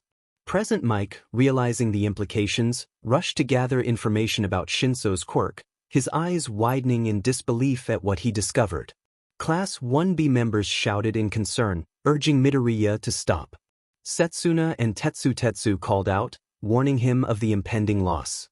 Kendo turned to Shota, seeking clarity about Shinso's abilities. Shota recounted his experience with Shinso's quirk, explaining how it had the power to control others. He recalled a moment of confusion during the Cavalry battle, where he had nearly succumbed to Shinso's influence.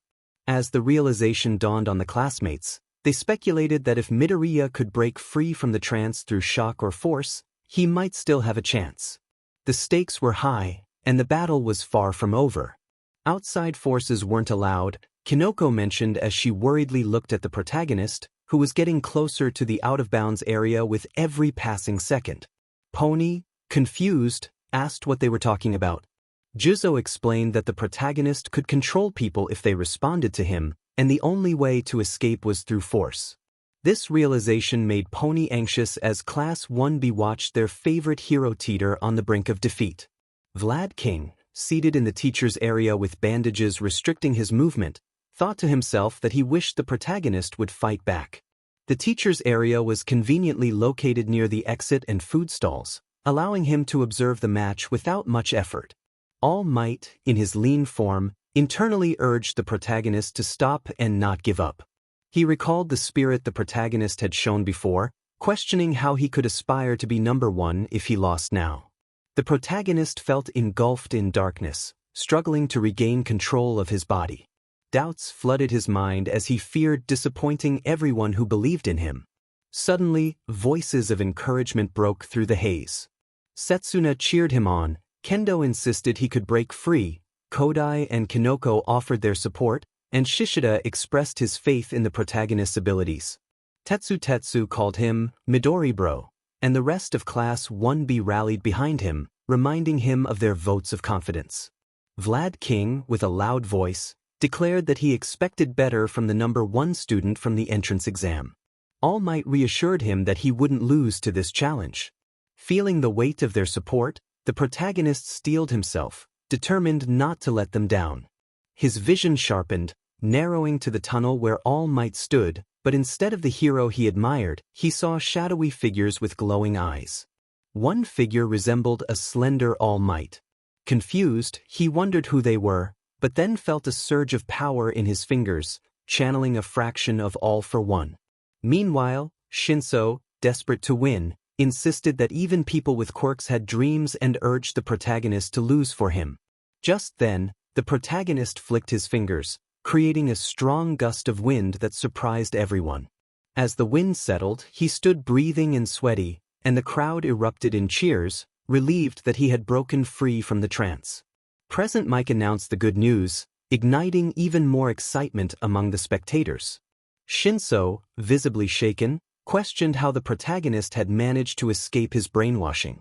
The protagonist, despite feeling a moment of fear, remained composed and clenched his fists. He pondered the shadowy figures he had seen, wondering if they were previous users of One for All who had come to his aid. Grateful for their support, he resolved to seize the opportunity and win the fight. Shinso, realizing he had lost his advantage, prepared himself to engage with the protagonist. He expressed jealousy over the wind pressure the protagonist could create with such ease. The protagonist, reflecting on his own past feelings of envy towards those with quirks, continued to approach Shinso. The other boy's anger grew as he lamented being ignored due to his own quirk. The protagonist empathized with Shinso, recalling his own experiences of loneliness and isolation. As he drew closer, Shinso's emotions spilled over, questioning how it felt to possess such a powerful quirk. The protagonist felt grateful for the chance to wield One for All, acknowledging that many others deserved it more than he did. He resolved to do his best, not just for himself, but for everyone who had supported him. With determination, he declared that he would defeat Shinso without relying on his quirk. "That's the least I can do." The protagonist began to run toward Shinso, finally getting close enough to push him with both hands on his shoulders.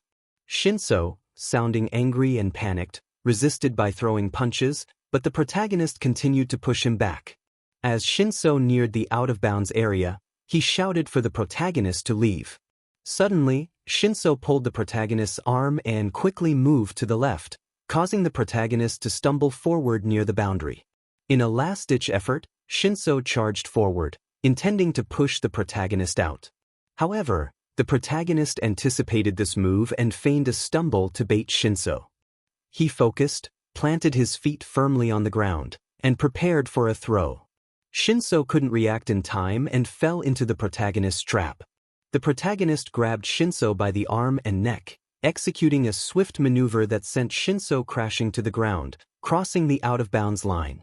The announcer declared that Shinso was out of bounds, and the crowd erupted in cheers for the protagonist, Izuku Midoriya.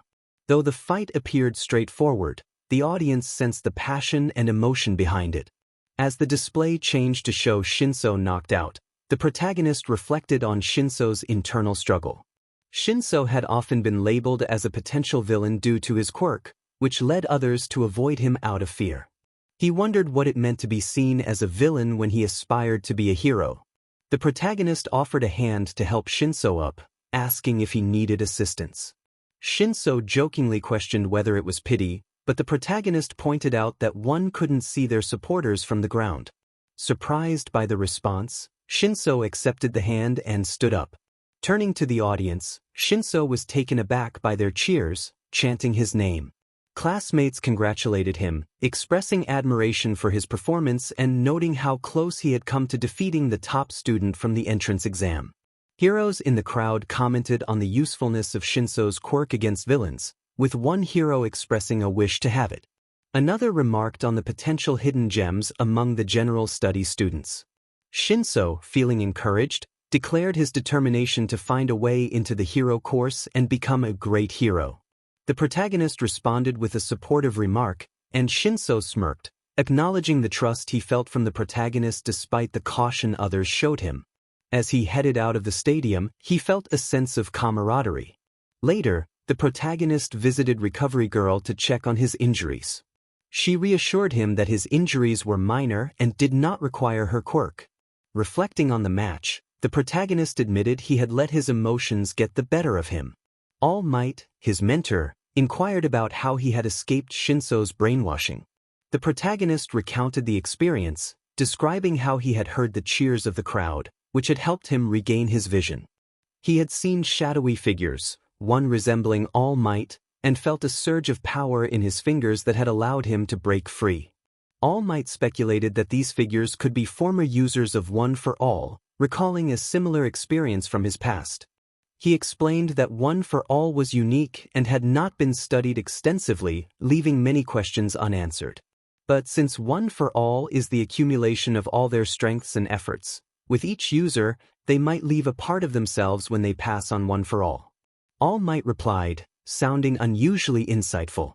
The protagonist questioned whether he was really All Might. All Might responded with a facepalm, noting that they were having a serious conversation about one of the world's strongest quirks, and the protagonist seemed more focused on his intelligence than the topic at hand. Recovery Girl chuckled at their interaction. She then reminded Midoriya that he should check who his next opponent was. Midoriya thanked All Might for the explanation and bowed before heading out excitedly to watch 𝗧𝗪𝗧's fight. When the protagonist made it to the seating area of the stadium, he quickly searched for Class 1B section. Fortunately, he spotted his classmates easily, recognizing a familiar green-haired head, an orange-haired girl waving enthusiastically, a large stuffed bunny occupying a seat, and a giant mushroom with a familiar girl sitting on top. Kendo pointed at him, drawing the attention of Setsuna and the rest of Class 1B. Setsuna floated her head toward him, leading the way as he finally took a seat beside Kendo, as the class representative and vice class representative were required to sit together. Kinoko asked Midoriya what took him so long, her voice filled with concern.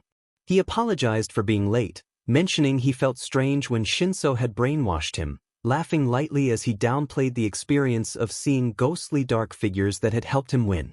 Setsuna teased Kinoko about her worry, causing her to blush and lose her composure. Kinoko insisted it was just concern for Midoriya since he had almost lost, trying to hide her blush by burying her face deeper into the mushroom. As the match was about to start, Shishida informed Midoriya that the battle hadn't begun yet. Reiko added that they were thankful he made it in time. Present Mike announced the next match, getting the crowd excited as the displays around the stadium showed the bracket. The first to move on to the quarterfinals was the protagonist, and the displays changed to show 𝗧𝗪𝗧 and Kirishima in the same pose. Present Mike introduced 𝗧𝗪𝗧 from Class 1B as manly and passionate steel, and Kirishima from Class 1A as manly and passionate hardening. 𝗧𝗪𝗧 expressed his excitement, while Kirishima quietly lamented how similar their quirks and intros were, feeling overshadowed. Tagaru shouted encouragement for 𝗧𝗪𝗧, while Manoma from Class 1A made a disruptive comment that prompted a tape cocoon to envelop him. A plain-looking boy apologized for Manoma's behavior, and a black-haired girl in a ponytail bowed in apology as well. Kendo reassured them that they forgave them, and they all laughed it off. Yaoyorozu, after bowing again, left to prepare for her match. Midnight signaled the start of the second match with a WHP crack. Both Kirishima and Tetsutetsu activated their quirks and charged at each other, fists drawn back. They reached punching distance, planting their feet firmly on the ground as their hardened fists collided. After their hardened right fists met, Tetsutetsu prepared for a body punch. His fist made contact with Kirishima's hardened form, producing a sound reminiscent of two swords clashing. The match evolved into a test of endurance as both participants continued to trade blows, refusing to block as they both considered it unmanly.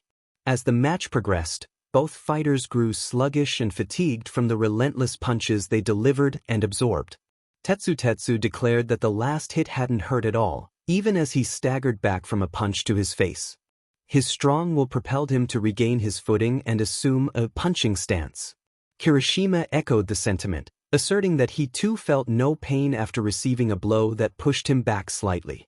His unwavering determination allowed him to quickly plant his foot back on the ground.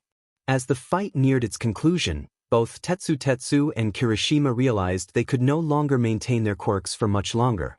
They shared a mutual understanding and focused all their hardening on their faces and right fists. Firmly planting their feet, they launched their final punches. Their fists collided with each other's faces simultaneously, creating a striking image. In an instant, both fighters collapsed as their bodies returned to normal, the effects of their quirks fading away. Present Mike announced the outcome, declaring that after an intense head-to-head fistfight, both Kirishima and Tetsutetsu were down, resulting in a draw.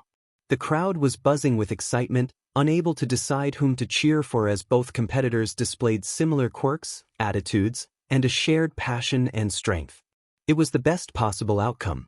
Midnight announced that in the event of a draw, both participants would face off again in an arm wrestling contest after they had fully recovered, which would take place after the 8th battle. This news sent the crowd into a frenzy, eagerly anticipating the next match. Present Mike added to the excitement, declaring the previous match an exhilarating spectacle.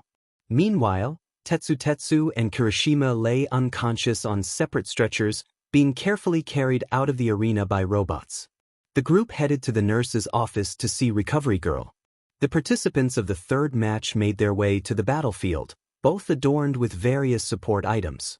Present Mike noted that 𝗧𝗵𝗲 from the support course was fully equipped with support items, just as expected. He then turned to Ida for his introduction, only to be taken aback by the sight before him. Tenya Ida was also fully equipped with support items. Midnight added more salt to Ida's injury for his lack of awareness and missing this major mistake. Ida, still in a perfect bowing position, expressed his regret, explaining that when his opponent offered to make it a fair fight by using her support items, he was moved by her sportsmanship. Midnight, with a grin on her face, declared her approval of the situation, appreciating the youth and passion displayed.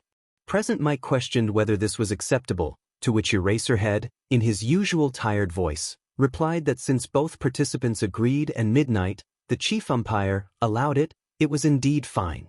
With a WHP of her hand, Midnight signaled the start of the match. As Ida ran toward 𝗧𝗵𝗲, he struggled with his form due to the weight of the support items, which affected his balance. 𝗧𝗵𝗲's voice rang out, surprising the entire stadium as she asked if Ida felt lighter than usual.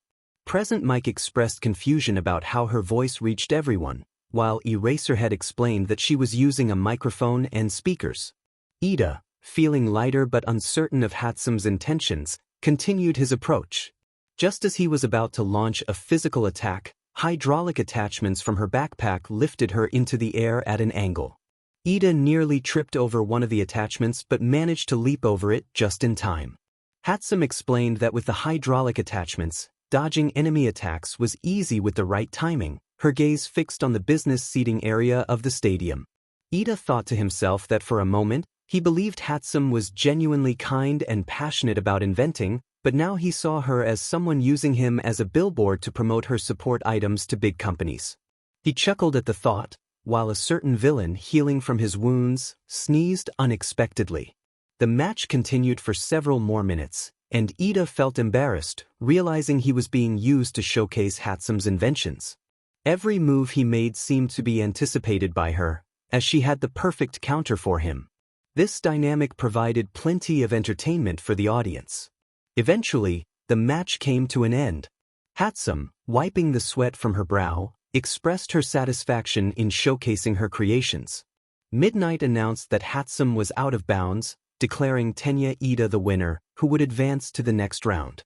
Despite her attempt to sound lively, the last match had been somewhat uneventful, leaving Iida feeling conflicted about the outcome. Iida felt a mix of triumph and defeat as he reflected on his performance. He clenched his fist in frustration, realizing he had been outsmarted. 𝗧𝗵𝗲, seemingly unbothered, expressed her excitement without a hint of remorse, which only deepened Iida's embarrassment. He bowed his head, feeling a wave of shame wash over him. He thought to himself that he never knew 𝗧𝗵𝗲 could be so intimidating, mourning the loss of his dignity. Meanwhile, Todoroki was preparing for his match, knowing he had to step up next. He rose from his chair in the waiting room, pulling it back into place before heading for the door. As he turned the knob, he was met with an unwelcome sight. His father, 𝗕𝗏𝗏, leaning against the wall. 𝗕𝗏𝗏's disappointment was palpable as he chastised Todoroki for not utilizing his full potential in the previous events. He urged his son to abandon his rebellious attitude, insisting that he had the ability to surpass all might. Todoroki's response was filled with resentment as he declared that he would achieve victory using only his mother's power. He slammed the door behind him, determined to make a statement as he walked toward the arena. 𝗕𝗏𝗏's voice echoed behind him, warning that he would eventually face limitations, but Todoroki continued on, seemingly unfazed.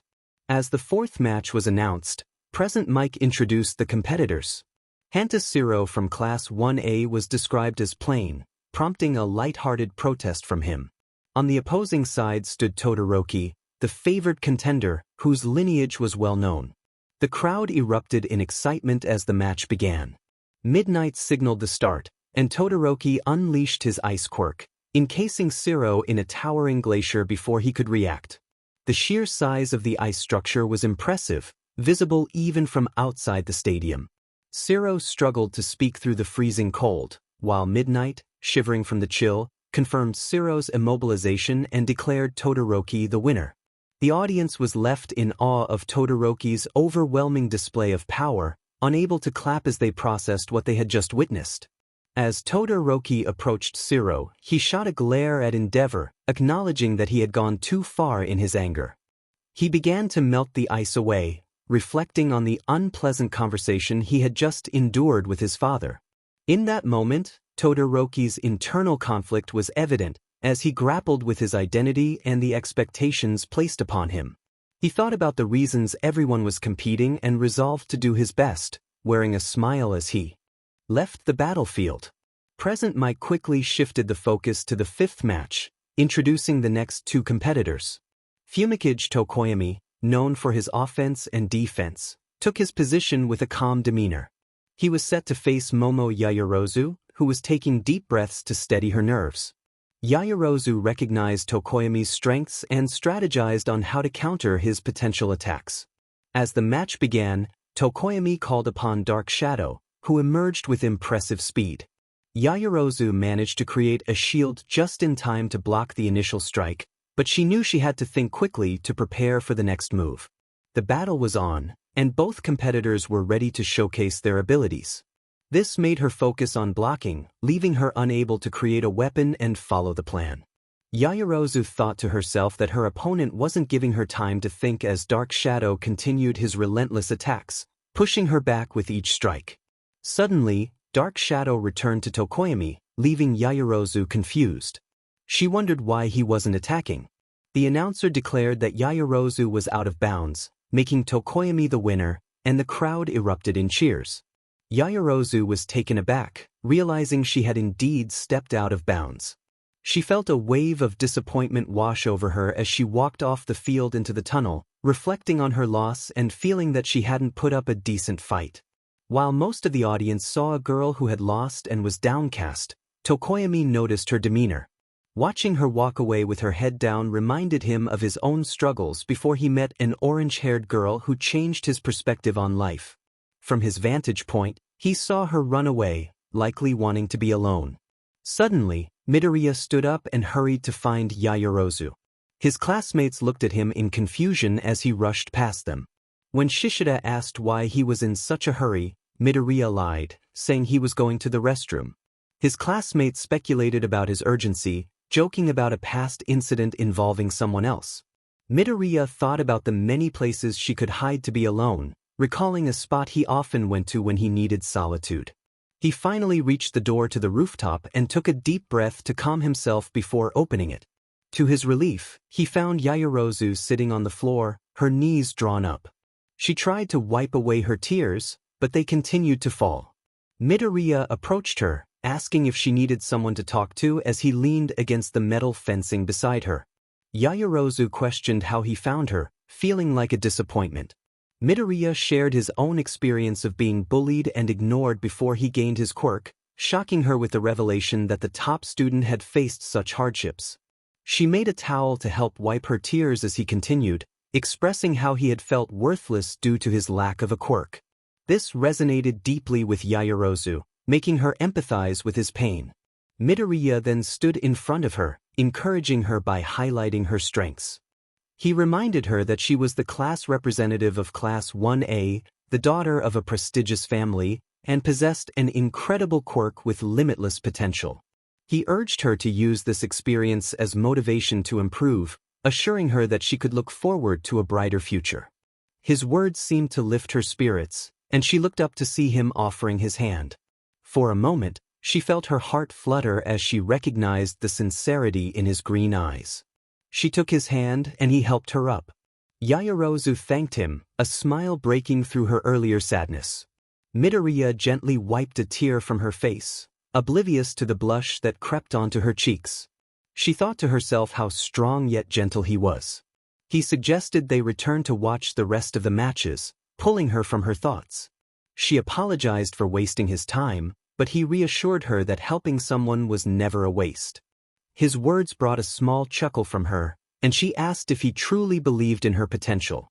He affirmed that her quirk was amazing and that she was never useless, contrasting it with his own quirk, which was only helpful in certain situations. The protagonist encouraged his friend, expressing that while he didn't know much about her quirk, there was definitely room for improvement. He emphasized the importance of focusing on herself and remaining calm in any situation. Panicking wouldn't help, and as heroes, they needed to set an example for those they were saving. If the heroes were nervous, it would only make the people they were protecting anxious as well.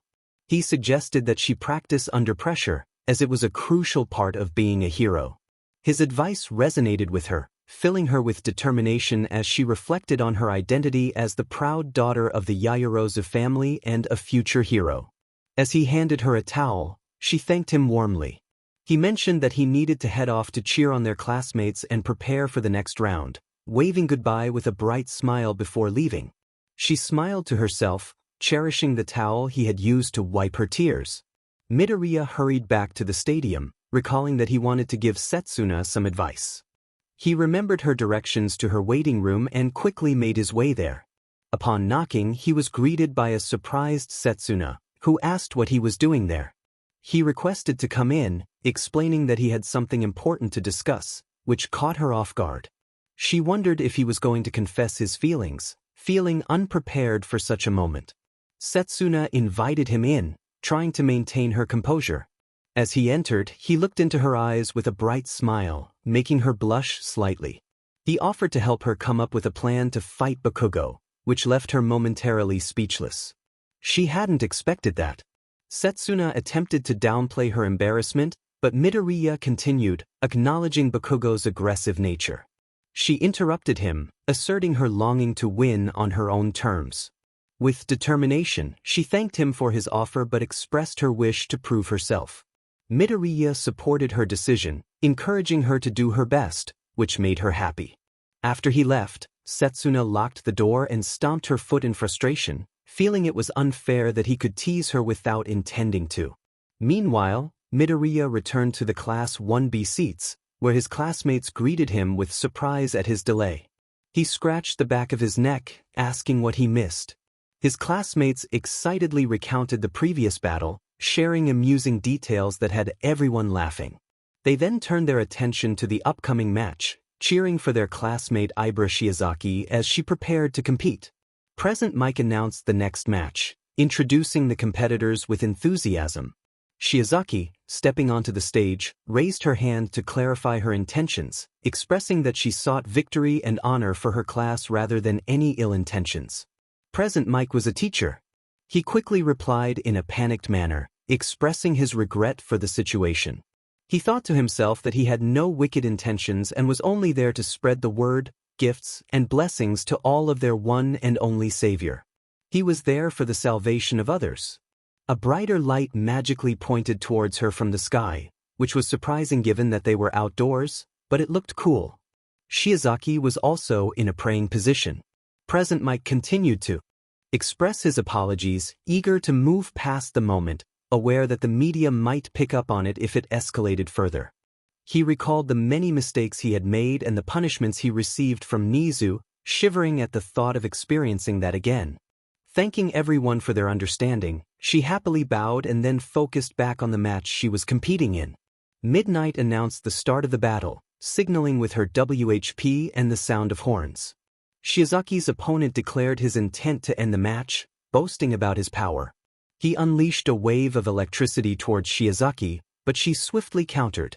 A portion of her hair transformed, digging into the ground and expanding to block the incoming attack.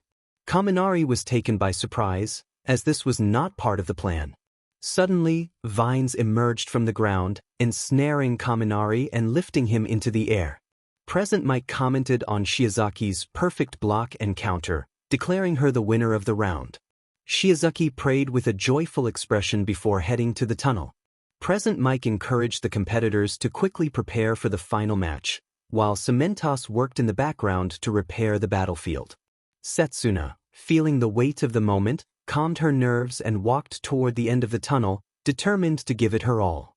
The giant display showcased the final competitors for this round, each picture occupying half of the screen with their names below. It was the last match of the first round. The participants walked to their positions. One male, with a serious and competitive demeanor, had his hands in his pockets.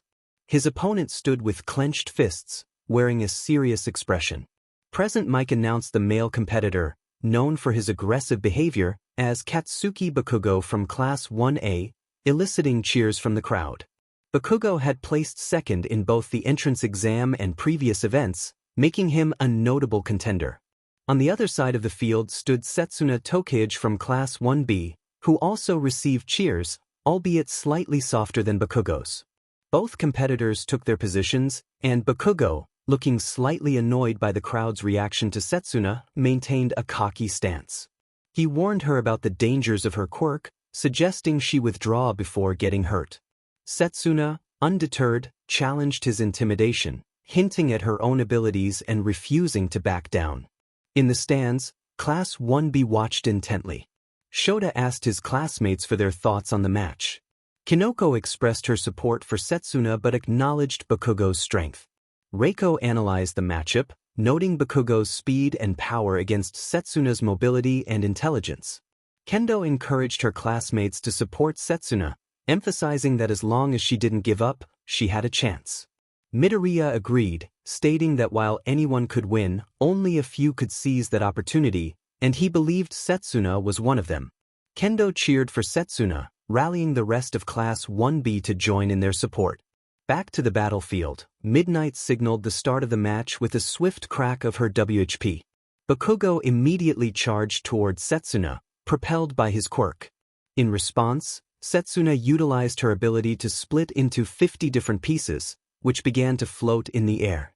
This maneuver halted Bakugo in his tracks as he gazed upward at the scattered fragments of Setsuna. Bakugo stood firm, adopting a defensive stance while observing her movements. Setsuna began to send her pieces to attack him. The strikes felt like light pushes, but with enough repetition, they became increasingly bothersome and began to wear him down. She unleashed a barrage of her body parts at Bakugo, who attempted to dodge but found it challenging to evade every attack. Setsuna, with her keen intelligence, exploited the full potential of her quirk, striking from various angles, speeds, and directions, even from blind spots. Despite being hit, Bakugo continued to evade, seemingly unfazed by the attacks. As the onslaught continued, Setsuna's cooldowns for her body parts began to align. Fortunately, she had devised a strategy to attack in batches, maintaining 2 sets of body parts in play while she floated around the battlefield. She reattached some of her pieces to refresh their cooldowns, detaching another batch to continue her assault. Bakugo, noticing the pattern, remarked on her strategy, acknowledging the number of pieces she could separate and their cooldown time. Setsuna was taken aback that he had figured out her quirk's limitations. Determined, Bakugo declared that he would not be toyed with and began launching explosions at the body parts attacking him.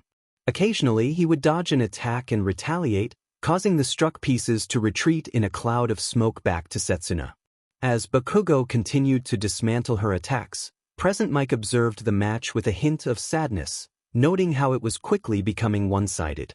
The crowd began to express their concern, with some members calling for the match to be stopped, worried for Setsuna's well-being. A few voices in the audience criticized Bakugo for his overwhelming strength, suggesting he was toying with his opponent. Eraserhead, hearing the comments, took the microphone to address the crowd. He expressed his frustration at the notion that Bakugo was playing around, emphasizing the importance of respecting one's opponent and the dangers of underestimating them. His words resonated with the audience, reminding them of the seriousness of the competition. Meanwhile, the battlefield was shrouded in smoke, obscuring the view for the audience. Setsuna's thoughts raced as she considered whether this was part of her plan. Bakugo, however, took advantage of the situation, raising his arms to create a massive explosion that cleared the smoke, but also scattered many of Setsuna's body parts. As the smoke dissipated, Setsuna found herself near the edge of the battlefield, realizing that her strategy had been disrupted. Feeling defeated, she thought about her friends and her limits. As she collapsed, Present Mic announced that Setsuna was down, leaving the crowd in stunned silence. Midnight rushed to check on her, confirming that Setsuna was simply unconscious from the exertion. With the match concluded, Midnight declared Bakugo the winner, and the robots arrived to carry Setsuna off on a stretcher, ensuring she received the care she needed after the intense battle. A guy from the crowd stood up and started to clap. One by one others followed suit, and soon most of the people in the stadium were standing and applauding. Everyone was appreciating the battle they had just witnessed. Bakugo thought to himself that Setsuna's determination reminded him of Deku, and he felt a twinge of annoyance as he began to walk away from the battlefield. Our protagonist, seeing Setsuna collapsed, quickly got out of his seat and headed toward the medical area, his worried expression drawing the attention of a few classmates.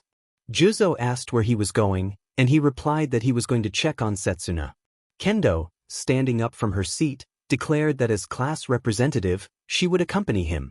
The rest of Class 1B, except for 𝗧𝗏𝗏, followed their representative's example and stood up to head to Recovery Girl's temporary clinic. On their way, they passed by 𝗧𝗏𝗏. Our protagonist greeted him with a fist bump, which 𝗧𝗏𝗏 easily returned. He waved at their classmates and asked what they were doing there. Our protagonist explained. They had come to see Setsuna, and the rest of the class nodded in agreement. 𝗧𝗏𝗏 mentioned that he had seen her enter the clinic a while ago and that she looked pretty rough. Reiko then asked him why he was there, to which 𝗧𝗏𝗏 replied that since it was the end of the 8th match, he needed to head to the battlefield. Pony cheered for 𝗧𝗏𝗏, encouraging him to win. The others joined in with compliments and cheers, and 𝗧𝗏𝗏 thanked them, promising not to let them down as he continued on to the battlefield while our group proceeded to the clinic. When they reached the front door of the clinic, it opened to reveal Recovery Girl. Upon seeing the group of students, she immediately understood their purpose and spoke up, asking if they were there to see 𝗏𝗏𝗁. Kendo, clearly worried, inquired if Setsuna would be okay. Recovery Girl reassured them that she was fine and currently sleeping, exhausted from her quirk, which allowed her to regenerate missing parts at the cost of her stamina. She mentioned that by the end of the day, Setsuna would likely be up and running again. Recovery Girl then asked why the students were still there, suggesting that they might want to watch the sports festival instead of worrying about Setsuna. The group considered her words, and Kendo suggested they return to watch the festival so they could share everything that happened with Setsuna when she woke up. They apologized for disturbing Recovery Girl and bowed before heading back. Recovery Girl smiled at the caring nature of Class 1B, believing they would become fine heroes someday. The class returned to their area and took their seats just in time for 𝗧𝗏𝗧𝗏𝗧's match. Present Mike excitedly announced the rematch of the second match, recalling the thrilling two-way knockout that had occurred earlier. Midnight declared that the match would be decided through a one-round arm wrestle, and the crowd erupted with excitement. In the background, 𝗧𝗏𝗧𝗏 and Kirishima approached a block of cement placed in the middle of the battlefield. They readied themselves at the table, both using their right hands, ensuring no one had a 𝗵𝗵𝗍 hand advantage. They placed their left hands on the sides for support and grasped each other's hands. Midnight positioned their hands near the center and asked if both participants were ready. They both confirmed, and she signaled for the match to begin. Kirishima hardened his hands up to his elbows, while 𝗧𝗏𝗧𝗏 hardened his entire body. From the start, they both exerted full force, and initially, it appeared to be a tie, their hands cracking the block of cement beneath them. However, Kirishima began to gain the upper hand, pushing 𝗧𝗏𝗧𝗏 back slightly. Present Mike speculated that Kirishima would win, believing his focus technique gave him an advantage. However, Eraserhead countered that 𝗧𝗏𝗧𝗏's technique, which involved hardening his entire body, provided him with more support, emphasizing the importance of using one's whole body in arm wrestling. As 𝗧𝗏𝗧𝗏 felt Kirishima weaken, he summoned his determination, recalling Setsuna's inspiring performance. With a burst of strength, he slammed Kirishima's hand onto the block of cement, cracking its surface. Midnight quickly announced 𝗧𝗏𝗧𝗏 as the winner, and the crowd erupted in cheers. 𝗧𝗏𝗧𝗏 raised his iron fist in celebration, excited about advancing to the next round to face Midoriya.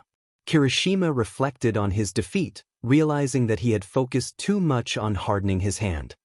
He sat on the ground, feeling a bit fatigued as he examined his arms. 𝗧𝗏𝗧𝗏 approached him, extending a hand to help him up and acknowledging the match as a good one. Kirishima accepted the hand and stood up, determined to win next time. Together, they made their way toward the exit. Present Mike announced the conclusion of the first round, energizing the crowd as he revealed the matchups for the second round. The screen displayed the pairings: Izuku Midoriya vs 𝗧𝗏𝗧𝗏, Tenya Ida vs Shoto Todoroki, 𝗵𝗃𝗍 Tokoyami vs Mina Shido, and Ibara Shiozaki vs Katsuki Bakugo. Present Mike informed everyone that the second round would begin after a short break, and the audience buzzed with excitement, eager for the thrilling matches to come.